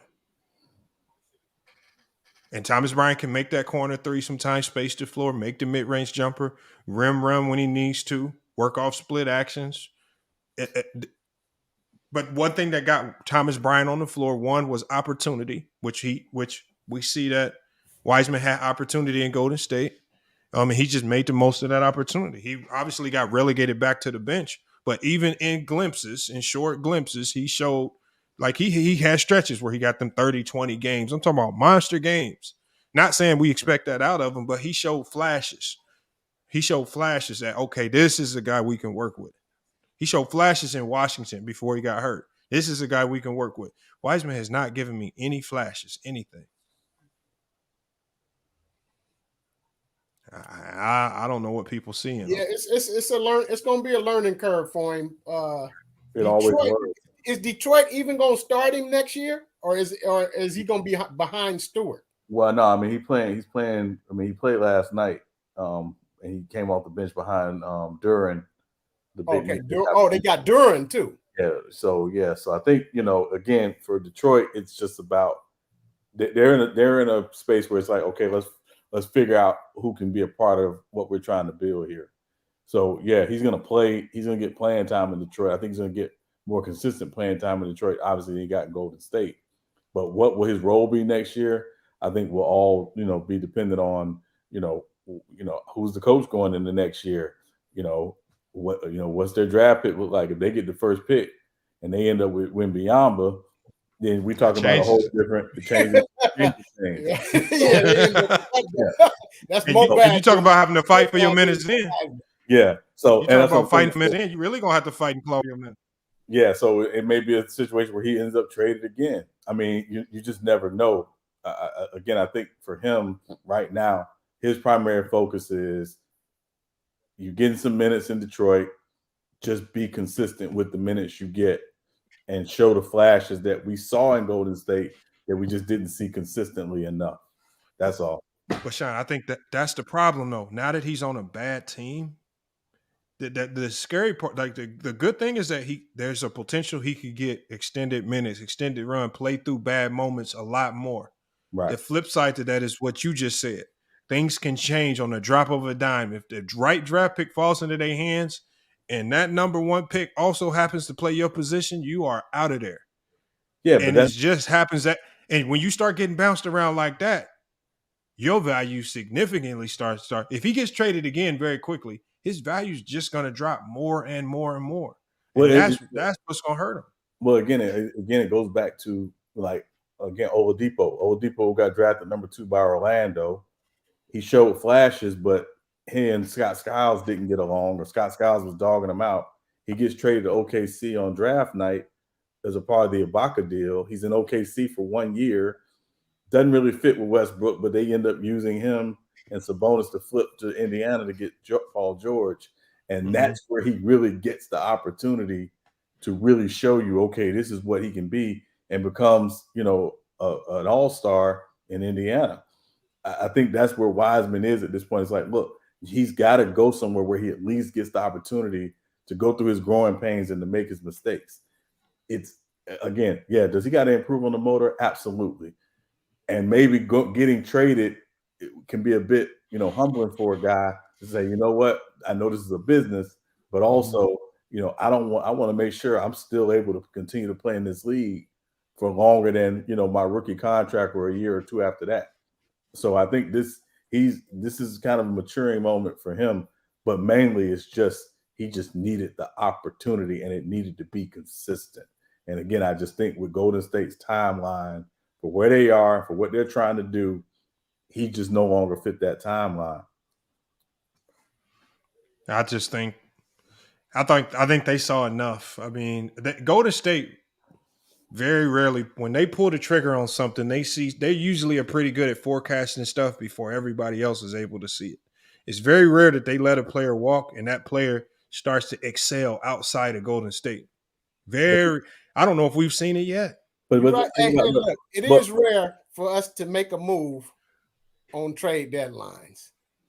I mean, we usually stand pat every year, even though everybody getting better. Look what the West did. You know what I'm saying? Yeah, but Matt, think about it from this perspective. The reason why the Warriors couldn't stand pat this year is because they're barely a 500 team. That wasn't the expectation coming to this year. So obviously, when you're playing below expectations for team record or where you think your team should be, you're gonna make a move, particularly because, again, one of the big issues with the Warriors this year is defensively, they are not what they have been in years past. Right. So what do? You go get somebody who knows your system, understands your system, has helped you before defensively, and that's why the target was GP2. I just think, again, is timeline as far as Wiseman getting traded again potentially. Again, if you got a chance to these teams are always going to look at having talent on cheap deals for as long as possible. Your first round pick this year, you got that talent on a cheap deal for 4 years. Wiseman's got another year before he becomes a free agent. So obviously, it would make sense for Detroit if they had a first pick and get Wembanyama to potentially move Wiseman, because again, it's about timeline. It's about, we got a guy who we got to play and got to be a part of rotation consistently. We just don't have enough minutes for all of these guys, so somebody's got to move. So, and again, during Wembanyama, all these guys' contracts, they're on rookie deals longer than Wiseman's right now.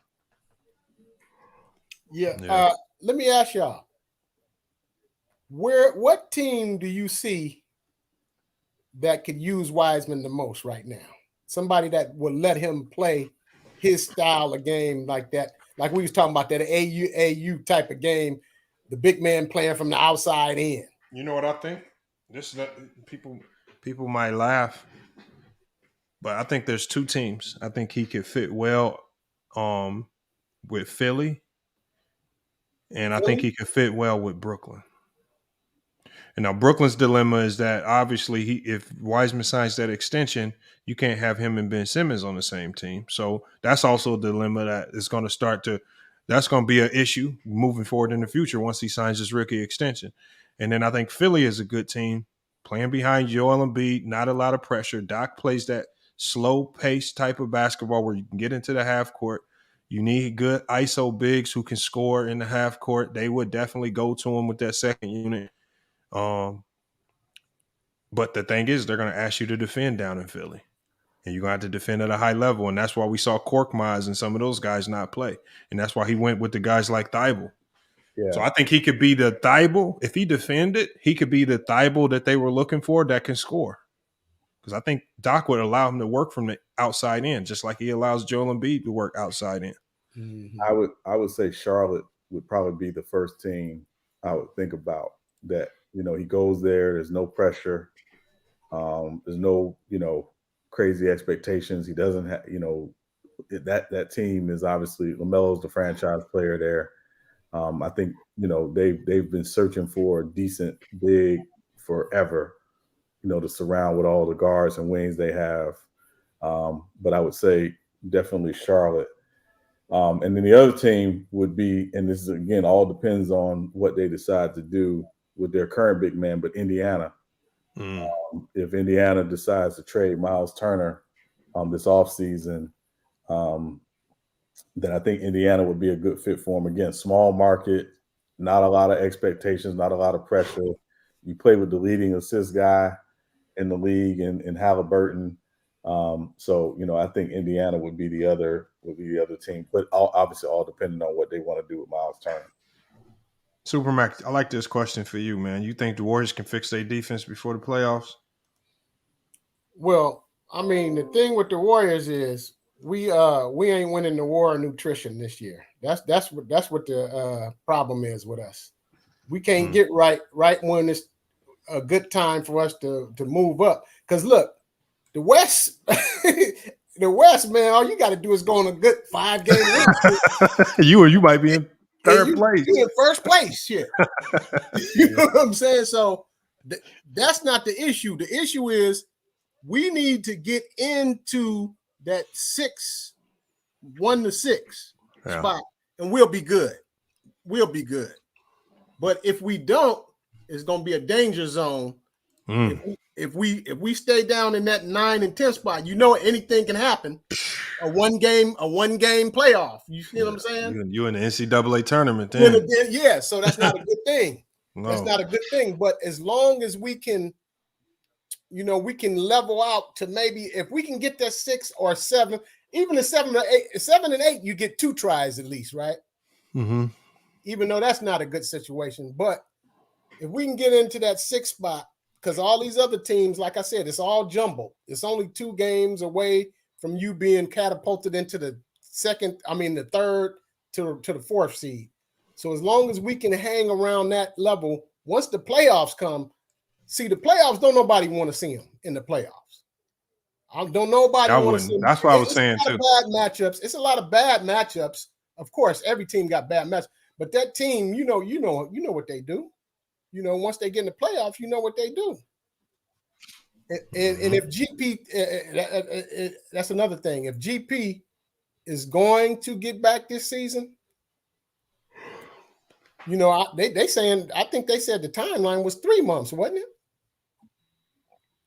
Something like that. I think they said 3 months initially, Mac, but they're saying now they're hopeful he can be back in a month. That's super hopeful he can be back in a month.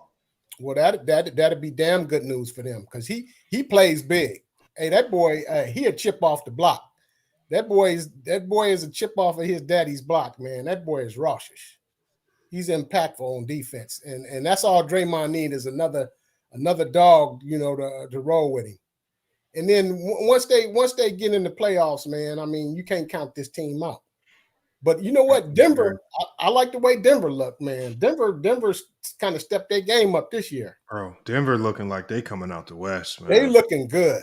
They wings are playing good, but we still don't know. What's our boy? That Denver is a team. Like, let's say, imagine if Denver stays the 1 seed, and let's say somehow the Warriors end up as the 8th, and Denver has to play Golden State in the first round. In the first round, a team that we know Draymond Green knows how to make things hard for Jokic. I'm talking about hard. Now, Jokic's gonna get his numbers, but he makes it hard for Jokic to get his numbers, and they struggle. And so, like I'm saying, this year you get no reward for being the number 1 seed. Right. That's what I'm saying. How about if the Lakers get in that? That's what I said. Like at the end, I would hate to be the Grizzlies in my first round matchup. I got to see LeBron AD. Like that ain't no reward. Like I gotta y'all might have a better record, but it's hard for me to just see it playing out in my mind. A young Memphis team beating LeBron and AD, a healthy Bron and AD in the playoff series. Those top two seeds. Them top 2 seeds is about to be in a world of problems. If the Lakers and the Warriors are on the bottom of the seeding, like them top teams, it's just gonna be. It's not gonna be no reward for having a good regular season. I believe a 3 through 5 makes it out the West. No. How about 4 and 5? What if it stay packed, like it stay down like this, or they switch spots? So the 4 and 5 right now. What if the Clippers and Phoenix play each other in the first round? That's what I'm saying. Like, and that's what I'm saying. So so that's what paves the way. I think this could potentially be a year where we see a 6, 7, or 8 seed get to the NBA Finals, because the way it's set up, the top teams who've been struggling, which could be middling, like the Suns and the Clippers, they could beat themselves up and knock each other out by the time you get to the Western Conference Finals. Next thing you know, the top teams like the Nuggets and the Grizzlies, they could potentially have to see a Warrior or a Laker team in the first round, which I don't know if anybody can say for sure that the Nuggets or the Grizzlies would survive something like that. It's potentially a year out the West where we could see a 7 or 8 seed get to the finals if things play out the way they're looking. Yeah. Well, our thing is we just got to get healthy, man. Like Steph Curry, normally this would be, I don't want to say a blessing in disguise, but Steph would come back fresh almost for the playoffs like he did last year, right? Yeah. But they hit the ground running too. At this time, it's a bad thing because they fighting to make the play-in. But I just don't see the Warriors not hitting a 8-9 game win streak between now and the end of the season. It's gonna be a stretch of games where they're gonna hit a win streak, and that's all. Like you said, it's all it takes is one little win streak just to give you a little separation. And I just don't see the Warriors not going on a little win streak to finish up. But this is all determined on that Steph Curry injury. And also I think too, this is if the Warriors do that, which again I wouldn't put it past them to do that. The Warriors also traditionally like to get guys to rest late in the season going into the playoffs. Yeah. So this may be the first year that they're not actually able to do that if they don't go on that 7, 8, 9 game win streak like in March. Like I think they got to hit that thing quick, right? Because again, having a team with some veteran guys who got a lot of playoff minutes on their bodies, it's almost imperative they get Steph, Clay, Dre, Iggy, get them guys make sure those guys get some games off before the playoffs start. Right. Like I said, they don't know what this ligament thing is gonna do, but man, they can't afford. They can't even afford for him to sit out that whole March, man.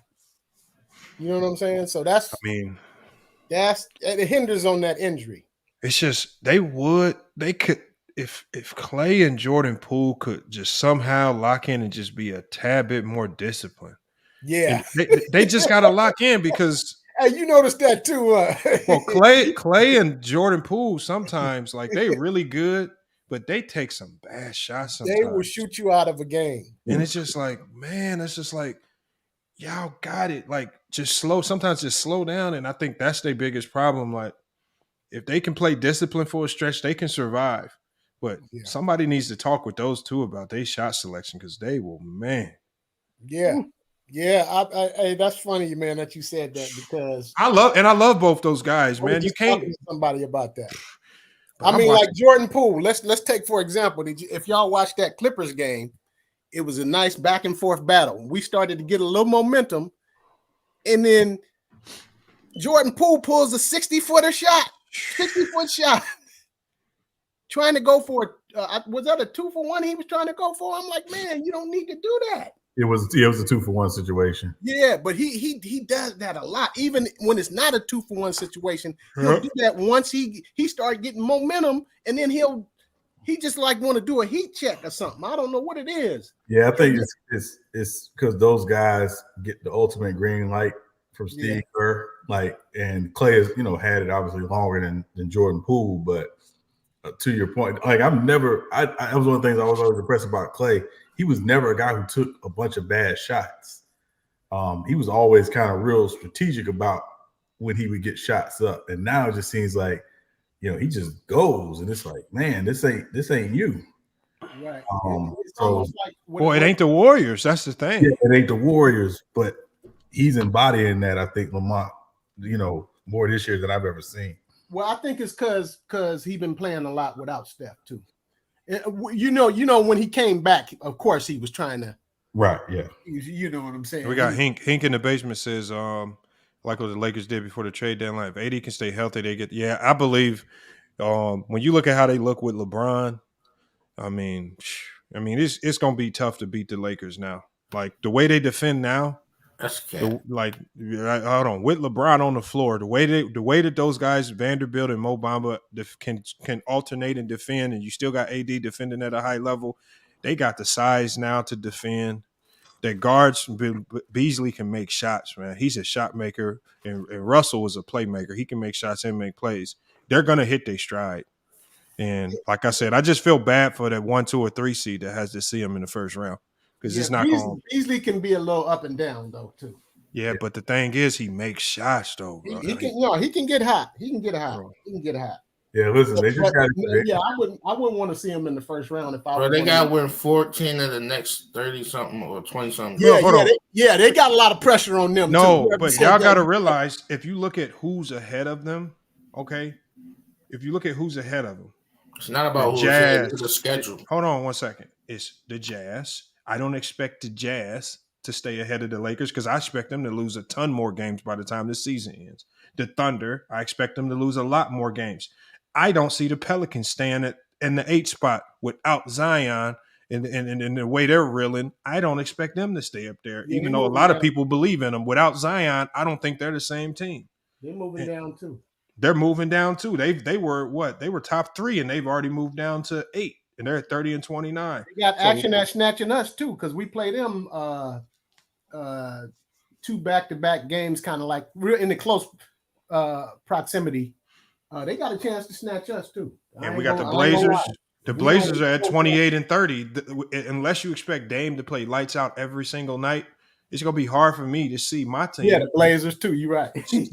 So that's 4 teams that just based on injuries and just how bad their rosters are constructed, I don't expect them to stay ahead of the Lakers because I just see them falling because they're just going to lose games. All the Lakers got to do is just, I mean, when you look at the rest of their schedule, they really got an easy schedule to finish out. Yeah, they got a few teams they got to beat, but yeah, they got action. I ain't gonna lie, they got action. But that also we also got to look is AD you can't afford for AD to go out. I mean, they got some good backup now, but you can't afford for AD to drop out. No, obviously injuries will change everything. Yeah, Just like with the The Suns, if war on Booker ain't nutrition. there. But see, that's what the problem is when you've been. That's what the problem is when you've been mediocre for the whole season. You can't afford no mishaps. So you expect him to keep playing center? Who? Because Mo Bamba is trash. Mo Bamba's not trash, bro. Yes, he is trash, bro. Come on. He's a bust. He's You not want to talk trash. about Wiseman a bust? This nigga is a bust. Yeah. Where did Mo Bamba get drafted? What do you mean? Orlando. Was he the number 2 pick overall? He was number 5. No, he wasn't. He was number 5. And the thing is with Mo Bamba, he's on a team now that's competing, and he's gonna take his role. He's gonna thrive in his role. Yeah, like a folding chair. In the one game that we saw yesterday, I saw that Mo Bamba could defend in spot minutes. That's all they asking of him.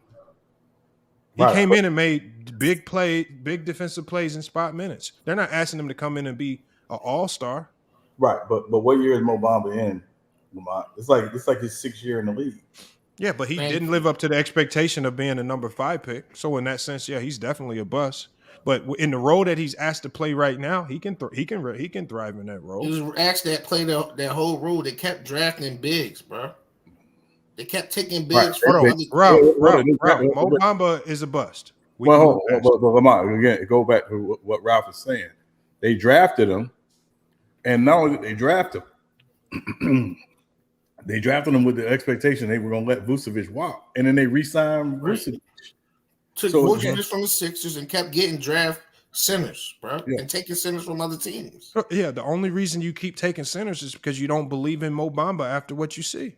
Well, no, you keep taking centers because you don't have any direction as an organization, which Orlando didn't for many years. Thanks. They like I said, it's just the same thing the Sixers did during the process. But being a bust is not always fair. I keep telling y'all this. Sometimes you can get unfairly labeled as a bust based on your circumstances, things you can't control. But if at the end of the day, if the expectation of you was to be an all-star and you don't come close to that, which Mo Bamba hasn't come close to that, just like Wiseman hasn't come close to that, then that's the label that's going to get attached to you. That label's starting to get attached to Wiseman Lonzo. is different. He just got in the league and he was injured. All right. Well, again, to you, he's not a bust. To me, he's a bust. We've been off that. We've been off that. Can I just ask a question? Because I really wanted to know if I came in a little late. What was your take on whether Wiseman's a bust or not? Because I wanted to. I was just saying, I think the problems that plague Wiseman are all self-inflicted.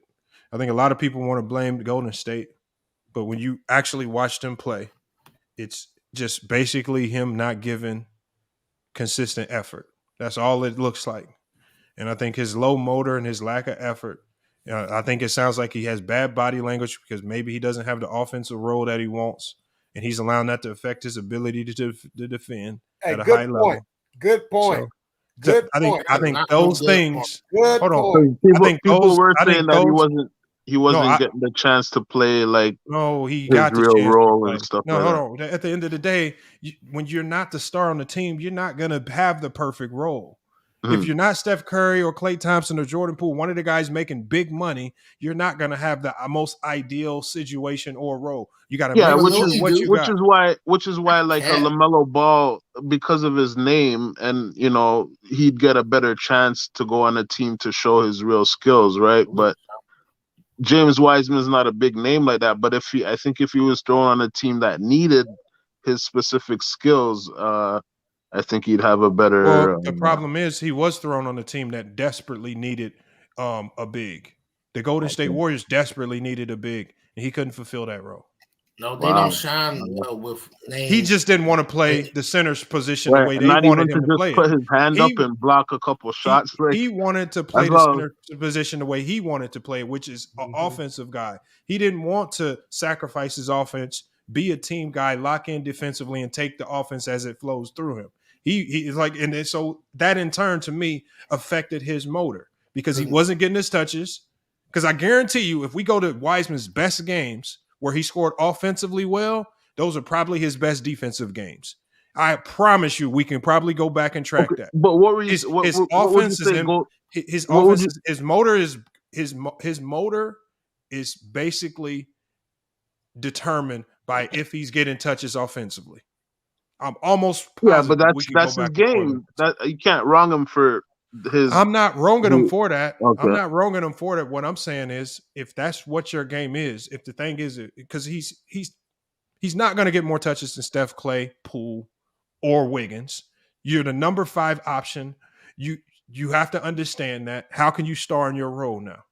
Did he star in his role? Did he accept the role given to him? And if you can't accept the role given to you, it's going to be a struggle for me to believe that you're a winning player.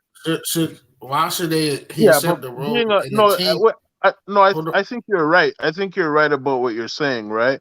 But that doesn't mean he's a bust or that he would, Bust ain't a bad thing, bro. It's not a bad Maybe thing. that team need to evolve or go back to the strength in numbers, bro. All right, they just won a championship. Ain't nobody evolving or changing nothing. How you gonna evolve? You just What won do you a mean? championship year. Bro, you got didn't Steph even play the same way. They just won a championship without him. They won a championship without him playing a minute. I'm talking about the They're team not about to as a change whole. nothing for him. They already they No, that's already changed understandable. what they did. That's They don't play understandable. the strength in numbers. And they shouldn't and all have to, though. They shouldn't have to. They're the Warriors. But at the same time, hold on, he should be They able don't to get a have chance to. to He show. just- What happens is No, the Warriors when- shouldn't have to do Hold on, that. you know They're what? You know what championship happens when team. you join the Warriors? You change your game to join a winning team. Iggy Jordan changed Poole his didn't game. change his Hold game. on, It don't make sense. Ralph. Hold on. Jordan Poole came up through that system, and Jordan Poole did change his game. Because No, he didn't. hold on, Ralph. You don't have to commentate on it. Draymond Green already spoke about his struggles and how he had to change his game to fit in with the Warriors. When you look at Wiggins, changed his game to fit in with the Warriors. All these guys who came in to this system as is, changed their game to fit in. They not about to change up what they did to be 4-time champions because you were rookie struggling. You better fit in or you fit out. And the guys that fit out, like Eric Pascal, who couldn't remember a play, the guys that fit out, like D'Angelo Russell, who was selfish and couldn't operate out of split actions, these are the guys that are gone now. Yeah, I think Okay, all right. You know what? What are you You know what? talking I about? agree. I agree with you. But I just want to put in one more thing. What Can are I just y'all put in one talking more thing? about? Let me just add one more thing. All right. I'm from Toronto. Okay, so the player I could compare him most to is Chris Bosh. Okay, if he got the chance Chris Bosh got, I'd say he's almost like a Bosh, just taller. So if he was on a team like that really just where he could just be Wiseman, then I think he would be able to fulfill what everybody's asking him. But I'm not saying you're wrong. I just think he got drafted to the wrong team. That's why We'll see in Detroit. He's on a bad team now that definitely could use him. We'll see very soon if he can outplay Isaiah Stewart, if he can outplay Jalen Duran. We're gonna see real soon if he really want to, because all he's gonna do is make them guys work harder to keep their starting roles. So now we're gonna really see what he made of. Now we're gonna see. Are you serious talking about Jordan Poole changed his game? Hold on. How did he change his game? So I'm gonna tell you why. Because coming out of college, Jordan Poole was not this type of player. Coming out of college, Jordan Poole was just strictly a catch and shoot 3-point shooter. Can't compare college to NBA, bro. Okay, so he changed his game from college to now. He No, struggled. I'm talking He about- struggled early in the NBA because he was bouncing back and forth into the G League, right? Struggling with the offense, struggling to adjust, and then he ultimately adjusted, played the style of play that Steve Kerr needed him to play. He adjusted his game. He fit into the offense. He learned how to run split actions, and now he has $100 million deal. He fit in. But it's also easier playing with similar players beside you, though. Hold on, bro. No, but it's also easier playing with similar players like Steph Curry, like as a mentor. Hold on. type, Here's you the know what I thing. mean? We know split actions and that type of offense is going to be favorable to guys that like to shoot the ball. So obviously the transition for Poole was going to be easier. What they were asking Wiseman to do was not going to be easy. At the end of the day, nothing in the NBA I expect to be easy. But the thing is, the opportunity was there for Wiseman. All you got to do is outplay Looney. True. If I'm a big coming into the league, right? I'm the number 2 pick, and they telling me this starting role is yours. You just got to go outplay Looney, a guy that's averaging 6 points a game. I'm thinking that means all I got to do is put in a little work. I'm already number 2 pick. So they gonna prioritize me. If I start playing well to the slightest, they about to prioritize the shit out of me. No, but I agree with you because I think then it's a maturity thing. He wasn't mature enough to do exactly that, and work his way up. But they still wouldn't allow him to play his game, that's what he wanted to do. Bro, so play it's a his maturity game. thing, if you ask me. I mean, He can play his game. He can. He's just able to do it in limited touches. Man, Jordan Poole been a Steph Curry. He would be able career, to bro. after Curry and Clay, the next generation. That's what I was thinking would happen. He get to play his, but by that I just time, don't know what people see. No, but just think about 5 years of not being able to play your game, right? Until Steph Curry's done with whatever he's doing. And then all of a sudden, it wouldn't have worked like that. So, but their future is kind of done after Steph and Clay, if you ask me. Hey, man, it is what it is. I just don't. It's like, I mean, maybe people, you want to keep giving him time. He still has more time on his rookie deal, so I guess we can just let him play the rest of his rookie deal out before he gets an extension before we judge him. But I've seen a lot of other players get judged and labeled as bust well before their rookie extension, right? And nobody has a problem with it. And then you talk about he got $100 million contract. They gonna regret that stuff soon. Who? Jordan Poole. They're gonna regret signing him, bro. He's a jack who can't defend. Worse than Luka on defense. Okay, that says a lot. Go tell that to the Golden State Warriors. I didn't sign them to the deal; they did. Hey, you praising him? Honest with you, him over Wiseman and all that. To be honest with you, he earning his bread because he ain't. Yes, he is, because when Steph Curry previously got injured, the team couldn't even stay 500. It's not even him, bro. If it wasn't for Clay, ever since Steph Curry been hurt, he been able to carry the scoring load. This dude ain't carrying anything. It's Clay and everybody. He's carrying the scoring load. Probably not watching those games. How much do he average when Steph Curry is out? Well, I wouldn't say carry because he's not as consistent. This dude is a jack. What is you talking about? Of course he's gonna average. How much do he average when Steph Curry is out? Like, what are you talking about? He takes the most shots on the team. I need you to go back and look when Steph Curry is previously injured.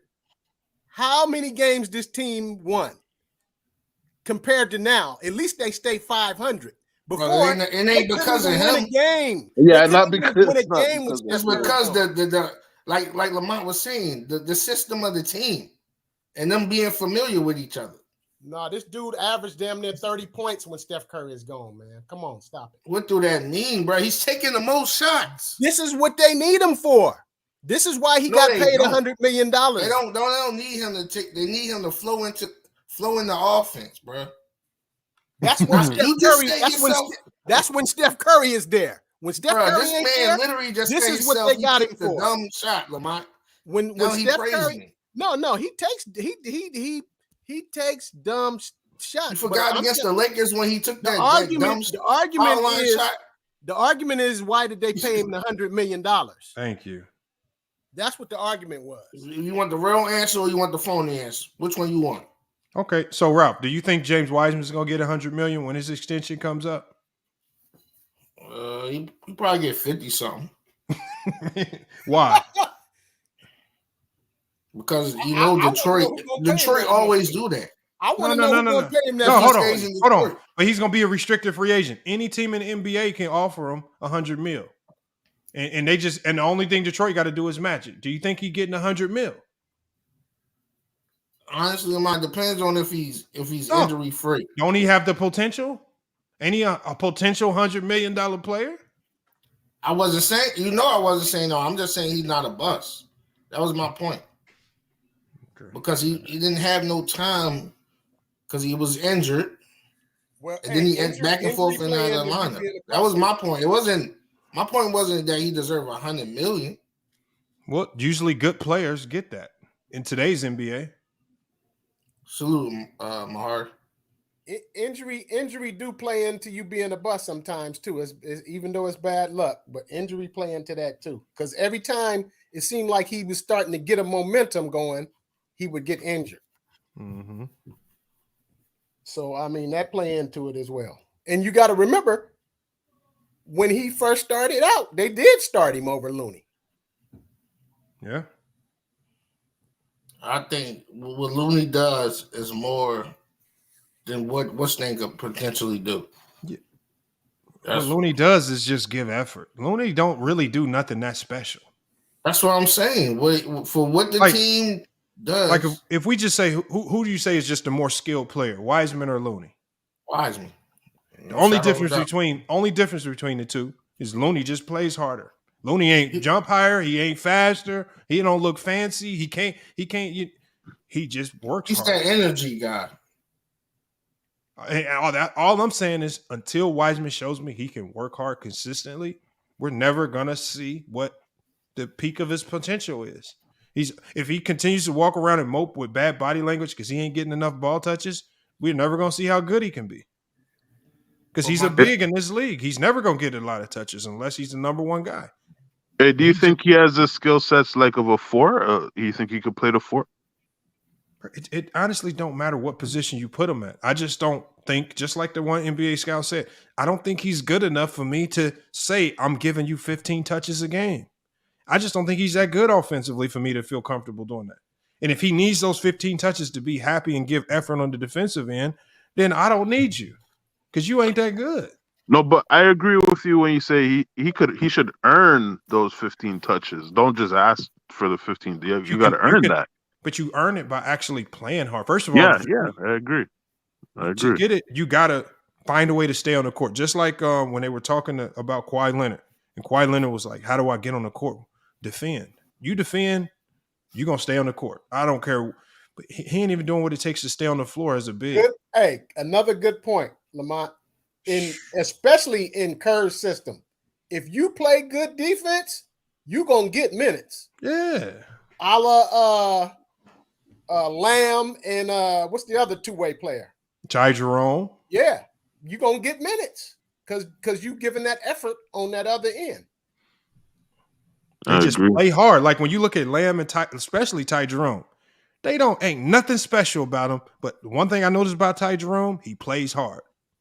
He plays hard. The same with Lamb. Get minutes in the playoffs.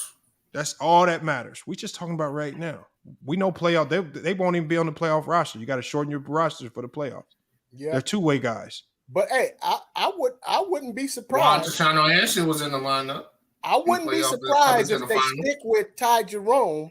Like everybody think they might sign Lamb, but I wouldn't be surprised if they stick with Ty Jerome and bring him into the playoffs. They love him. They cut Mac McClung for him, and I didn't think they would cut Mac McClung for Ty Jerome. I like Mac McClung, man. I thought he could. Nice I thought he could have been somebody that could have got you some revenue. You know what I'm saying? Yeah. That name. He's kind of exciting. You know what I'm saying? He got hops. I mean, he ain't a bad offensive player. You know, he might be a little scrappy on defense. You know, I thought it would have been nice, but it was just, Ty Jerome just a little bigger. You know what I'm saying? He's basically a bigger dude. Remember, I think with Ty Jerome, to me, I think he's just a better spot up shooter. I think that's what separated, because Mac McClung is going to attack the basket, get into the paint, do a lot of stuff at the rim, and I don't know. He has a nice form too, man. He has a nice shot too, just pure shot. I remember Ty Jerome from college, man. They were playing Purdue University, bro. He hit a clutch 3 in the Elite Eight to send Purdue. Played against y'all? No, he played against Purdue. This is when they were playing Purdue and Carson Edwards and them in the NCAA tournament. He played for Virginia. And they hit a lucky shot to send the game into overtime, and they beat Purdue in the Elite Eight. Purdue could have been in the Final Four, man. That was crazy. What's up, Lamont? What it do, bro? What up, Mahari? Say, I'm going to say something real quick, and this is something that LVZ touched upon on his live stream a few weeks back. I don't look at James Wiseman as a bust. I really don't. And the reason why I'm saying that here is because I really believe that the Warriors, here's why I question the Warriors' decision in drafting Wiseman. The reason why I question the Warriors' decision in drafting Wiseman is because they were trying to convert him. This is from my observation. It's not yours. It's just mine. They were trying to convert the man into another Draymond Green, to try to have him play that particular role in the event that Draymond Green was going to leave as a free agent, because I do believe that Draymond will leave the Warriors after this year. I think that's the end of the line for him. But the problem is, if you wanted to have another Draymond, why you couldn't keep Eric Pascal on your team? Because he was a little bit of a better scorer than Draymond Green was and was a little bit more efficient. You know what I mean? So no, he wasn't. I'm saying, in my view, in my opinion, he ate himself off the team. Well, yeah, he did. So that's his own fault. He didn't want to do the conditioning, and he didn't want to work hard. Right, he couldn't remember a play to save his life. That's the biggest thing. They were talking about how he couldn't even remember the plays. You talking about Pascal, right? Yeah. Okay. Well, that's my point, though. I mean, like, I just look at James Wiseman's more of a Chris Bosh potential, but I just felt that he was not given. He was just pretty much, they were trying to convert him to something that he wasn't. And I just felt like the Warriors just did not draft. The Warriors were trying to convert him to something that he wasn't, and it just wasn't going to fit. And plus, more importantly, too, some blame has to go into Wiseman's control too, because there are times where, you know, if he was given the minutes, he should at least get after it on the defensive end too, because there were times where his defense lacked a lot. And the only way you're going to get more playing minutes is if you actually can defend and rebound and do something, because your offense will come with it if you get more time, if you actually put effort on the defensive end. So some of the blame has to go on Wiseman too, but I give the majority of the blame on the Warriors because, listen, I know you had the second overall pick, but you could have drafted somebody better than that. So that's my view. Hey, but you know what though? They could have drafted somebody better. But Mahari, I think like 95% of the players that come into the NBA today have to change their game. Right. Unless 95. Whoa. Yes. Hold on. But hold on. But here's the thing. Time out. Hold on. Let me give you an example. Go ahead, Cook. You go example. Like when we look at Russ in college is not the same player in what that he was asked to be in NBA. You know, people soon as you hit the NBA, what you did prior, you have to change your game. You have to change what you normally do to some degree. Whether it's they ask more of you defensively, your game has to change. Right, but here's the downfall to that.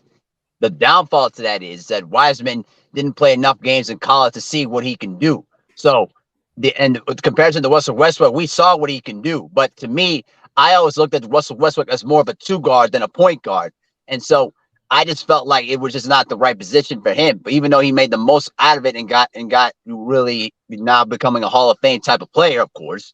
But to me, it's on the organization too. Like if you put him with the Spurs right now, I guarantee you he'd be an all-star, because they would make sure that if you were going to play him as a power forward, let's nurture that talent and get more out of him, and then try to work on his weaknesses as we gradually bring him in. I just felt that the Warriors, their idea of what they wanted out of him was wrong. I don't truly think he has all these weaknesses. I think he just don't play hard. He's not a bad player. He just don't play hard. Hey, Mahari. Yes, sir. What team got a 7'4"? Right now, the only one I could think of off the bat is Chet Holmgren, but he's injured right now. Yeah, but so it ain't many of them that's doing it like that. Right, and the French guys and that French player, I forgot his name, but he's coming up. But we don't know how long he'll survive, because we know a lot of them 7-footers, their shelf frame is very short.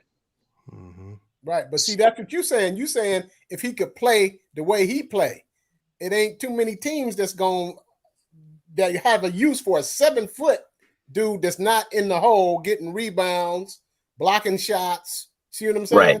Right. And that comes from effort. And I do agree with that. That comes from effort.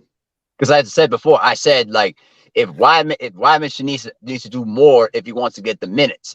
I said some of the blame has to go on Wiseman because he didn't show enough effort to warrant those kind of minutes. Now he's in Detroit. Now he has to prove that he's worthy of those minutes and show what he can do. Because if he doesn't, then no team's going to take a chance on it. But Mahari, the problem is he going to have the same problem? He has to play behind Durant and Isaiah Stewart. Yeah, right. So now he's lower on the depth chart. Lower on the depth chart. Yes. Now he has and then now these guys see him coming. Now he's coming. Like Looney don't care. Looney was in a position where he's set. He don't care if Wiseman come in and take his starting job. He don't Right. care. These other guys are going to be fighting tooth and nail to keep their jobs. They're going to come out probably playing lights out defense, everything, trying to impress the coach to keep Wiseman on the bench.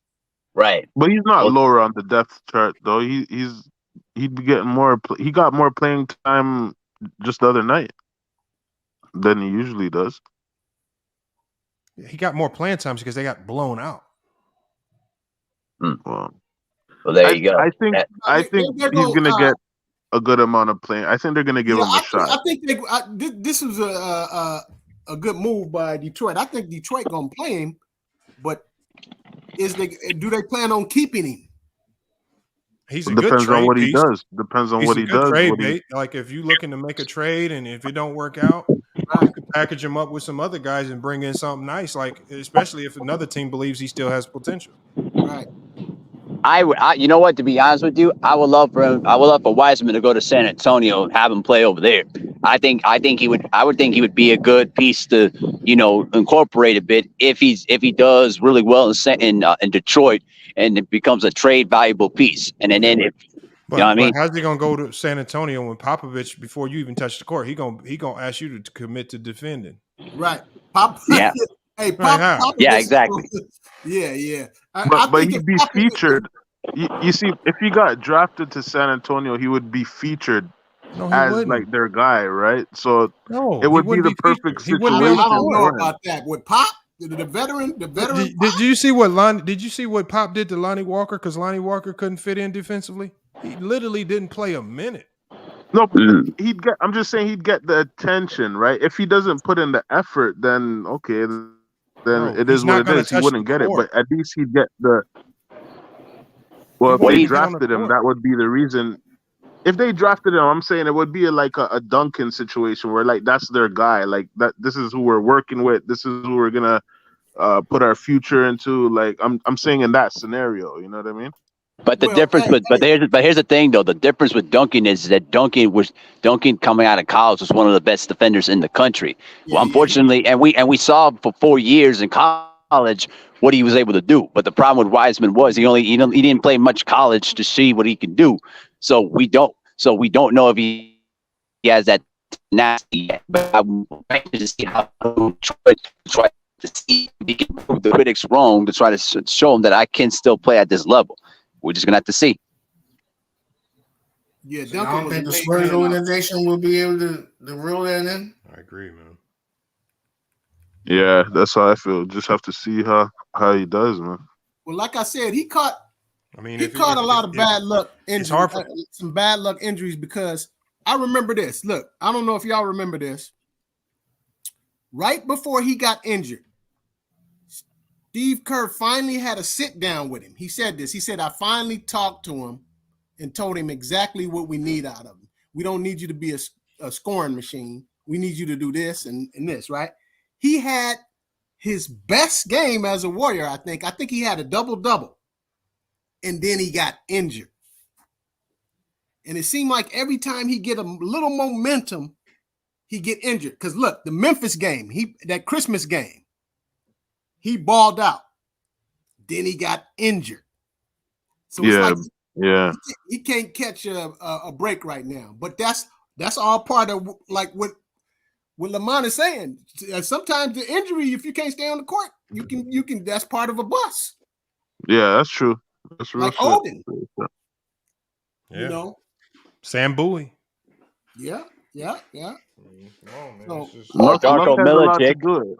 I think Penny Hardaway, man, because it's like, shoot, if it wasn't for injury, yeah, but the problem with Penny is that when Penny was healthy, he was in the MVP conversation. Oh, Penny got a lot of burn. Penny was the man. He had that's what I'm saying. So like we at least saw, he was actually healthy. He was actually healthy. But at the end of the day, we didn't have to keep attaching the word potential to him. He might potentially. He was great when he was on the court. Like we don't like with Zion. People say is Zion a bust? Well, no. When the man was healthy, he was averaging 27 a game, right? So we know what Zion is. Like we don't know what Wiseman healthy from what we've seen isn't a star.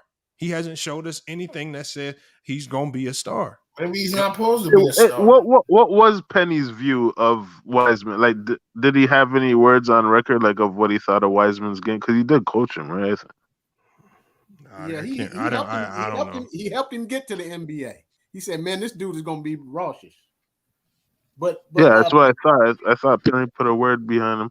But you know, they like we were saying earlier, these are these young dudes that come in on that AAU style of play. You know, Wiseman is one of them dudes that was playing from the outside in. You know, when he first started, he just wanted to score. I don't even think he had defense on his. I don't even know if that was part of his repertoire. That's rough. Or rebounding. I mean, look, the dude wasn't grabbing a whole lot of rebounds. Yeah, but if offense is gonna be your MO, then you better be damn good at it. If you expect that to make up for your poor defensive play, especially as a big, like, you got to be nice. Like, don't just be no 11. I don't need you. If you only give 11 points per game at your best and below average defense, I don't need you, man. I'd rather take a big. I'd rather give me Robert Williams. If the best you got for me is 11 points and no defense, give me Robert Williams. I'll take his 5 points, 9 rebounds, and defense. One game. Am I wrong? Hold on. Am I wrong? Am I wrong? If Wiseman showed that type of shot blocking potential, he'd be on the team right now. He'd probably be starting. But what's the difference between Robert Williams defensively and Wiseman? Because they both athletically gifted. Robert Williams just give effort. That's it. It's gonna come down to that same word. It come down. Yeah, but that's you're looking at two total extreme. When I see Williams, he's a dog out there, man. Hold on. He got put in a team with a whole bunch of. Williams is athletic. Are you crazy? What? Well, I don't. Well, his energy is out the roof. I don't know if he's athletic, but his energy will make him be athletic. That's right. Robert Williams is always hurt, bro. Thank you. Yeah, but when he's healthy, he's one of the best defenders in the league. Yeah, have you? Yeah, did you see that championship series where he was getting all them blocks? Yeah, he makes a difference. That still wasn't no difference. If Wiseman could do that, his presence makes a difference. Like if he's there or not, that they still lost. Man, I mean, because you playing against one of the greats, one of the greatest to ever do the shit. Wow, Robert Williams made a difference that series when he came back. Yeah, no, that dude was. He had a hell of a championship series. I mean, thank you, sports. He was getting a lot of good blocks. I know he's not protecting that rim. He was protecting that rim. If he's not athletic, I don't know who is athletic to you, then, Ralph. That's crazy. Bro, you don't even jump. What? I know you smoking, bro. Like Robert Williams, man, that dude be protecting that rim. What? He might jump into that category where he can't stay on the floor though because of the injuries though. Because of that knee. Calling this man that could be a problem for him, maybe. He's center athletic, not like small forward Giannis athletic, like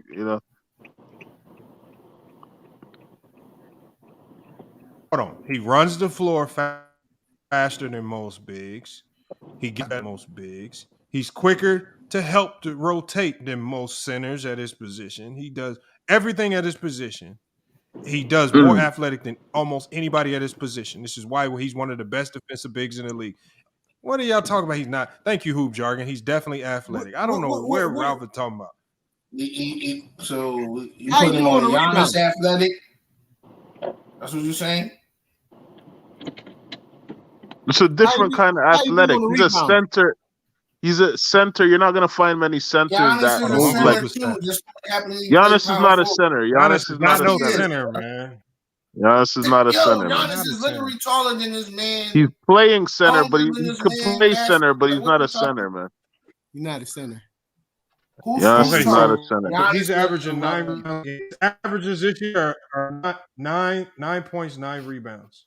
See, there you go. I'll tell you how many blocks he's averaging. There you go, 9 rebounds. I mean, if Wiseman, like I said, if Wiseman could have gave the Warriors almost 9 similar in rebounds. He's not in the rebounds. top 20 in rebounding. He would have stayed. I mean, he on, almost won would've stayed Defensive on Player of the team. Year. He would have stayed on the team. That's because Draymond was hurt, bro. All these guys won because Draymond was hurt, and Jared Jackson was hurt, bro. Stop it. It would have been Draymond or Jackson. But that's not fair though to say that Wiseman has to grab a certain amount of. Look how many centers don't grab rebounds. There's a lot of extremes though. I hear because don't they you got do a lot other of centers that stuff? can grab. Okay, I bet you them centers that don't grab rebounds ain't starting. Okay, what about Brook Lopez? Sometimes he grabs like 2 rebounds in a game. Is Brook Lopez the starting center? Yeah, but he's the best defensive center in the game. Okay, yeah, I get it, but I'm just saying, not every center rebounds. A lot of centers what is Brook Lopez? Don't rebound. No. Yeah, Brook Lopez he is a doesn't monster get on defense. rebounds. Right. But Brook Lopez, what is not rebounding? He spends his time being the best. He's the leader for Defensive Player of the Year right now. So it's not like he's just out there doing nothing. If Wiseman ain't grabbing rebounds, then what is he giving you? He ain't give you a whole bunch of points. He ain't give you a whole bunch of rebounds. He ain't giving you defense. They never needed points. They never needed points from Wiseman. They never needed that. That was never required of Okay, him. they needed defense. Where's the defense at? Well, Defense was that his where's strength? the defense? Defense is Hell something no, he that should. wasn't his strength. That's Hell not his no, strength, but he should be capable of playing defense just based on his presence. But that's not his strength. So to get him, it's like getting a ambulance for a situation where you need a fireman. Like, you know what I mean? If this is not what you need, so don't. you want to put him on a team? You want to put him on a team where they don't need defense, they don't need shot blocking, they just need him to score. He should be able to, if he's starting, if Wiseman's my center or power forward or wherever I'm putting him, he better give me 1 block every single game at the very least, just for being there. Just for being there, I want 1 block at least. At the very least, at the very least, he should get a block every. So just his presence, He should. Bro, your team gonna be trash, bro. If it's a team, how many centers average 2 blocks? It's not a lot of centers that do that, man. Hey, if it's a team out there that play with twin towers and they can let Wiseman just shoot and do all offense, then that's a good fit for him. So he basically got to go to the Cavs. He basically got to go to the Cavs. Yeah, he would have to go to the Cavs. You're right. Because but but let's bring it up to the simple. All the strong stuff, and then Wiseman, but let's bring it back to the simple basics of we know that everybody you have to play defense. We're just saying of whether they play good defense or not. We know that we all play defense when we're playing basketball. Effort. Yeah, you got to give. Okay, yeah, exactly. That's what. But we're not talking about whether he plays. Everybody plays defense, but you're saying that he's not giving you the defense that is satisfactory to you for a 7-footer. Which a lot of people don't. What about the other centers that don't give you defense? Hold on. Do you know how easy it is to look good as a defender in the Golden State Warrior defense? Like all you have to do is just give some effort. And Steph Curry is an example of that. That man for most of the year last year was top 10 in defensive rating just because he was just giving effort with the other guys. Now you don't have to be the greatest defender in the world to look good defensively in that system. And for him to walk around with 120 defensive rating on the Golden State Warriors defense, man, come on, man. That means you just out there just lagging. No, but okay, that's okay. But that's where I say it's a maturity thing. Hold on. Hey, Super Mac. The man's defensive rating was 120 with the Warriors. Oh my God. Hey, but you know what? I ain't gonna lie. I would see him all out of position. I mean, his IQ, he got to get his IQ, his mind right too, because like I said, I didn't see plays. Okay, you know when you got to go straight up, right? When you're trying to challenge a big man or you're trying to challenge somebody at the rim, you got to go straight up to avoid a foul. But when a guy that's only 6 feet tall coming right at you, you got to wipe his shit out. Excuse the language. You got to Windex his stuff, man. This dude goes straight up and get the foul. And got a little why dude you don't have that same smoke for Joker? You don't do it. What's our boy name? Doodoo Brown. Yeah, what you call him? Doodoo Brown. Yeah, because Because Jokic can give me a triple double on the other end with 30 points. Man, I'm not worried. No. Yeah, Jokic gonna give me the rebounds. Jokic gonna give me the rebounds. Man, Hold on, let me get the hoop can't jargon. even average a block a game. Get out of here. Hoop jargon, man. What you got on this? How you feel about Wiseman, man? I know you're gonna probably take it lenient on him, man. But what you think? What you got on Wiseman? No, I'm not actually. Oh shit! Salute to everybody on the panel, man. Listen, man. I think you hit. I got in the conversation late, but I heard you talk about the potential thing. Yeah. He is the poster boy for a big man who can do everything potential, and I just don't love that. And so when people will overtly disrespect a cat like Robert Williams, but like he gives you exactly what you need out of him. He's gonna play. He's gonna play the rim. He's gonna be able to be one of those versatile bigs who's gonna go out there and roll his sleeves up, and he's gonna get results. And James Wiseman, bro, like. I get it, he's 7'1". I get it, he can shoot the three. But like you said, he doesn't defend, he doesn't rebound. It's like, what are we missing here? You know what I mean? He's no average, a damn block. Yeah. Come on, bro. Like, I mean, listen, man, and I already said Golden State messed up on that pick. They should have got LaMelo Ball. And, I'm a big LaMelo supporter. But I was just like, it was the obvious pick to me. I know James Wiseman had the higher profile at the time. But if you watch him, though, I just don't like bigs who too light in the ass like that, bro. Like, what can you really do? And I think also something that a lot of people miss is like his emotional maturity is lacking too. Y'all remember how he was going off and shit because he wasn't getting the minutes he wanted and they had to rein him in like real tough? Right. Those things matter too, man. Because if you got basically a guy who won't buy in, you're almost just like it's almost like you're useless. You start to turn into a cancer then. And you start to turn into a cancer. You don't want guys like that who's supposed to be your future festering in your program. So, I mean, listen, man, I like the kid personally, but everything to me says no about him. Everything says no. Everything. Right. Offensively, not enough. Defensively, we already know that.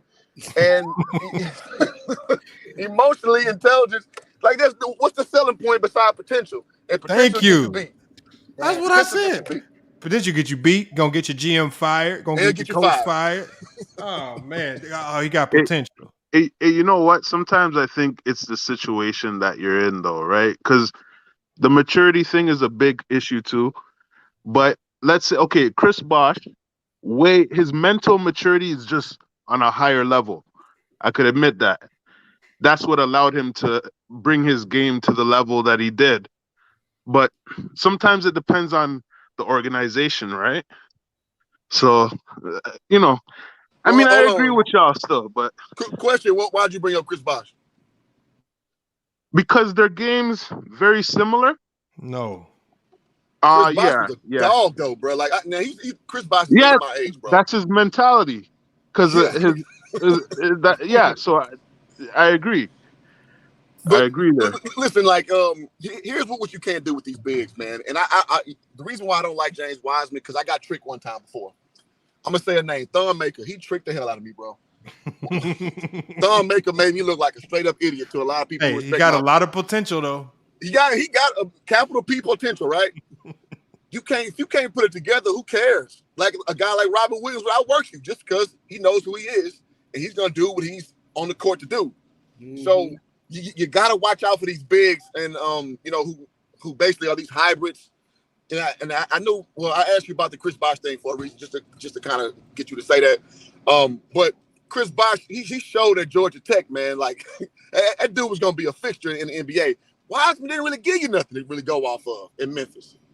So, no, I agree, but their games are just similar, like in terms of like how they play and Agreed. Thunmaker and KG are similar, but we see those are two different end products. You know what I mean? So you just got to watch that potential thing.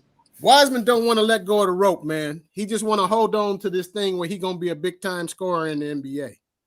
I think that's what I think so too. What his mind said. Why is Walker Kessler blocking more shots than your guy Joker? So you're taking Walker Kessler over Jokic? I'm talking about defensively. I know. Defensively and all, you gonna pick Kessler over Jokic any day of the week? Yeah, that's a bad example, man. That's what I'm saying. What I'm saying is, if Wiseman expects to be on the floor for offense, his offense better be so good that it's gonna overcompensate for his bad defense, Bingo. and it don't. He's not worth it to leave on the floor for his 11 points per game at best. If your defense is that bad, I would That's rather harsh, have man. Robert 11 Williams. points at best. That's because his best season was 11 points. So I don't know this potential of a Wiseman that can score 20 points a game like y'all were projecting, because it ain't never happened. The best he's done is 11. That's his best in the league. How many games was that? 21. 30. That was his first year. I mean, what team could he start for right now? Pistons. Bro, if he has the mental capacity, bro, he not even should starting be for the able Pistons, to take bro. a start. He's not starting for if the he Pistons can't, right then now. that's it. Look, I agree with you because Lamont, you said that if he can't fight for that position, then that's it. And I wouldn't even say another word about start it. for the Hornets. Hey, hoop jargon. They tried to hit us with the PER. They said PER, he giving you about 20 and 10. Yeah, they tried to pull a fast one on that one, boy. They did the banana in the tailpipe on that one. Yo, PER, JaVale McGee, one of the best bigs ever played. When you play the PER game, man, you gotta tread lightly with that one, y'all. They said PER, man. They said PER, man. They said you stretched it out. He averaged 20 and 10. I said, all right, go ahead and take that. Yeah, take that to the trade table if you're trying to trade for a good player or something. Exactly. They're gonna tell you to throw that analytic in the trash can right there. You can have that one. And that's why the Nuggets don't win, because he don't defend, bro. Who you talking about? Joker.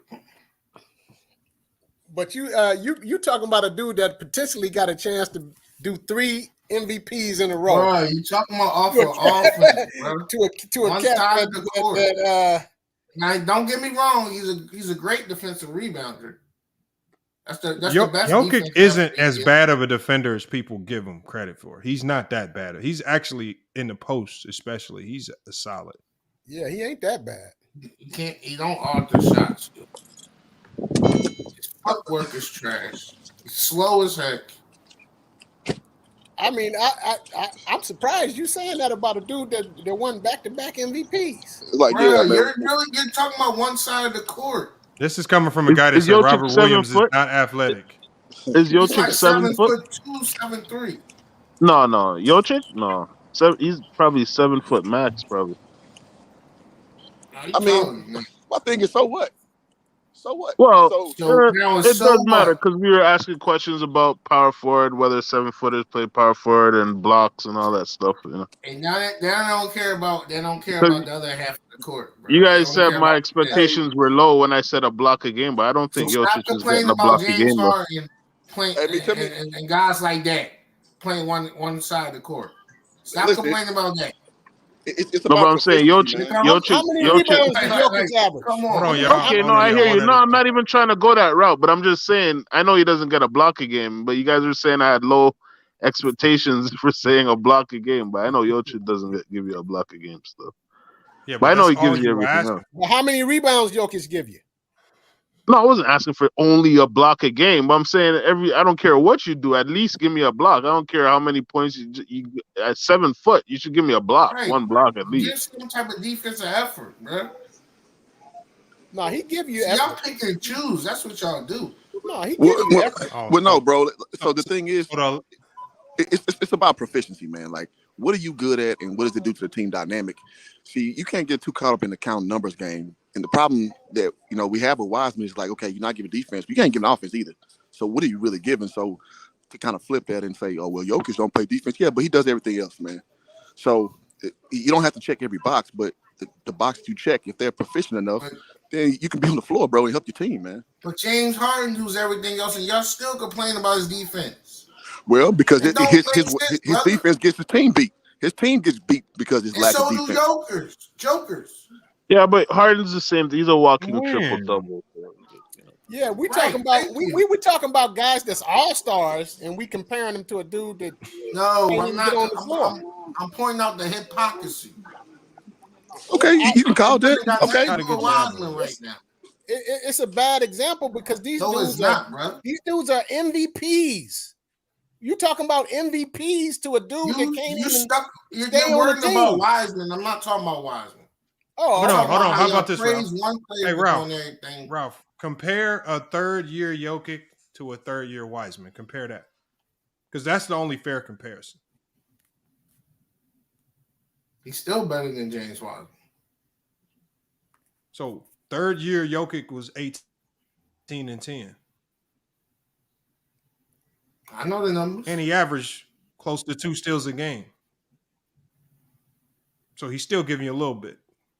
Now you care about If you're saying, steals. And he is featured. Now you He's care about steals. featured. He's like That's he's defense. the future. When you talk about AI and guys like that, you be like, they can't, or Magic, they trash on defense. But when we bring up their skills, so what? So what? No, that's defense. That's defense. Whoever say you're that, not hearing whoever the say that, they hypocrisy on that cap he laid locks. on the table. Well, whoever say that, they on cap locks. but I don't look at Jokic as a bad defender though. I don't know why people look But you at look him at as a a bad defender. bad defender. Who? Allen Iverson. You look at who else? Magic Magic is a bad defender. Magic is a bad defender. And so is a Joker. Okay, what makes him a bad defender? Do you see his matchup against Embiid? No, yeah, okay. Embiid scores 30 on everybody. He averages 30 a game.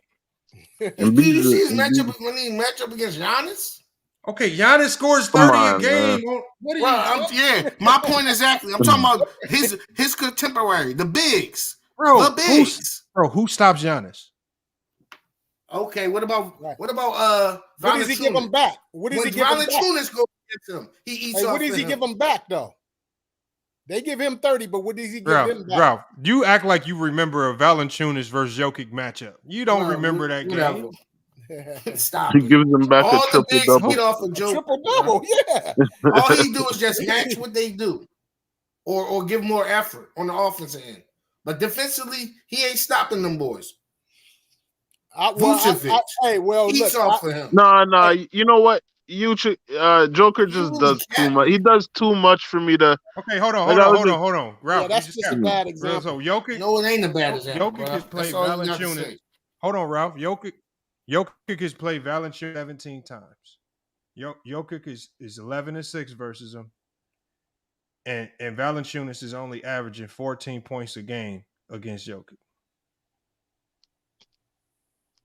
Valanciunas is a beast too, man. He's a big dude. Jokic is averaging 24, 12, and 9 versus Valanciunas. Jeez.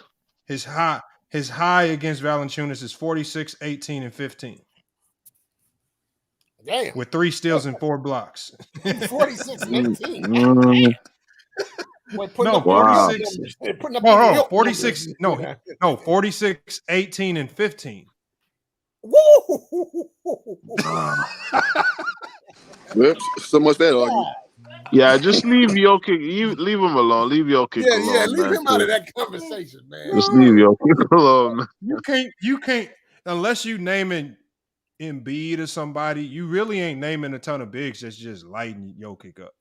Ain't nobody just going to the post. Just we gonna go at Jokic every play, and it ain't happening like that. Embiid wanted to show out that he wanted to show out that against him anyway because of that MVP vote. Yeah, definitely. So he saved his best game for that. Bro, he dropped a 46-point triple double. Yeah. Now, if you can get that out of him in them playoffs, when he really needed to be like that, if you can get him that motivated, maybe they might be able to advance. Yeah. But hey, look, I wish for the best for Wiseman. You know what I'm saying? Because like they said, that's why the Warriors didn't say nothing bad about him. Because he a good kid, but I think his mindset need to change. You know what I'm saying? He feel like, man, shit, I'm one of the best scorers. I can score. You know what I'm saying? He like, man, I should be getting playing time. You know what I'm saying? And I think that's what we all agreed on is the mindset. And that's the only thing I'm betting on is that his mindset is going to change in this situation. But I could be wrong, So we'll have to see. Hey, we're going to go ahead and get this one shut down on y'all, man. We've been cooking on Wiseman for too long, probably. This is probably the longest live stream on James Wiseman ever in NBA history. That's funny. Yeah. No shit, huh? Boy. I wouldn't be surprised if he listening to just somebody talking about him. Hey, I wish some of these players would hit the link, man. I mean, I know why they don't, but I wish they would. I think KD might be the only one to hit somebody link while they talking crazy. Pull up. Well, how about KD though, man? Look, I don't mind him. I don't mind him doing what he want to do. You know what I'm saying?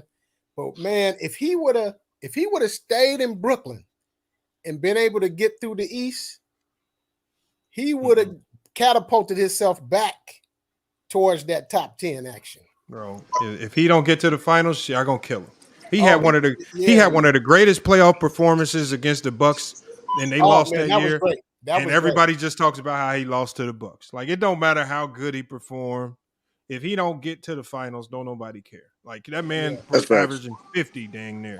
That was a great series he played.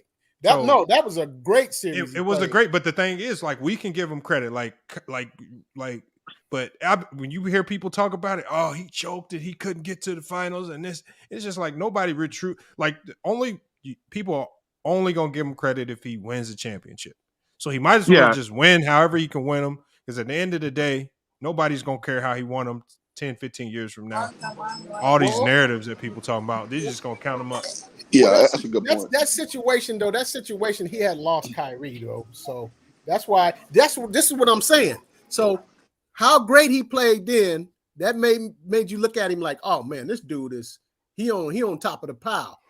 If he would have stayed in Brooklyn right now and would have kept he got Dinwiddie over there and he got Finney-Smith. Them was two good pieces to work with. And the rest of that crew he had, and then he could have matched that performance that he did that we talking about. That would have made him look a lot better than now. He didn't went over to Phoenix, and he got now it's a lot of pressure on him over there too. But here's the problem, Superman. Before he joined Phoenix, Phoenix was starting to become a laughing stock. Chris Paul old, Booker hurt. Yeah. Mikal Bridges just can't be your primary scorer. They were struggling to win games. Then all of a sudden you add KD, and now everybody's saying they resurrected everybody from the dead, and now they a super team. Come on, y'all. We just spent the whole year killing them.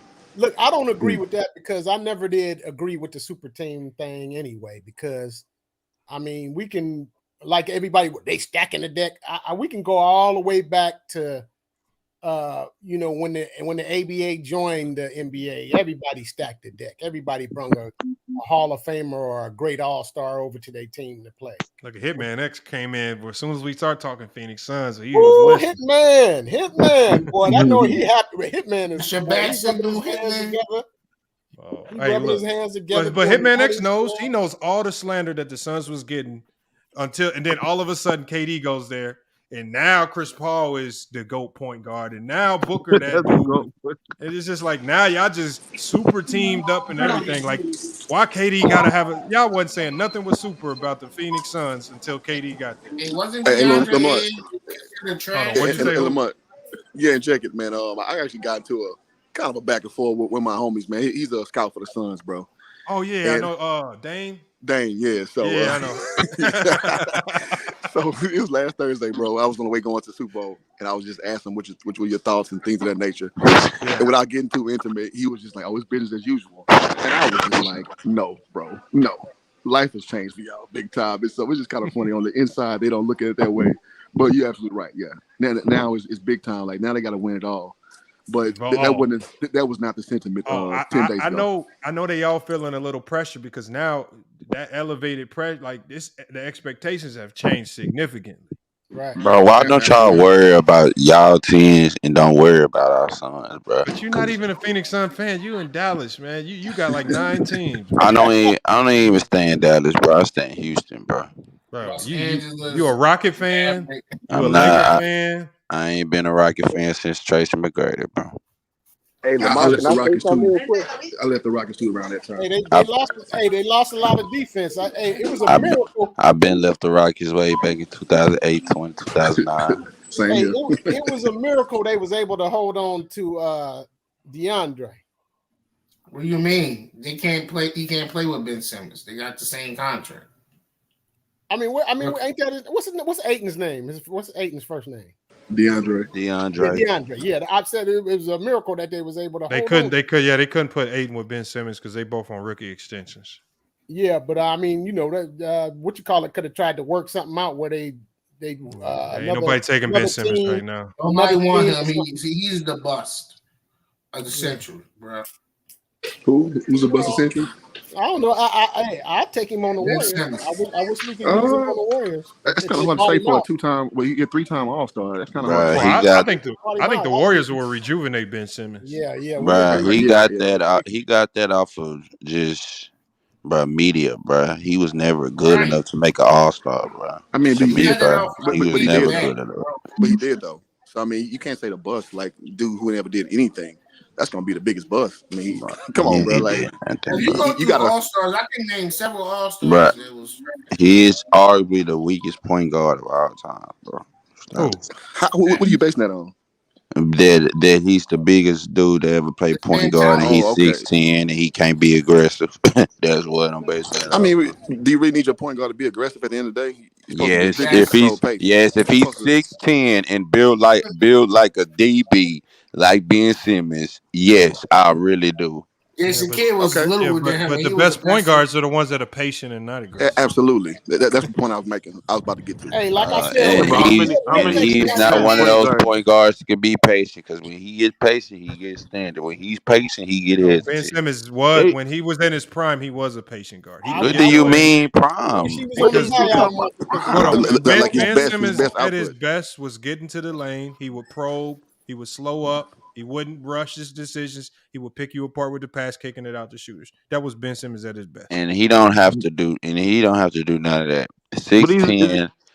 is he Shaquille is he O'Neal not said the it best. biggest point guard in NBA history though? Yeah, he is. He's a Shaquille O'Neal project. said it He's best. a science project, man. Shaquille O'Neal said it best. All you could be at your size, bro. If it's not clicking, just tell yourself to be aggressive. Just say I'm gonna attack. Just say I'm gonna attack. But he How don't have come that y'all type wasn't of saying mental. that with James Wiseman?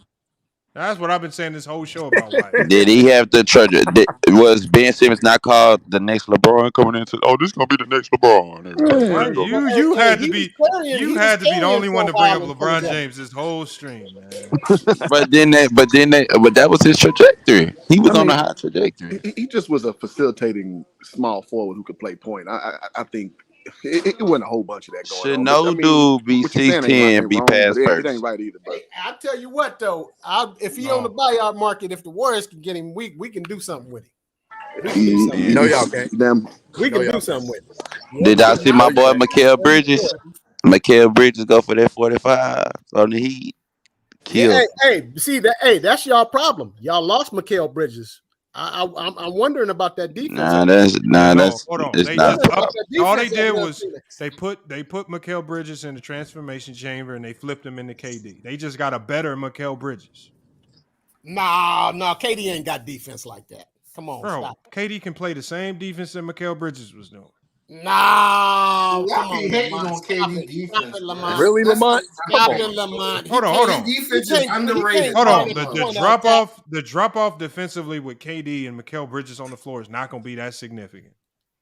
He can't play at the You point talking of about a attack. Come on, defensive man. player of the Stop year candidate, bro? Come on, Bro, man. the defense ain't. Well, hold on. So you saying KD and Mikal Bridges are that far apart defensively?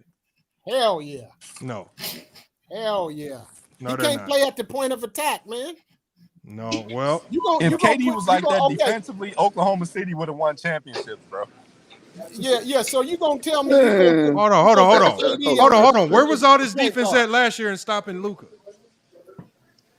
No, hey, that was a disappointment. Yeah, That nah. was big time. So hold on, but I guarantee you, if they had that was KD last big year, time disappointment. I guarantee you, if they had KD out there instead of Mikal Bridges, they do not lose. Hey, that was a big time disappointment. Bro, what is Chris talking about? But Bro? he What wouldn't have is he stopped talking? Luka though. You said stop Luka. He wouldn't have stopped Luka. What? If Wiggins can do it, Come yes, on, man. We KD gotta can. stop, man. Yeah, Wiggins. Hey, Wiggins just showed you we can Wiggins replace didn't even do KD. it. We could replace What are you KD with a talking service. about? But Wiggins didn't do it. He locked him up game one. Stop it. Hey, that's what that just proved. We could replace KD with a serviceable wing. Yes and no. When they had to get King, if Harrison Bourne would have at least hit 3 threes. Yeah, hey Harrison. Hey, I don't know. Somebody did say something that I heard before. Look, the Warriors, we had a major drop off on defense when old Mike Brown went over to That's Sacramento. what hurt them the most, Mike Brown. That's a fact. That's Mike a fact. Brown. Mike Brown was up on that sideline yelling instructions and hey man, He was a defensive coach. He was a defensive coach, man. That's why he's the doing Kings a great lost so job. good. He's doing a great job in Sacramento, though. But I see Sacramento might maybe falling in them. It don't matter. Even if they fall this year, even if they don't finish the year strong, I mean, you got to. No, he did a hell of a job. He changed the I think whole. he might get coach of the year. He turned it around. Yeah, he definitely turned the whole culture around. They have a completely different culture now, a vibe. They play more aggressive. They go out and try to really win games. Like, man, that's a different team. Yeah. I like it. Hey, but y'all look, y'all.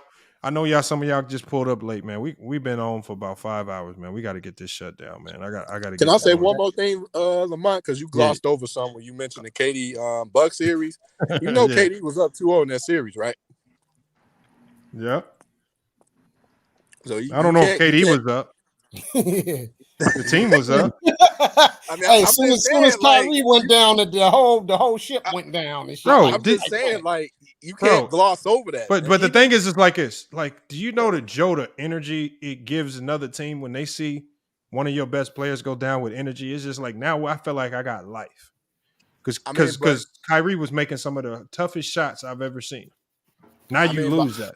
But I can rebuttal that and say LeBron took a team full of nobodies to the finals. Like, we got to stop that, bro. He was up. They were up 2-0 regardless, KD ain't LeBron. Bro. KD ain't LeBron because LeBron. What are you talking about? Who LeBron took to the finals? Hold on, SFM. Hold on. All I'm saying is LeBron's skill set favor other lesser players because he plays, his style of play is going to elevate them as far as getting them the ball, making shots, where KD's main weapon is just him with the ball, him doing all the damage, and other guys got to get it how they live. So there's just two different styles of play. And then we got to talk about coaching. Steve Nash isn't the greatest that's a head fact. coach in the world as fact. well. That's so, so I think that strategy of just giving it to KD, do carry us till we get there. I think that was a bad strategy, but that's a fact. You know, I mean, there's a lot of stuff. Just being up 2-0 is not. It's not the end all be all. It's just that don't say. Yeah, especially when the first two was at your house. Yeah, when being up 2-0 ain't don't save you. Just, so you gotta finish the deal. And beating the team 4 times is hard. Hey, it's a hell of a game tonight, though. The Clippers and Phoenix. Yeah, I'm definitely gonna be watching that. That's a hell of a game tonight.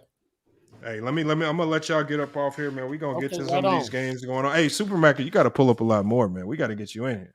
Well, you know what? I gotta catch up to my boy. All right, yo. Salute, Iceman. Mr. Miles. Mr. Miles, look, I found the tape. Mr. Miles owe me $200. Oh, you got to send me that. Oh, you got to send me that. The tape. Bro, I found the tape. Here's the problem, Supermac. I be trying to get all these dudes to come over here and get the debates in, and they will not. I don't know what it is about this channel, but they absolutely. I'm talking about. I done called some guy named T Price. I heard him saying I was the ops. I don't know who he is. Oh no, they all, you know what I'm saying? They all got an agenda. They over there with Ticket over there. But I'm telling them, I got no beef. I'm just saying, come over and do the real debates. I'm talking about, I'm trying to get these guys to pull up, click the link. And so maybe we can lure Mr. Moss over here with that $200 bet, man. No, they don't want that smoke with somebody who's gonna break down the real. They don't want that smoke with that because all them little narratives and all that herky jerky, all that stuff they be talking about get combated with common sense. And shit. Hey, you would have liked Elder's new top 10 though. He had Steph Curry ranked over. LeBron James. Steph got too much stuff going in his favor. You heard Mahari come in and say Wilt only averaged 18 points inside the championships and shit. I mean, you gotta catapult him. Who else? No, but he dropped LeBron to 9, put Steph at 8 over. Nah, that wasn't right. That was no, that was laughable. Yeah. Nah, that was laughable. That part of it was laughable. But I'm just saying, Steph could be like 10, 9, you know what I'm saying? But he in there. But LeBron ain't no, LeBron. Come on, that was laughable. Yeah, that was bad right there. But he was, I really don't think he think that. You know what I'm saying? But yeah, I think he was doing that because a lot of the LeBron fans been getting on him real tough, so he just had to take a dig at the LeBron fans. So that's why I think he did it. Right. Just taking a dig at him. But yeah, make sure you got to pull up more, man. I'll be loving to I have you come on, through every man. once in a while, man. Every time I'll be networking, doing a lot of stuff. All right, I come through. I Yes, come sir. chop it up with you every now and then. Yeah, we gonna definitely be talking about it. I'm gonna definitely be following the Warriors a little bit tougher because I'm curious to see where their season go this year. Yeah, that's gonna hinder on Curry's that ligament injury, man. If he can't get back soon, like if he can't get back with at least 10 games left, it's gonna be problems, man. Yeah, because people been without Steph, the people been looking at the Warriors like they beatable. Hey, but look! This is the first time that's why what dude was tripping on Jordan Poole getting that bread. This is the first time that a Stephless team, Warriors team, has been able to be 500 without him. Usually they like 1 and, you know what I'm saying, 1 and 10. They only win 1 or 2 games. But this time they actually 5 minutes. Yeah, they missing on it's that not defensive looking good, discipline. Well, like you said, like we were just talking about, Mike Brown. Everybody don't say nothing about Mike Brown. Mike Brown is the reason, man. I mean, but they showed flashes of how good they can be when they beat, when they get up to the big games. You know what I'm saying? Yep. So we'll see how it go. But yeah, All right, I'm chopping up with y'all. Yes, sir, man. Okay, right on. All right, salute Super Mac. We're gonna get him up out of here. Salute Super Mac, man. Hey, y'all, great stream today, man. Super Mac pulled up. Oaktown A pulled up in here. Tyrone Jackson says, I like this channel, Real Debate. I just salute Tyrone Jackson, man. Definitely, man. We'll love to have you on the panel, man. We're gonna be live what's tomorrow? We're gonna be live tomorrow morning. We're gonna be definitely go live tomorrow morning. So make sure you pull up, man. A little bit more. Love to see new faces, man, in the channel, man. So salute to you. SFM said Herm called me out for a debate. Where his comment went. He said Herm called me out for a debate. That's so funny though. It's so funny, SFM. How come Herm just can't come over here and call me out for? I do the debates over here. I do the head-to-head debates over here. Why would Herm need to go to another channel to call me out? And I think he does that because he knows I'm probably not listening. I don't have time to listen all the time. I think he just goes to these safe places trying to call me out. Herm is all the panels Herm comes over. Herm has been on the panel over here hundreds of times. He's literally been on the panel hundreds of times, but he waits to go over to Ticket TV where it sounds good, where he's around a whole bunch of people that's going to cheer him on, and he going to say he going to call me out for a debate over there, but he ain't done it one time over here. He can't. So, Herm, wherever you listening, man, come on, man. Salute Mr. Winters, man. Salute. Yeah, I mean, I could debate Herm. I mean, Herm has already lost some debates on this channel, man. He said he was talking about your narrative about the 90s. What's wrong with the narrative about the 90s? You can't prove otherwise. He can't. It's most definitely him. And my narrative on the 90s is all subjective. To him, remember, Herm is very simple, SFM. It don't take much to impress Herm. So when I say the 90s was not impressive, if you remove Michael Jordan, that's because I'm not impressed by Dikembe Mutombo. I'm not impressed by Patrick Ewing. I'm not impressed by Charles Barkley. I'm not impressed by Karl Malone. None of these players was very impressive to me. They were good within their own decade, but when you look at the grand scheme of things, none of these guys was very significant in their own era. They did not put much of a fight up against Michael Jordan. They were never looked at as significant competition to Michael Jordan. What you want me to do? Like y'all saw when we pulled up the Vegas odds on the finals, Gary Payton and Sean Kemp combined together, and the Bulls was a minus 950 as the favorite. A minus 950 as the favorite. When I see with the Chicago Bulls versus the Utah Jazz, they are minus 450 to win the finals. Like, y'all is heavy underdogs. Y'all ain't even, nobody even think y'all sniffing or coming close to beating the Bulls. What you want? Like, what was all that impressive? You gonna tell me about Olajuwon? Come on, man. But then they say that I hate the 90s, but I do the most supporting of Scottie Pippen. Right?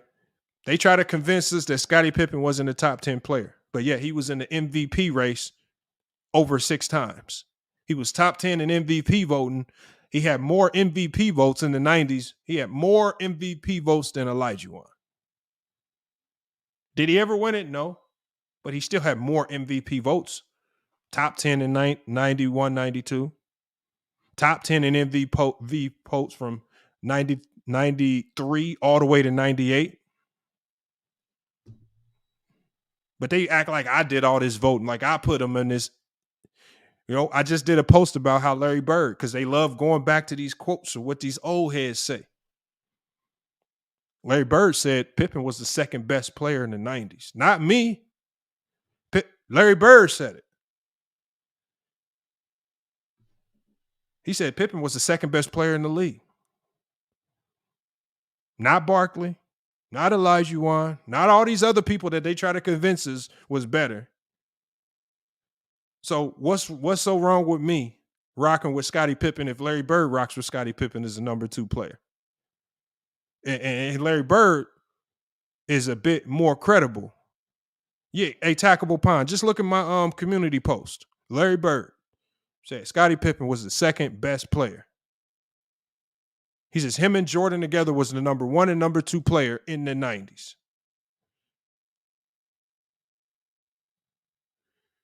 But I can't say it.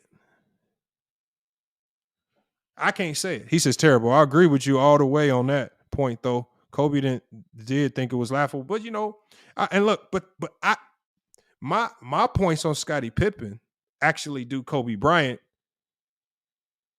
a service, because when I tell people I don't consider Kobe no Robin, I don't consider Pippen no Robin. These were both superstar players that had to defer to win championships. And they had their moments to shine every now and then. Kobe had his moment to shine when when Shaq left. He had a few more years, but it ain't no Robin.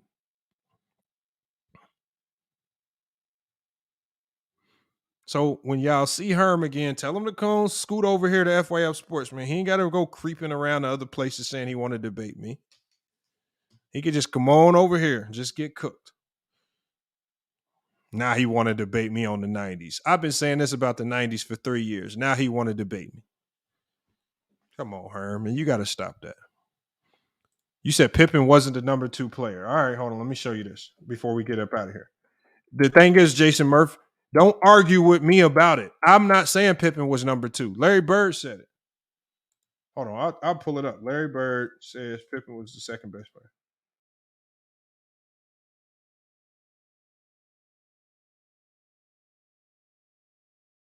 I'll read you Larry Bird's whole quote.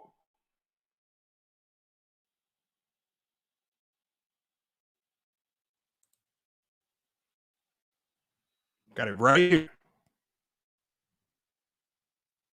Like I said, and Larry Bird is more credible than you, because Larry Bird played against Pippen. He played against Jordan without Pippen. He played against the Bulls with Pippen. He did all this stuff.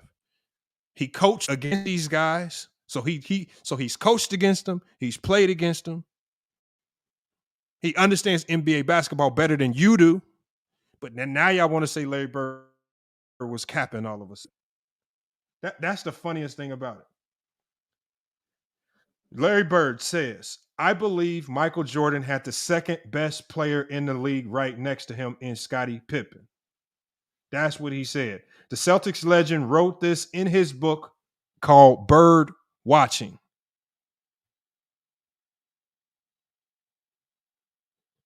So if y'all want to take all of these quotes that these older players say, when these older, remember, every time we talking about the GOAT debate, y'all say Larry Bird said Jordan was better. Y'all say Larry Bird said Jordan was Black Jesus. Well, if we gonna quote Larry Bird, why don't you quote him when he says Scottie Pippen was the second best player in the league right next? When he said Scottie Pippen was the second best player in the league next to Michael Jordan.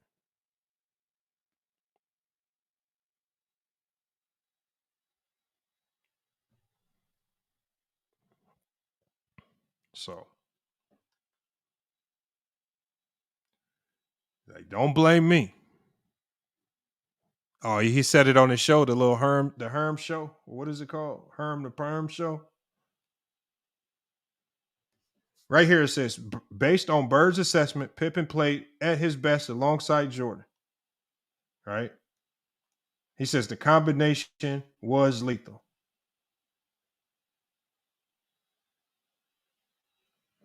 Oh yeah, y'all be tripping. Now, if you want to read more on Larry Bird's take on Scottie Pippen, go buy his book called Bird Watching and go read the whole book. Yeah, he did play with them on the Dream Team. But Sturdy, that's what I'm saying. So when somebody that played with them, played against them, and coached against them says it, what's wrong with me saying the same thing? And then now you got somebody in the chat who has no basketball credentials at all trying to tell me that Larry Bird was capping. Yeah, but terrible Christian gamer. Y'all need to be going to Larry Bird's Twitter telling him how crazy he is for this. Larry Bird's the one that played against Hakeem Olajuwon and Scottie Pippen and Michael Jordan. He's the one that made this statement. Do not get mad at me because Larry Bird made this statement. He played in that era. This is one of the guys that most people have consensus in their top 10. This is one of the guys that you guys respect what he says about basketball because y'all always quote him saying that Jordan is the GOAT over LeBron. Y'all always do these quotables with Larry Bird. But all of a sudden, when he lifts up Scottie Pippen, now all of a sudden it ain't credible. Thank you, Taggable. He didn't say no Hakeem. He said Scottie Pippen was the second best player in the league next to Jordan. Don't get mad at me. And I'm not going to use that to tarnish Jordan, to say that Jordan had the second best player in the league helping him. I don't tarnish players for that. That ain't Jordan's fault. Jordan was still dominant. So I know y'all want to look at it and cry because y'all don't want nobody to believe Jordan had great teammates. But at the end of the day, and if you do your research, it's not just Larry Bird who felt that way. Jerry Salone was saying the same thing, and he was coaching Karl Malone. Ton of players. Dr. J said it on live TV. Says the Bulls got 2 of the top 5 players in the NBA. They got the best international player. They got the best 3-point shooter. They had, man, come on, man. They got the best rebounder in the league. They got the best coach in the league. Now they don't. But terrible Christian gamer. You're a gamer, though. Larry Bird is a basketball player that played against Pippen, Jordan on the same court. He coached against them when he was with the Pacers. Who do I believe? Do I believe you or do I believe Larry Bird? Who's the more credible reference? You or is it Larry Bird? Jason Murphy says Pippen not even top 75. Did you need to go check the top 75 again? Pippen was in the first top 50. All I'm saying is y'all be wanting, every time I quote somebody, y'all just be saying cap, like I'm not supposed to believe them, even though they credentials is longer than your entire life's work history. So don't get mad at me, just like I told them about Draymond, just like I told Ticket about Draymond. Stop getting mad at me for calling these players great when it's some of the greatest basketball minds in the world calling them great. And when you talk about Larry Bird, That's one of the greatest basketball minds in the game. He was one of the best coaches when he coached. He was one of the best GMs when he was a GM. Come on, y'all. Y'all got to stop, man. So don't get mad at me. I'm sorry that y'all will have to soon come to the realization that Pippen might have been better than Akeem Olajuwon. I'm not impressed by the Dream Shake, a move that he might have done 1 out of every 20 games. Because ESPN showed you guys this Dream Shake on a highlight reel. Y'all want to act like the Dream Shake was this go-to move like Kareem Abdul-Jabbar's skyhook. Y'all see the Dream Shake, and now he has the greatest footwork in the world, and all the players need to go to him to get their footwork right. Stop it, man. Y'all sit here and cry about players losing. I'm only hearing y'all cry about players missing the playoffs or losing in the first round. That's all Hakeem Olajuwon did his whole career. Lost with really good teams because y'all going to try to lie and say that, oh, he didn't have good teams. He had 50-win teams. He had 45, 49-win teams. Losing in the first round of the playoffs to inferior teams, yet y'all don't want to hold him to the same standard. Y'all don't never say he choked and none of this stuff. He had these bad games or he shot bad percentages. Y'all don't never push them same narratives. Y'all just want us to live off the hype of them 2 championships when Jordan retired. When I think y'all all know if Jordan hadn't retired, Bulls would be 8-time champs. And I don't want y'all sitting here trying to convince me that the Houston Rockets beating them in the regular season would have worked well or voted well for them in the actual playoffs just because Kenny Smith said so. He says, so if I get an NBA player to say Curry is the GOAT, he is, well, find an NBA player that says he's the GOAT. That's the main thing. Go find one. See, there you go with the ticket TV logic because now you got to go with an if. If I find an NBA yeah, go find one and bring him on the channel. The problem is with Scottie Pippen is I have one, and he just happens to be a player that played against Pippen, with Pippen, and coached against him, and he's one of the best basketball minds in NBA history. That's the problem. I actually have one. It's no ifs.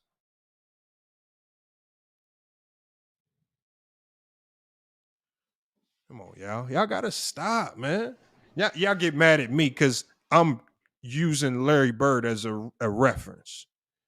But y'all can use him whenever it's convenient to talk about LeBron. I want you to go find me. How about this?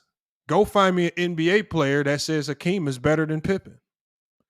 I have an NBA player that says Scottie Pippen is better than Hakeem. Y'all go find me a quote of a player saying Hakeem was better than Pippen. Because the last time I checked, even Dennis Rodman, when Jordan retired, in a vote by the NBA players in 1993, 94, in a vote by the NBA players, in a poll that was conducted by the players, Scottie Pippen was voted the best player in the NBA over Hakeem Olajuwon. Dennis Rodman talked about that poll. He talked about how he also said Pippen was better. So I got 2 players that say Pippen was better.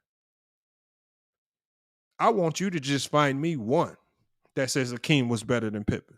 Give me some type of credible source other than you living off these weak highlights of the Dream Shake from a guy that faked injuries, from a guy that was a horrible teammate, from a guy that multiple times quit on his team.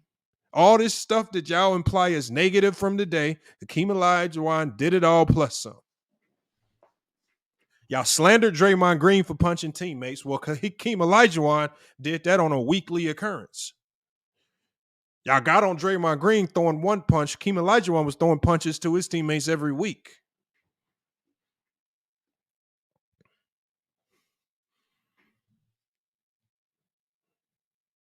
Well, Jason Murph, Scottie Pippen was better than Magic in the 90s because that's what we're talking about.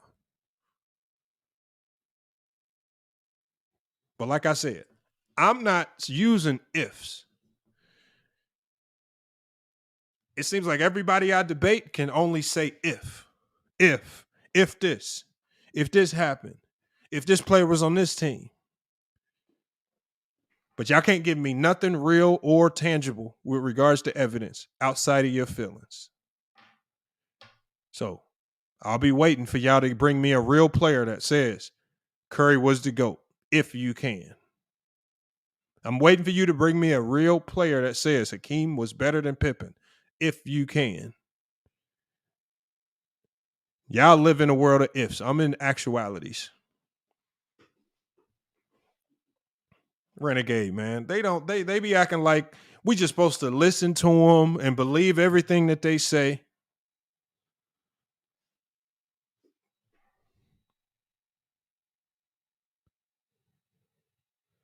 Michael James says, man, I was over there at Ticket TV. Boy, he says, I had to go. The man is, man, bro, they say some of the craziest stuff, man. Listening to James Hayes and them talk, this is why, like I said, everybody be wanting to call me out to debates. They want me to go over there to their platform. James Hayes put my name in the title, and I don't mind that, calling me out for a debate. I actually went over there, clicked the link. They ain't even let me in. I went over to T. Price's little show over there. Clicked the link. They had me in the backstage. Didn't let me in. They know I was there because I kept typing, I'm here, I'm here, I'm here. So they don't really want to debate me. How you have a show calling me out, and then when I pull up, you don't even let me in the chat?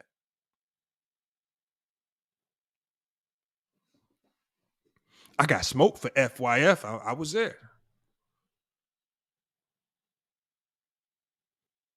And I'm almost pretty sure if I would have went to Herm's channel, that he would have did the same thing. Pretended as if I wasn't in the backstage.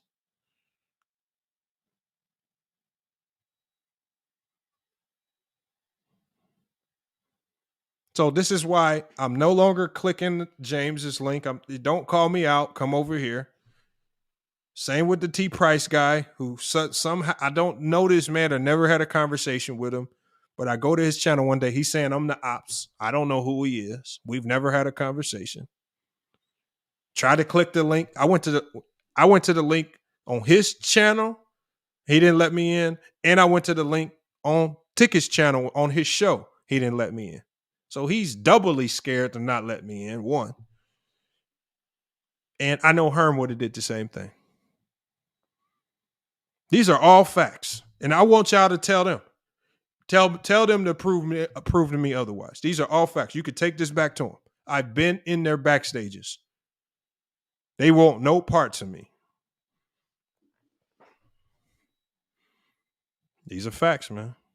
Renegade. That's exactly what I was saying. It's shameful, man. They don't want to really debate. I just want to debate and talk basketball. So it is what it is. Hey, but salute y'all, man. It's FYL Sports, man. Another great podcast episode, man.